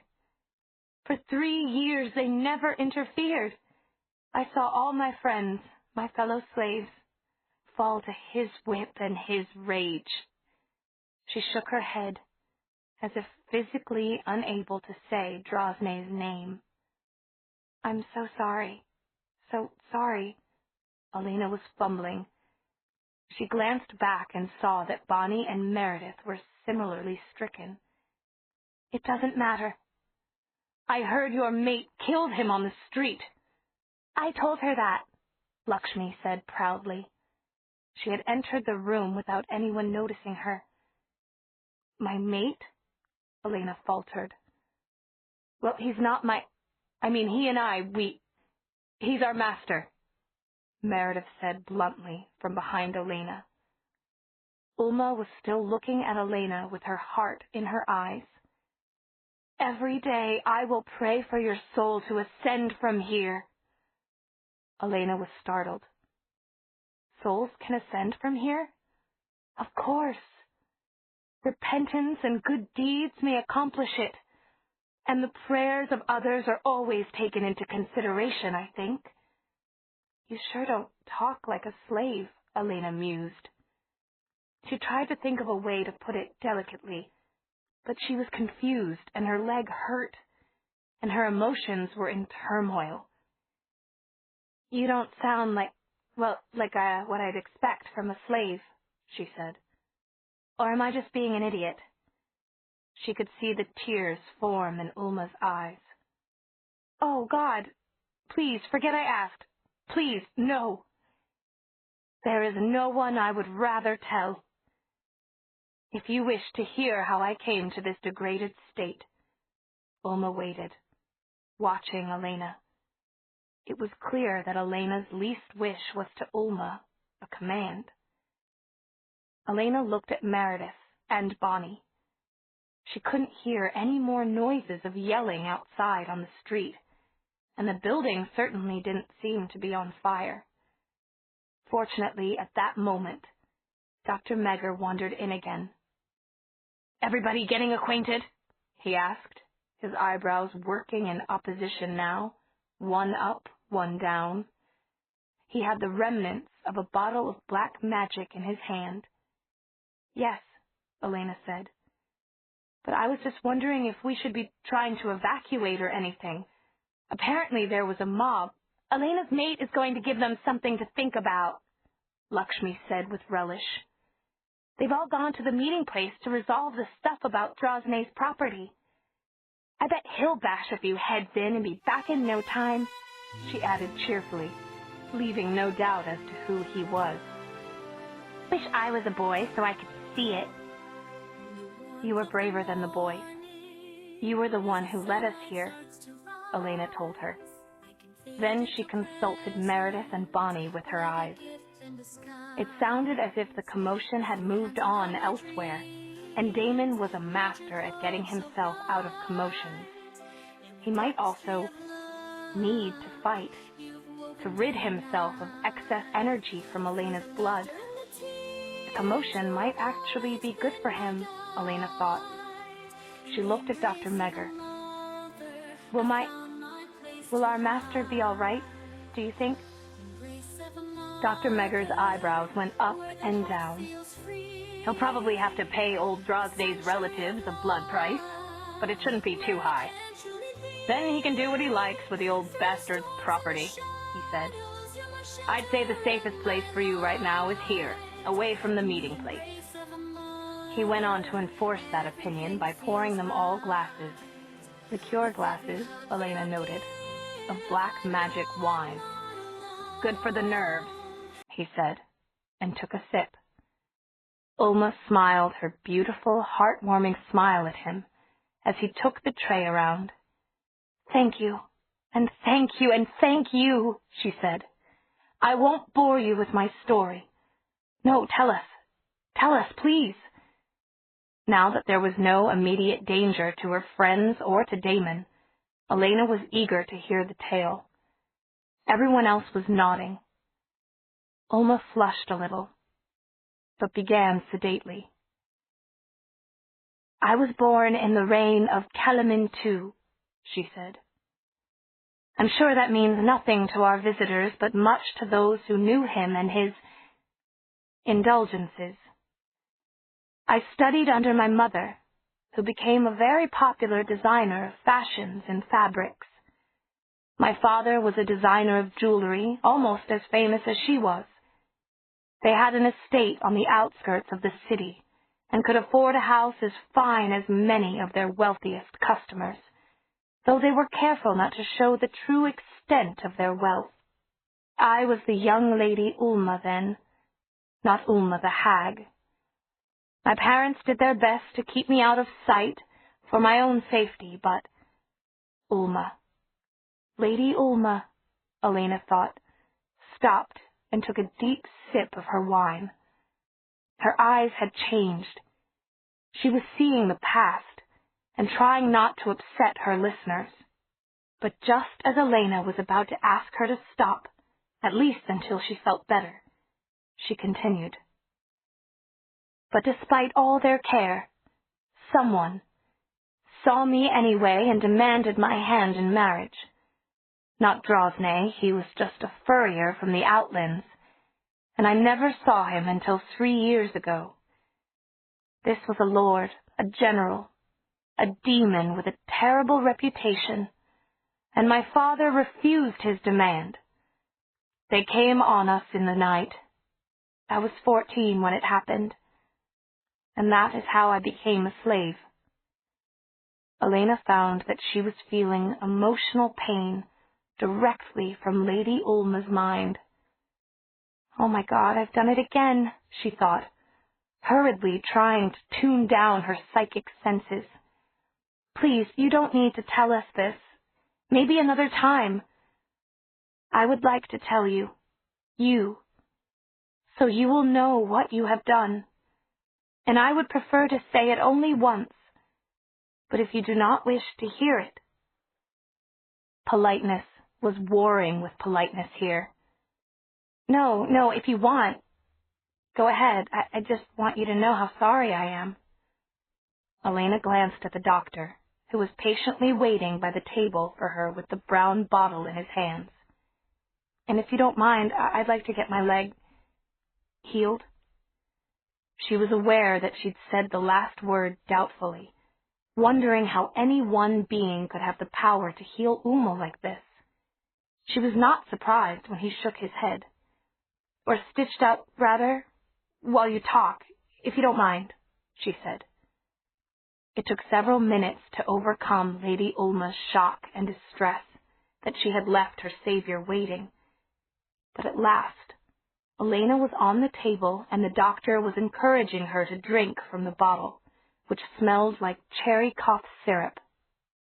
Oh well, she might as well try the dark dimension version of anesthetic, especially since the stitching was bound to hurt, Elena thought. She took a sip from the bottle and felt the room reel around her. She waved away the offer of a second sip. Dr. Megger undid Bonnie's ruined scarf and then began to cut off her blood-soaked jeans leg above the knee. Well, you are so good to listen, Lady Ulma said. But I knew you were good already. I will spare us both the painful details of my slavery. Perhaps it's enough to say that I was passed from one master to another over the years, always a slave, always going down. At last, as a joke, someone said, "Give her to old Drosnay. He'll squeeze the last use out of her if anyone can." "God!" Elena said, and hoped that everyone would attribute it to the story and not to the bite of the cleansing solution the doctor was swabbing over her swollen flesh. Damon was so much better at this, she thought. I didn't even realize how lucky I was before. Elena tried not to wince as the doctor began to use his needle, but her grip on Meredith's hand tightened until Elena was afraid she was breaking bones. She tried to ease the grip, but Meredith squeezed back hard. Her long, smooth hand was almost like a boy's, but softer. Elena was glad to be able to squeeze as hard as she liked. "My strength has been giving out on me lately," Lady Ulma said softly. "I thought it was that." Here she used a particularly crude expression for her owner. "That was leading me to death." Then I realized the truth. All at once, radiance changed her face, so much that Elena could see what she must have looked like when she was in her teens, and so beautiful that a demon would demand her as a wife. I knew that new life stirred within me, and I knew that Drosnay would kill it if he had the chance. She didn't seem to recognize the expressions of astonishment and horror on the three girls' faces. Elena, however, had the feeling that she was groping through a nightmare on the edge of a black crevasse, and that she would have to keep groping in the dark around treacherous, unseen fissures in the ice in the dark dimension until she reached Stefan and got him free of this place. This casual reference to abomination wasn't the first of her steps around a crevasse, but it was the first she had recognized and counted. "You young women are very new here," Lady Ulma said, as the silence stretched and stretched. "I did not mean to say anything out of place." "We're slaves here," Meredith replied, picking up a length of rope. "I think the more we learn, the better." "Your master. I've never seen anyone so quick to fight old Drosnay before. Many people clucked their tongues, but that was all most dared to do. But your master, we call him Damon," Bonnie put in pointedly. It went right over Lady Ulma's head. "Master Damon, do you think he might keep me? After he pays the blood price to Drosnay's relatives, he will get first pick of all Drosnay's property. I am one of the few slaves he has not killed." The hope in the woman's face was almost too painful for Elena to look at. It was only then that she consciously realized how long it had been since she'd seen Damon. How long should Damon's business be taking? She looked at Meredith anxiously. Meredith understood exactly what the look meant. She shook her head helplessly. Even if they had Lakshmi take them to the meeting place, what could they do? Elena bit back a wince of pain and smiled at Lady Ulma. "Why don't you tell us about when you were a girl?" she said. Chapter 19. Damon wouldn't have thought a sadistic old fool who whipped a woman to pieces for not being able to pull a cart meant for a horse would have any friends. And old Drosnay, indeed, may not have had any. But that wasn't the issue. Neither, strangely, was murder the issue. Murder was an everyday affair around the slums, and the fact that Damon had initiated and won a fight was of no surprise to the inhabitants of these dangerous alleyways. The issue lay in making off with a slave. Or perhaps it went deeper. The issue lay in how Damon treated his own slaves. A crowd of men, All men, no women, Damon noticed, had indeed gathered in front of the doctor's building, and they did, in fact, have torches. "Mad vampire! Mad vampire on the loose! Drive him out here for justice to be done. Burn the place down if they won't turn him out. The elders say to bring him to them." This seemed to have the effect the crowd desired, clearing the streets of the more decent people and leaving only the bloody-minded sort who'd been hanging about at a loose end and were only too glad of a fight. Most of them, of course, were vampires themselves. Most of them were fit vampires, but none of them, Damon thought, flashing a diamond-bright smile around the circle that was closing in on him, had the motivation of knowing that the lives of 3 young human girls depended on him, and that one of them was the jewel in the crown of humanity, Elena Gilbert. If he, Damon, was torn to pieces in this fight, those 3 girls would lead lives of hell and degradation. However, even this logic didn't seem to help him prevail as Damon was kicked, bitten, head-butted, punched, and stabbed with wooden daggers, the kind that slice vampire flesh. At first he thought he had a chance. Several of the youngest and fittest vampires fell prey to his cobra-quick strikes and his sudden strengths of power. But the truth was that there were simply too many of them, Damon thought, as he snapped the neck of a demon whose 2 long tusks had already scored his arm almost through the muscle. And here came a huge vampire, clearly in training, with an aura that made Damon feel bile at the back of his throat. That one went down with a foot in the face, but he didn't stay down. He came up, clinging to Damon's leg and allowing several smaller vampires with wooden daggers to dart in and hamstring him. Damon felt black dismay as his legs went out from under him. "Sunlight, damn you!" he grated through a mouthful of blood as another tusked, red-skinned demon punched him in the mouth. "Damn you all to the lowest hells!" It was no good. Dully, still fighting, still using great swaths of power to maim and kill as many as he could, Damon realized this. And then everything became dreamlike and dazed, not like his dream of Elena, whom he seemed to see constantly in his side eye weeping, but dreamlike in a feverish nightmare sense. He could no longer use his muscles efficiently. His body was battered, and even as he healed his legs, another vampire scored a great cut across his back. He was feeling more and more as if he were in a nightmare where he could not move except in slow motion. At the same time, something in his brain was whispering for him to rest. Just rest, and it would all be over. Eventually, the greater numbers bore him down, and somebody appeared with a stake.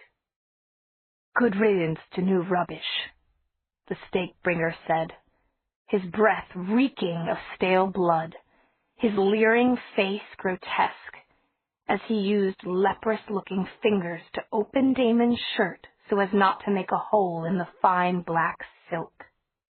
Damon spat on him and had his face stamped on hard in return. He blacked out for a moment, and then slowly came back to pain and noise. The gleeful crowd of vampires and demons, drunk on cruelty, were all doing a stomping, rhythmic, improvised dance around Damon, roaring with laughter as they thrust imaginary stakes, working themselves into a frenzy. That was when Damon realized that he was actually going to die. It was a shocking realization, even though he'd known how much more dangerous this world was than the one he'd recently left. And even in the human world, He had only escaped death by a hair's breadth more than once. But now he had no powerful friends, no weaknesses in the crowd to exploit. He felt as if seconds were suddenly stretching into minutes, each one of incalculable worth. What was important? Telling Elena. "Blind him first! Get that stick blazing! I'll take his ears. Somebody help me hold his head." Telling Elena. Something. Sorry. He gave up. Another thought was trying to break into his consciousness. "Don't forget to knock out his teeth. I promised my girlfriend a new necklace." "I thought I was prepared for this," Damon thought slowly, each word coming separately. "But not so soon. I thought I'd made my peace, but not with the one person who mattered. Yes, who mattered the most." He didn't give himself time to think about that subject further. "Stefan," he sent out on the most powerful but clandestine jettison of power he could manage in his foggy state. "Stefan, hear me. Elena's come for you. She'll save you. She has powers that my death will let loose. And I am so..." At that moment, there was a stumbling in the dance around him. Silence descended on the drunken revelers. A few of them hastily bowed their heads or looked away. Damon went still, wondering what could possibly have stopped the frenzied crowd in the very midst of their revelry. Someone was walking toward him. The newcomer had long bronze hair that hung in separate, unruly tangles down to his waist. He was naked to the waist, too, exposing a body that strongest demon might envy. A chest that looked as if it had been carved out of gleaming bronze stone, exquisitely sculpted biceps, abs, a perfect six-pack. There was not a spare ounce of fat on his entire tall, leonine frame. He wore unadorned black trousers with muscles rippling under them at every step. All along one bare arm, he had a vivid tattoo of a black dragon eating a heart. Nor was he alone. He held no leash, but by his side was a handsome and uncannily intelligent-looking black dog that stood at alert attention every time he paused. It must have weighed close to 200 pounds, but there was not an ounce of fat on it either. And on one shoulder he carried a large falcon. It wasn't hooded as most hunting birds were on forays out of their mews. It also wasn't standing on anything padded. It gripped the bare shoulder of the bronze young man, digging its 3 front talons into the flesh and sending small streams of blood down his chest. He didn't seem to notice. There were similar dried streams beside the fresh ones, undoubtedly from previous journeys. In the back, a single talon made a lonely red trail. An absolute hush had fallen on the crowd, and the last few demons between the tall man and the bloody, supine figure on the ground scrambled out of his way. For a moment, the leonine man was still. He said nothing, did nothing, emitted no trace of power. Then he nodded at the dog, which padded forward heavily and sniffed at Damon's bleeding arms and face. After that, it sniffed at his mouth, and Damon could see the hairs go up on its body. "Good dog," said Damon dreamily as the moist, cool nose tickled his cheek. Damon knew this particular animal, and he knew also that it did not fit the popular stereotype of a good dog. Rather, it was a hellhound who was used to taking vampires by the throat and shaking them until their arteries spouted blood 6 feet high into the air. That kind of thing could keep you so occupied that having a stake slipped into your heart might seem an afterthought, Damon mused, holding perfectly still. "Echetele," said the bronze-haired youth. The dog obediently backed off, never taking its shining black eyes off Damon's, who never took his own eyes off it until it was some feet away. The bronze-haired youth glanced over the crowd briefly. Then he said, with no particular vehemence, "Laissez-les-sous." Clearly, to the vampires, no translation was necessary, and they began to edge away immediately. The unlucky ones were those who didn't edge fast enough and were still around when the bronze young man took another leisurely look about him. Everywhere he looked, he met downcast eyes and cringing bodies, frozen in the act of edging, but apparently turned to stone now in an attempt not to attract attention. Damon found himself relaxing. His power was returning, allowing him to make repairs. He realized that the dog was going from individual to individual and sniffing at each one with interest. When Damon was able to lift his head again, he smiled faintly at the newcomer. "Sage. Think of the devil." The bronze man's brief smile was grim. "You compliment me, mon cher. You see I'm blushing. I ought to have known you might be here. There is infinite space to wander, mon petit homme, even if I must do it alone. Ah, the pity. Tiny violins are playing." Suddenly, Damon couldn't do it anymore. He just couldn't. Maybe it was because of being with Elena before. Maybe it was because this hideous world depressed him unutterably. But when he spoke again, his voice was entirely different. "I never knew I could feel so grateful. You've saved 5 lives, though you don't know it. Though how you stumbled on us." Sage crouched down, looked at him with concern. "What is it that has happened?" he said in a serious voice.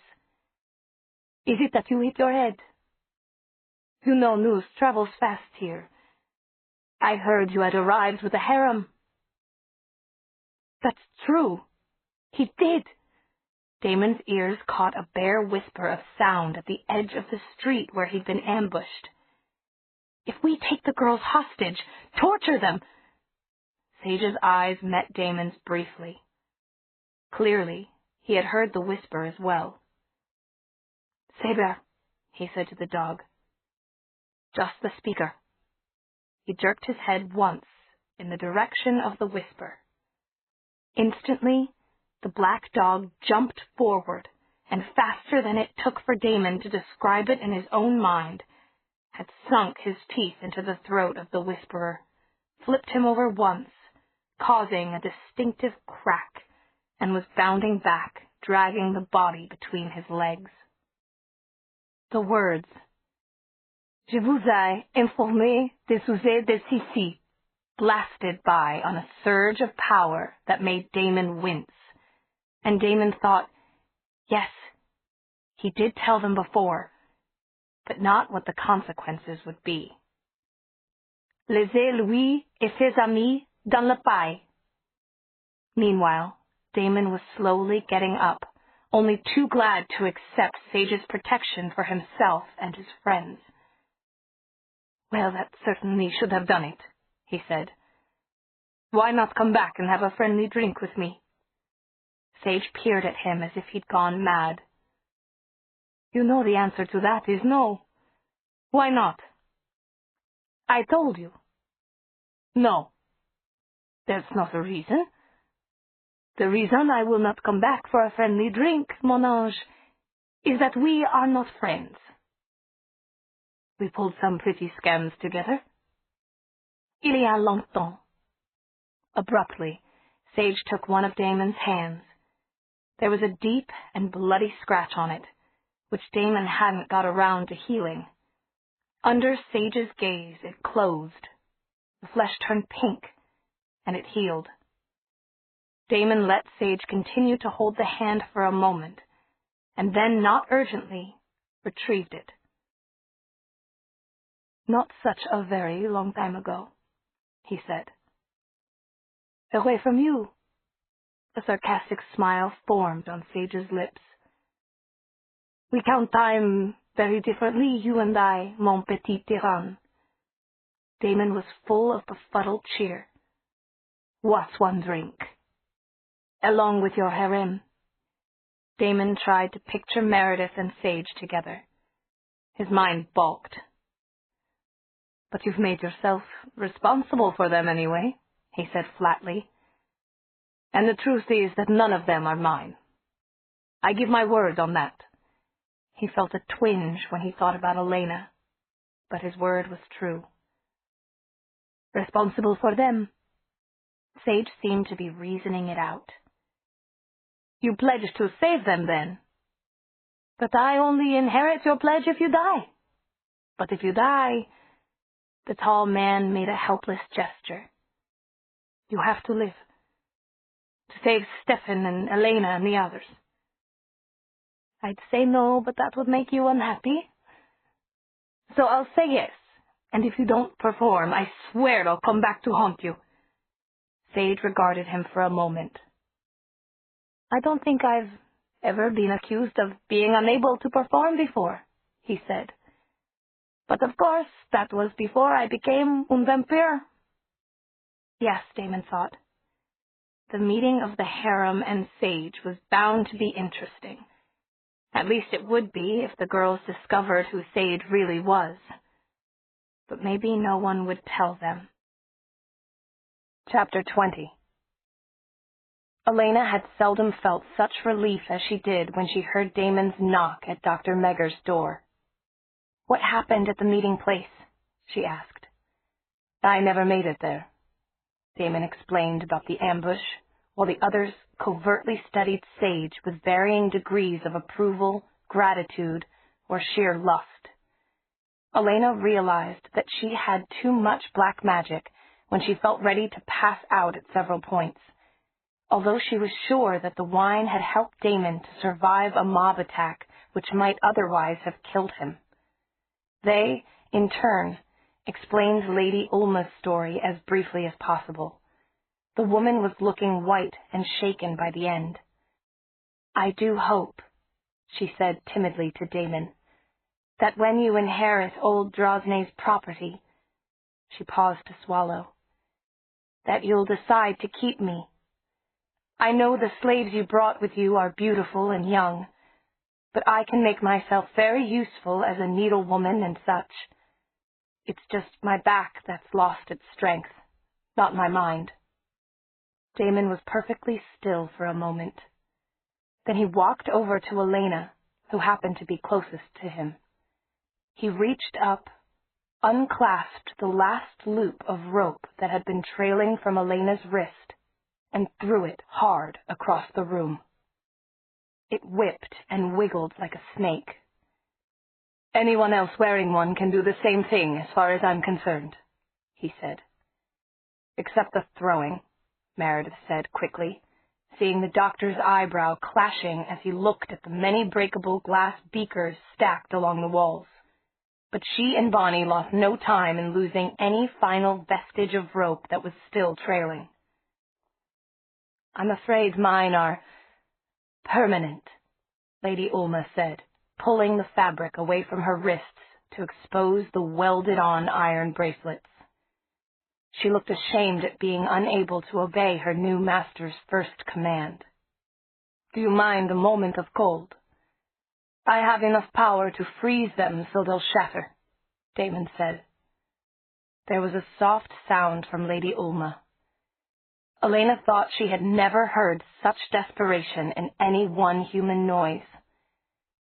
"I could stand in snow to my neck for a year to get these awful things off," the lady said.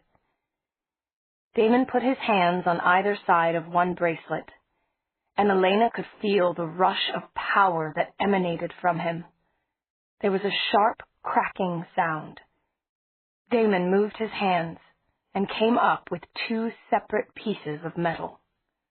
Then he did it again, on the other side. The look in Lady Ulma's eyes made Elena feel more humble than proud. She had saved one woman from terrible degradation, but how many more remained? She would never know, or be able to save them all if she found out. Not with her power in the state it was now. I think Lady Ulma really ought to get some rest, Bonnie said, rubbing her own forehead under tumbled strawberry curls. And Elena, too. You should have seen how many stitches her leg took, Damon. But what do we do? Go look for a hotel? Use my house, said Dr. Megger, one eyebrow up and one down. Obviously, he had become enmeshed in this story, swept along by its sheer power and beauty and brutality. All I ask is that you don't destroy anything, and that if you see a frog, don't kiss it, and don't kill it. There are plenty of blankets and chairs and couches. He wouldn't take a single link from the heavy gold chain Damon had brought to use as income in exchange. By rights, I should help you all get ready for bed, Lady Ulma murmured faintly to Meredith. You're the worst hurt of all. You should get the best bed, Meredith replied tranquilly, and we will help you get into it. The most comfortable bed, that would be in my daughter's old room. Dr. Megger fumbled with a ring of keys. She married a porter. How I hated to see her go. And this young lady, Miss Elena, can have the old bridal chamber. For an instant, Elena's heart was torn by conflicting emotions. She was afraid, yes. She was very sure it was fear she felt, that Damon might sweep her up in his arms and make for the bridal suite with her. And on the other hand, just then, Lakshmi looked up at her uncertainly. Do you want me to leave? She asked. Do you have anywhere to go? Elena asked in turn. The street, I guess. I usually sleep in a barrel. Stay here. Come with me. A bridal bed sounds big enough for 2 people. You're one of us now. The look Lakshmi gave her was one of sheer, thunderstruck gratitude. Not at being given a place to stay, Elena understood. For the statement, you're one of us now. Elena could feel that Lakshmi had never been one of any group before. Things were quiet until almost dawn the next day, as the city's inhabitants called it, although the light hadn't varied all night. This time, a different sort of crowd had gathered outside the doctor's complex. It was mostly made up of elderly men wearing threadbare but clean robes. But there were a few old women, too. They were led by a silver-haired man who had a strange air of dignity. Damon, with Sage as backup, went outside the doctor's complex and spoke to them. Elena was dressed, but still upstairs in the quiet bridal suite. Dear Diary. Oh, God, I need help. Stefan, I need you. I need you to forgive me. I need you to keep me sane. Too much time around Damon, and I'm completely emotional, ready to kill him or to, I don't know. I don't know. We're like flint and tinder together. God, we're like gasoline and a flamethrower. Please hear me and help me and save me from myself. Every time he even says my name, Elena. The voice behind Elena made her jump. She slammed the diary shut and turned around. Yes, Damon? How are you feeling? Oh, great. Fine. Even my leg is, I'm fine, all over. How are you feeling? I'm well enough, he said, and he smiled. And it was a real smile, not a snarl twisted into something else at the last second, or an attempt to manipulate. It was just a smile, if a rather worried and sad one. Elena somehow didn't notice the sadness until she remembered it later. She simply suddenly felt that she weighed nothing, that if she lost grip on herself, she could be miles high before anyone could stop her, miles away, maybe even as far as this insane place's moons. She managed a shaky smile of her own at him. That's good. I came to talk to you, he said. But first, in another moment, somehow, Elena was in his arms. Damon, we can't keep on. She tried to pull away gently. We really can't keep doing this, you know. But Damon didn't let go of her. There was something in the way he held her that half terrified her and half made her want to cry with joy. She forced back the tears. It's all right, Damon said softly.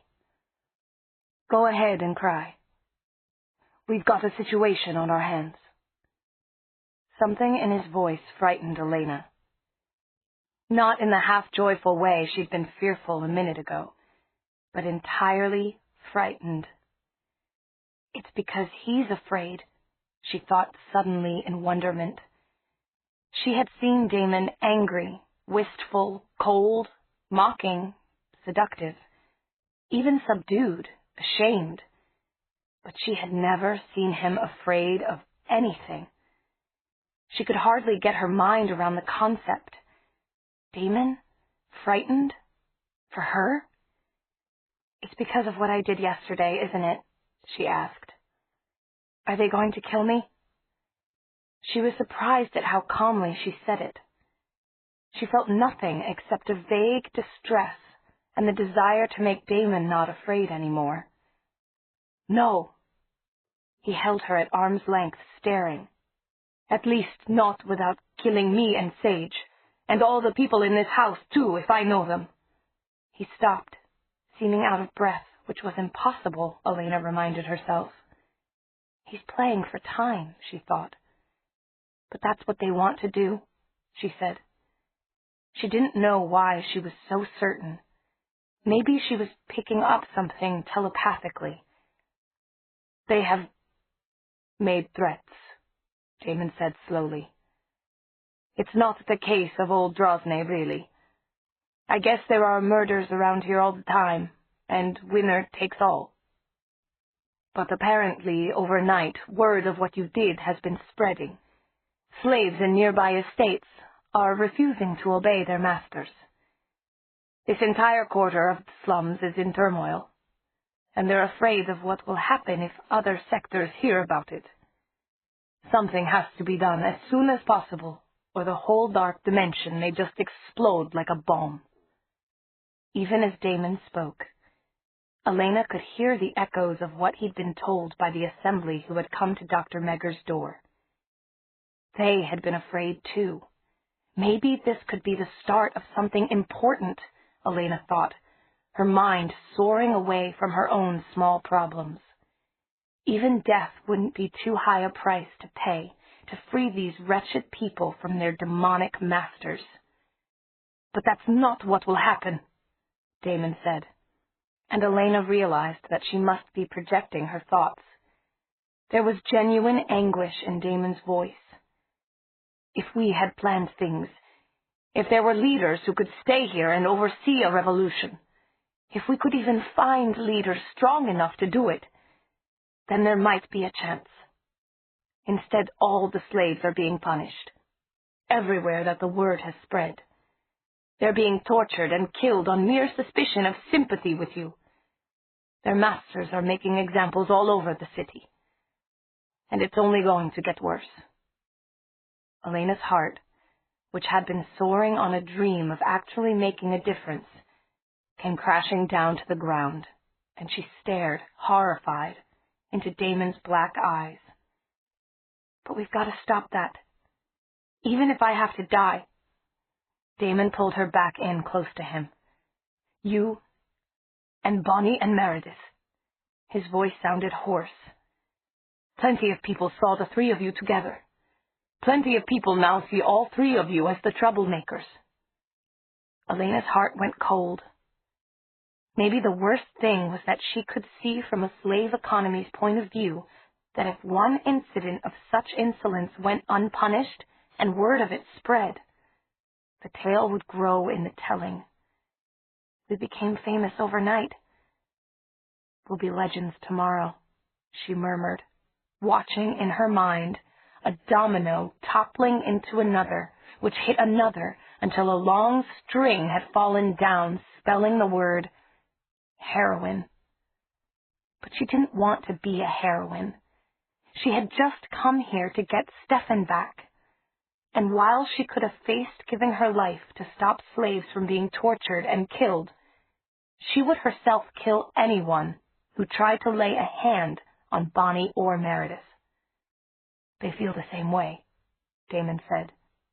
They heard what the congregation had to say. He held her arms hard, as if trying to brace her.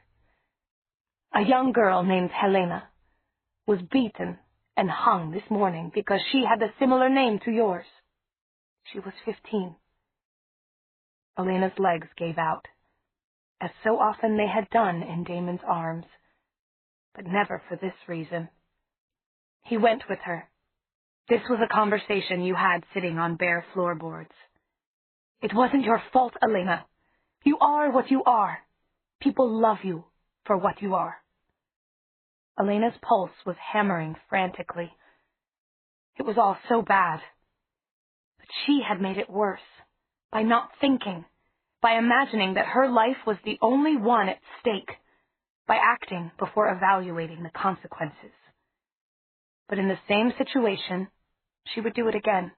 Or, with shame, she thought, I would do something like it. If I knew that I would put everyone I loved in danger, I would have begged Damon to bargain with that slave owner worm. Buy her for some outrageous price, if we had the money. If he would have listened. If another stroke of the whip hadn't killed Lady Ulma. Suddenly her brain went hard and cold. That is the past. This is the present. Deal with it. What can we do? She tried to pull free and shake Damon. She was that frantic. There must be something we can do now. They can't kill Bonnie and Meredith, and Stefan will die if we don't find him. Damon just held her more tightly. He was keeping his mind shielded from hers, Elena realized. This could either be good or bad. It might be that there was a solution he was reluctant to put to her. Or it could mean that the death of all three of the rebel slaves was the only thing the city leaders would accept. Damon. He was holding her much too tightly to get free, so Elena couldn't look him in the face. But she could visualize it, and she could also try to address him squarely, mind to mind. Damon, if there's anything, even any way we can save Bonnie and Meredith, you have to tell me. You have to. I order you to. Neither of them were in a mood to find that amusing, or even to notice the slave giving orders to the master. But at last, Elena heard Damon's telepathic voice. They say that if I take you back to young Drosnay now and you apologize, that you can be let off with just 6 strokes of this. From somewhere, Damon produced a pliant cane made of some pale wood.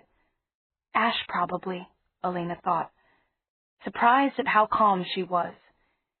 It's the one substance equally effective on everyone, even on vampires, even on old ones, which they undoubtedly have around here. But it has to be in public, so that they can get the rumors started the other way. They think then that the turmoil will stop, if you, the one who started the disobedience, will admit your slave status. Damon's thoughts were heavy, and so was Elena's heart. How many of her principles would she be betraying if she did this? How many slaves would she be condemning to lives of servitude? Suddenly, Damon's mental voice was angry. "We didn't come here to reform the dark dimension," he reminded her, in tones that made Elena wince away. Damon shook her slightly.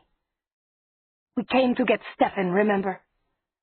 Needless to say, we'll never have a chance to do that if we try to play Spartacus. If we start a war that we know we can't win, even the Guardians can't win it." A light went on in Elena's mind. "Of course," she said. "Why didn't I think of it before?" "Think of what before?" Damon said desperately. "We don't fight the war. Now. I haven't even mastered my basic powers, much less my wings' powers. And this way, they won't even wonder about them." "Elena, we come back," Elena explained to him excitedly. "When I can control all my powers, and we bring allies with us, strong allies we'll find in the human world. It may take years and years, but someday we come back and finish what we started." Damon was staring at her as if she'd gone mad, but that didn't matter. Elena could feel power coursing through her. This was one promise, she thought, that she would keep if it killed her. Damon swallowed. "Can we talk about the present now?" he asked. It was as if he had hit a bullseye. The present. Now. Yes, of course. Elena looked at the ash cane contemptuously.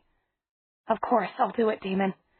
I don't want anyone else hurt because of me before I'm ready to fight. Dr. Megger is a good healer. If they allow me to come back to him—" "I honestly don't know," Damon said, holding her gaze. "But I do know one thing. You won't feel a single blow, I promise you that," he said quickly and earnestly, his dark eyes very big. "I'll take care of that. It'll all be channeled away, and you won't even see a trace of a mark by morning. But," he finished much more slowly, "you'll have to kneel to apologize to me, your owner, and to that filthy, scrofulous, abominable old—" Damon's imprecations carried him away for a moment, so that he lapsed into Italian. "To the leader of the slums, and possibly to old Drosnay's brother, young Drosnay as well." "Okay. Tell them I'll apologize to as many Drosnays as they want. Tell them quick in case we lose our chance." Elena could see the look he gave her, but her mind was turned inward. Would she let Meredith or Bonnie do this? No. Would she allow it to happen to Caroline if by any means she could stop it? Again, no. No. Elena's feelings about brutality toward girls and women had always been exceedingly strong. Her feelings about the worldwide second-class citizenship of females had become remarkably clear since her return from the afterlife. If she had been returned to the world for any purpose, she had decided, helping to free girls and women from the slavery that many of them could not even see, was part of it. But this wasn't just about a vicious slaveholder and faceless oppressed women and men. It was about Lady Ulma and keeping her and her baby safe. And it was about Stefan. If she gave in, she would just be an impudent slave who caused a small ruckus in the road, but was firmly put back into her place by authorities. Otherwise, if their party was scrutinized, if someone realized that they were here to release Stefan, if Elena was the one who caused the order to come, move him into stricter security, get rid of that silly Kitsune key thing. Her mind was ablaze with images of ways that Stefan could be punished, could be taken away. could be lost if this incident in the slums took on undue proportions. No. She would not abandon Stefan now to fight a war that could not be won, but she wouldn't forget either. "I'll come back for all of you," she promised. "And then the story will have a different ending." She realized that Damon still hadn't left. He was watching her with eyes as keen as a falcon's. "They sent me to bring you," he said quietly.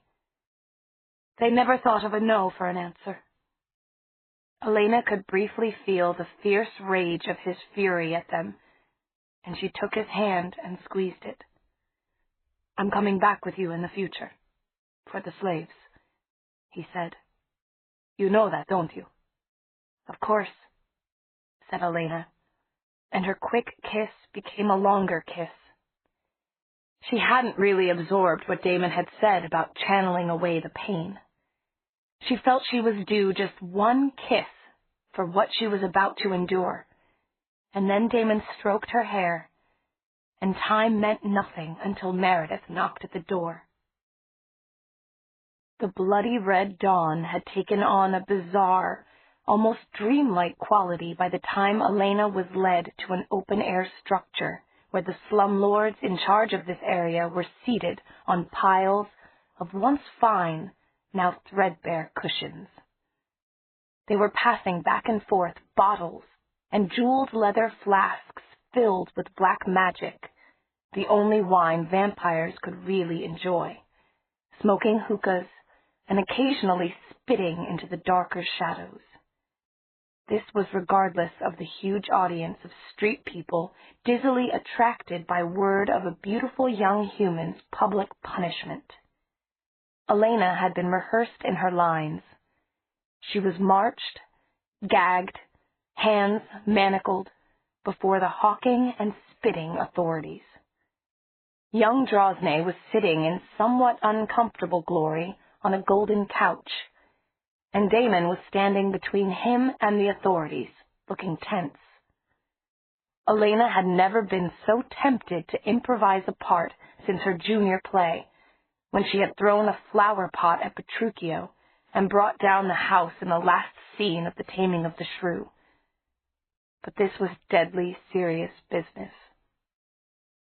Stefan's freedom, Bonnie's and Meredith's lives, might depend upon it. Elena moved her tongue around inside her mouth, which was bone dry. And oddly, she found Damon's eyes, the man with the stick, uplifting her. He seemed to be telling her courage and indifference, without using telepathy at all. Elena wondered if he himself had ever been in a similar situation. She was kicked by one of her escorts and remembered where she was. She'd been loaned an appropriate costume from the discarded wardrobe of Dr. Megger's married daughter. It was pearl-colored indoors, which meant it was mauve in the everlasting crimson sunlight.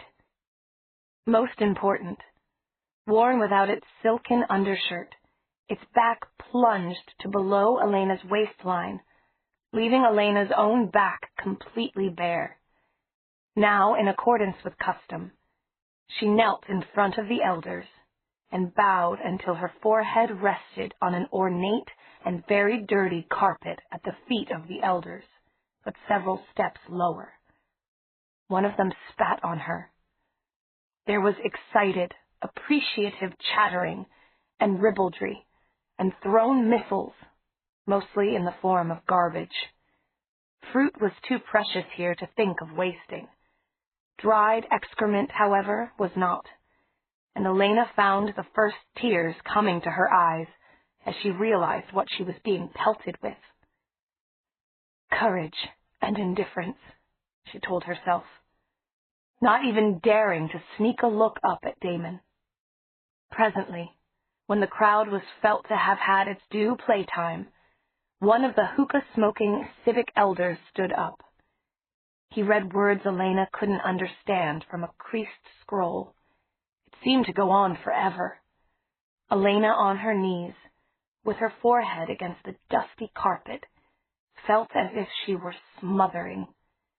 At last the scroll was put away, and young Drosne leaped up and described in a high, almost hysterical voice and flamboyant language the story of a slave who attacked her own master, Damon, Elena noted mentally, to tear herself free of his supervision, and then attacked the head of his family, old Drosne, Elena thought, and his poor means of living, his cart, and his hopeless, impudent, slothful slave, and how all this had resulted in the death of his brother. To Elena's ears at first, he seemed to be blaming Lady Ulma for the entire incident, because she had fallen under her load. "You all know the kind of slave I mean. She wouldn't bother to wave away a fly walking across her eye," he shrieked, appealing to the crowd, which responded with fresh insults and a renewed pelting upon Elena, since Lady Ulma wasn't there to punish.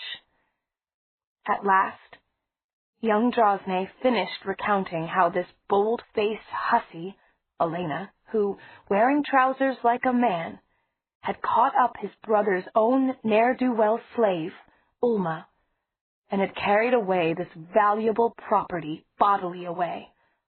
All by myself, Elena wondered ironically, and had taken her to the home of a highly suspicious healer, Dr. Megger, who now refused to give her, the original slave, back.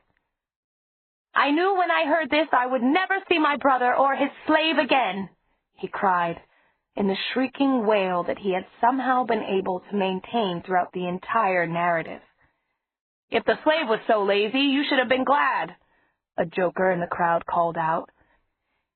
"Nevertheless," said a very fat man whose voice reminded Elena irresistibly of Alfred Hitchcock's, the lugubrious delivery and the same pauses before important words, which served to make the mood more grim, an entire business even more serious than anyone had heretofore thought. This was a man with power, Elena realized. The ribaldry, the pelting, even the hawking and spitting had fallen silent. The large man was undoubtedly the local equivalent of a godfather to these painfully poor residents of the slums. His word would be that which determined Elena's fate. "And since then," he was saying slowly, crunching with every few words some irregularly shaped, golden-colored sweet meat from a bowl reserved for himself, "the young vampire Damon has made reparation, and most generously, too, for all the property damage." Here there was a long pause as he stared at young Drosne.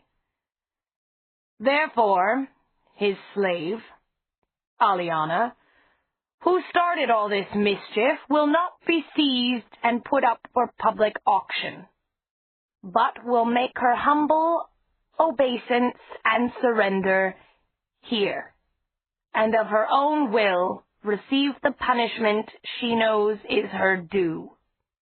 Elena found herself dazed.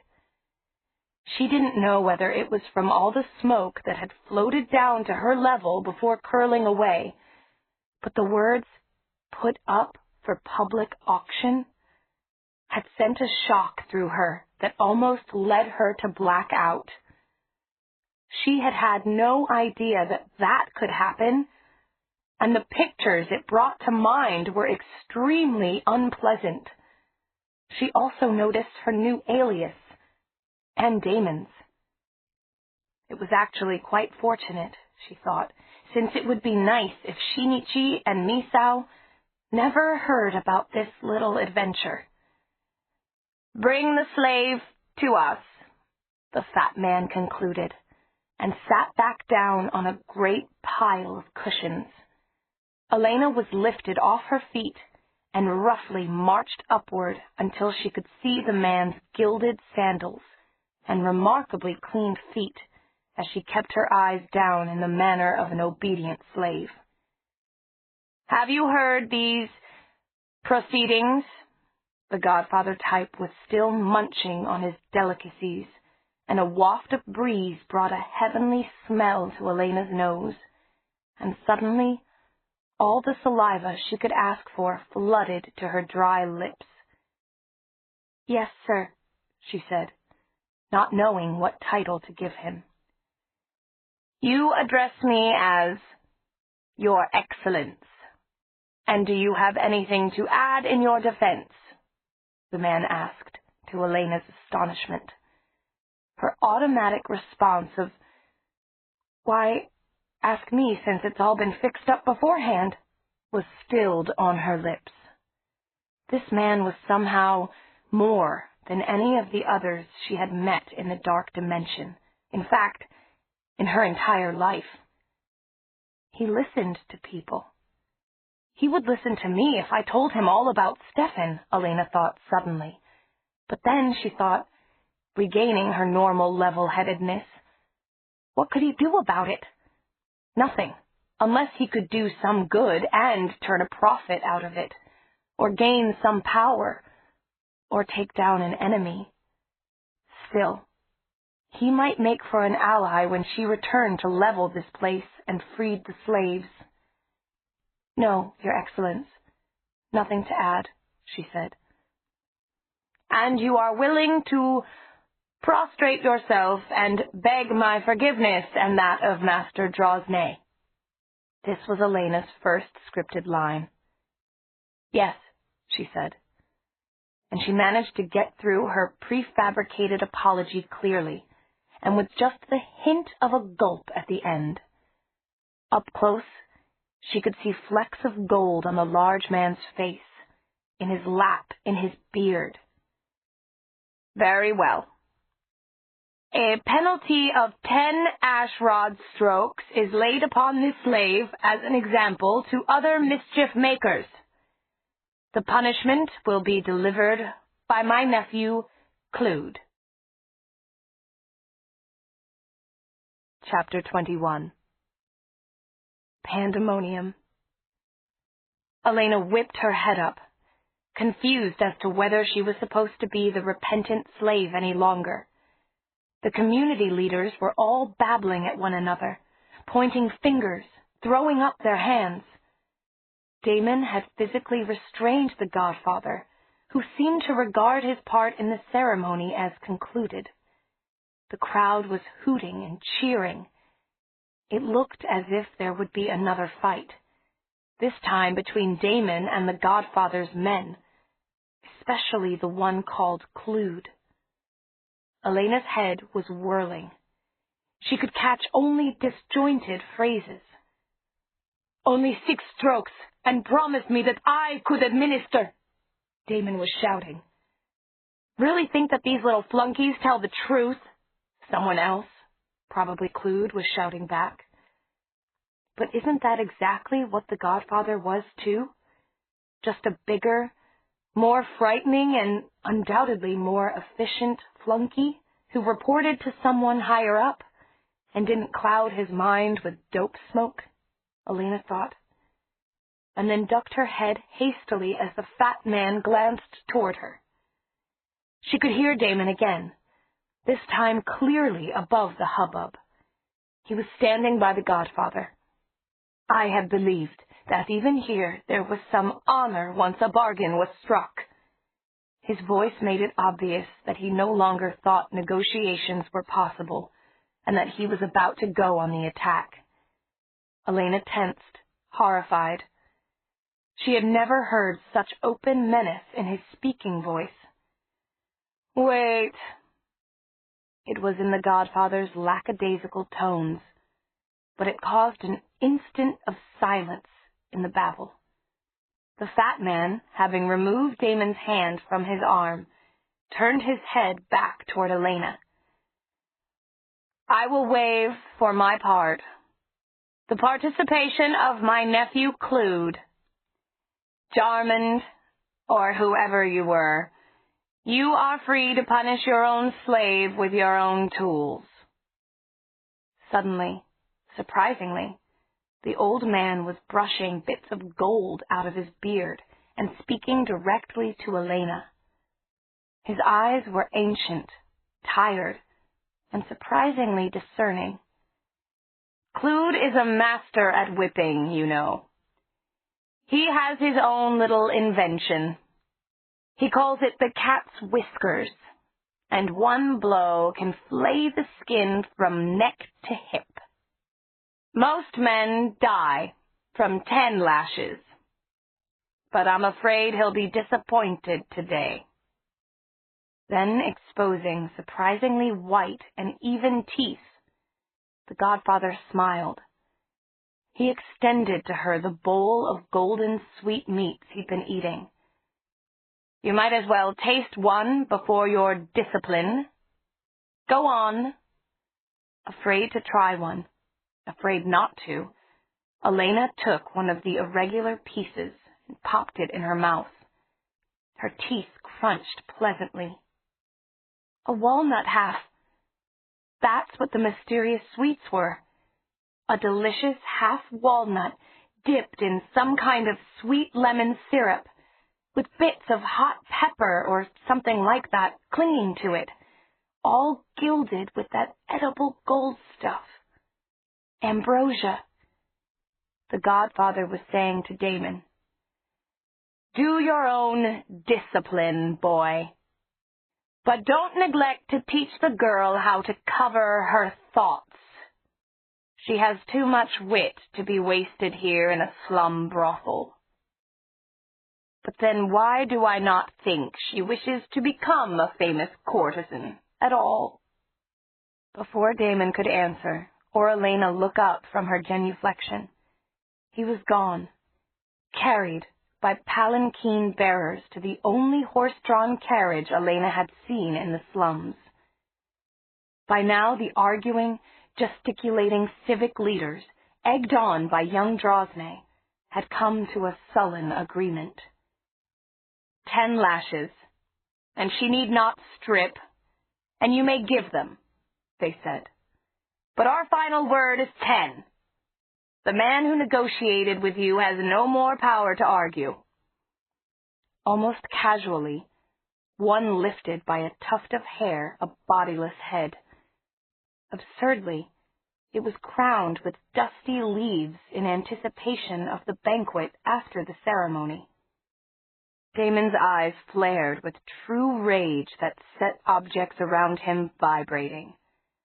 Elena could feel his power, like a panther rearing back against a leash.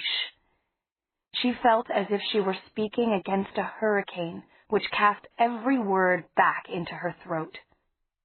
I agree to it. What? It's over, Master Damon. No more yelling. I agree. Now, as she prostrated herself on the carpets before Drosny, there was a sudden keening of women and children, and a fusillade of pellets aimed, sometimes badly, at the smirking slave owner. The train of her dress was spread behind her like a bride's, the pearl overskirt making the underskirt a shimmering burgundy in the eternal red light. Her hair had fallen free of its high knot, making a cloud around her shoulders that Damon had to part with his hands. He was shaking from fury. Elena didn't dare look at him, knowing that their minds would rush together. She was the one who remembered to say her formal speech before him and young Drosny, so this entire farce would not have to be reenacted. Say it with feeling. Her drama teacher, Ms. Cortland, had always excoriated the class. If there was no feeling in you, there could be none in the audience. Master! Elena shouted in a voice that was loud enough to be heard above the women's lamentations. Master, I am but a slave, not fit to address you.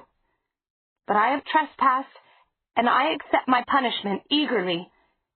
Yea, eagerly, if it will restore to you but one hair's breadth of the respectability you enjoyed before my unwanted evil doing. I beg you to punish this disgraced slave who lies like discarded offal in your gracious path." The speech, which she had shouted in the unvarying glassy tones of someone who had been taught each word by rote, hadn't actually needed to be more than 4 words. "Master, I beg forgiveness." But no one seemed to have recognized the irony that Meredith had put into it, or to find it amusing. The godfather had accepted it.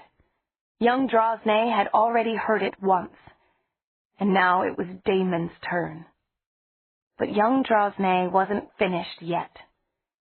Smirking at Elena, he said, "Here's where you find out, missy.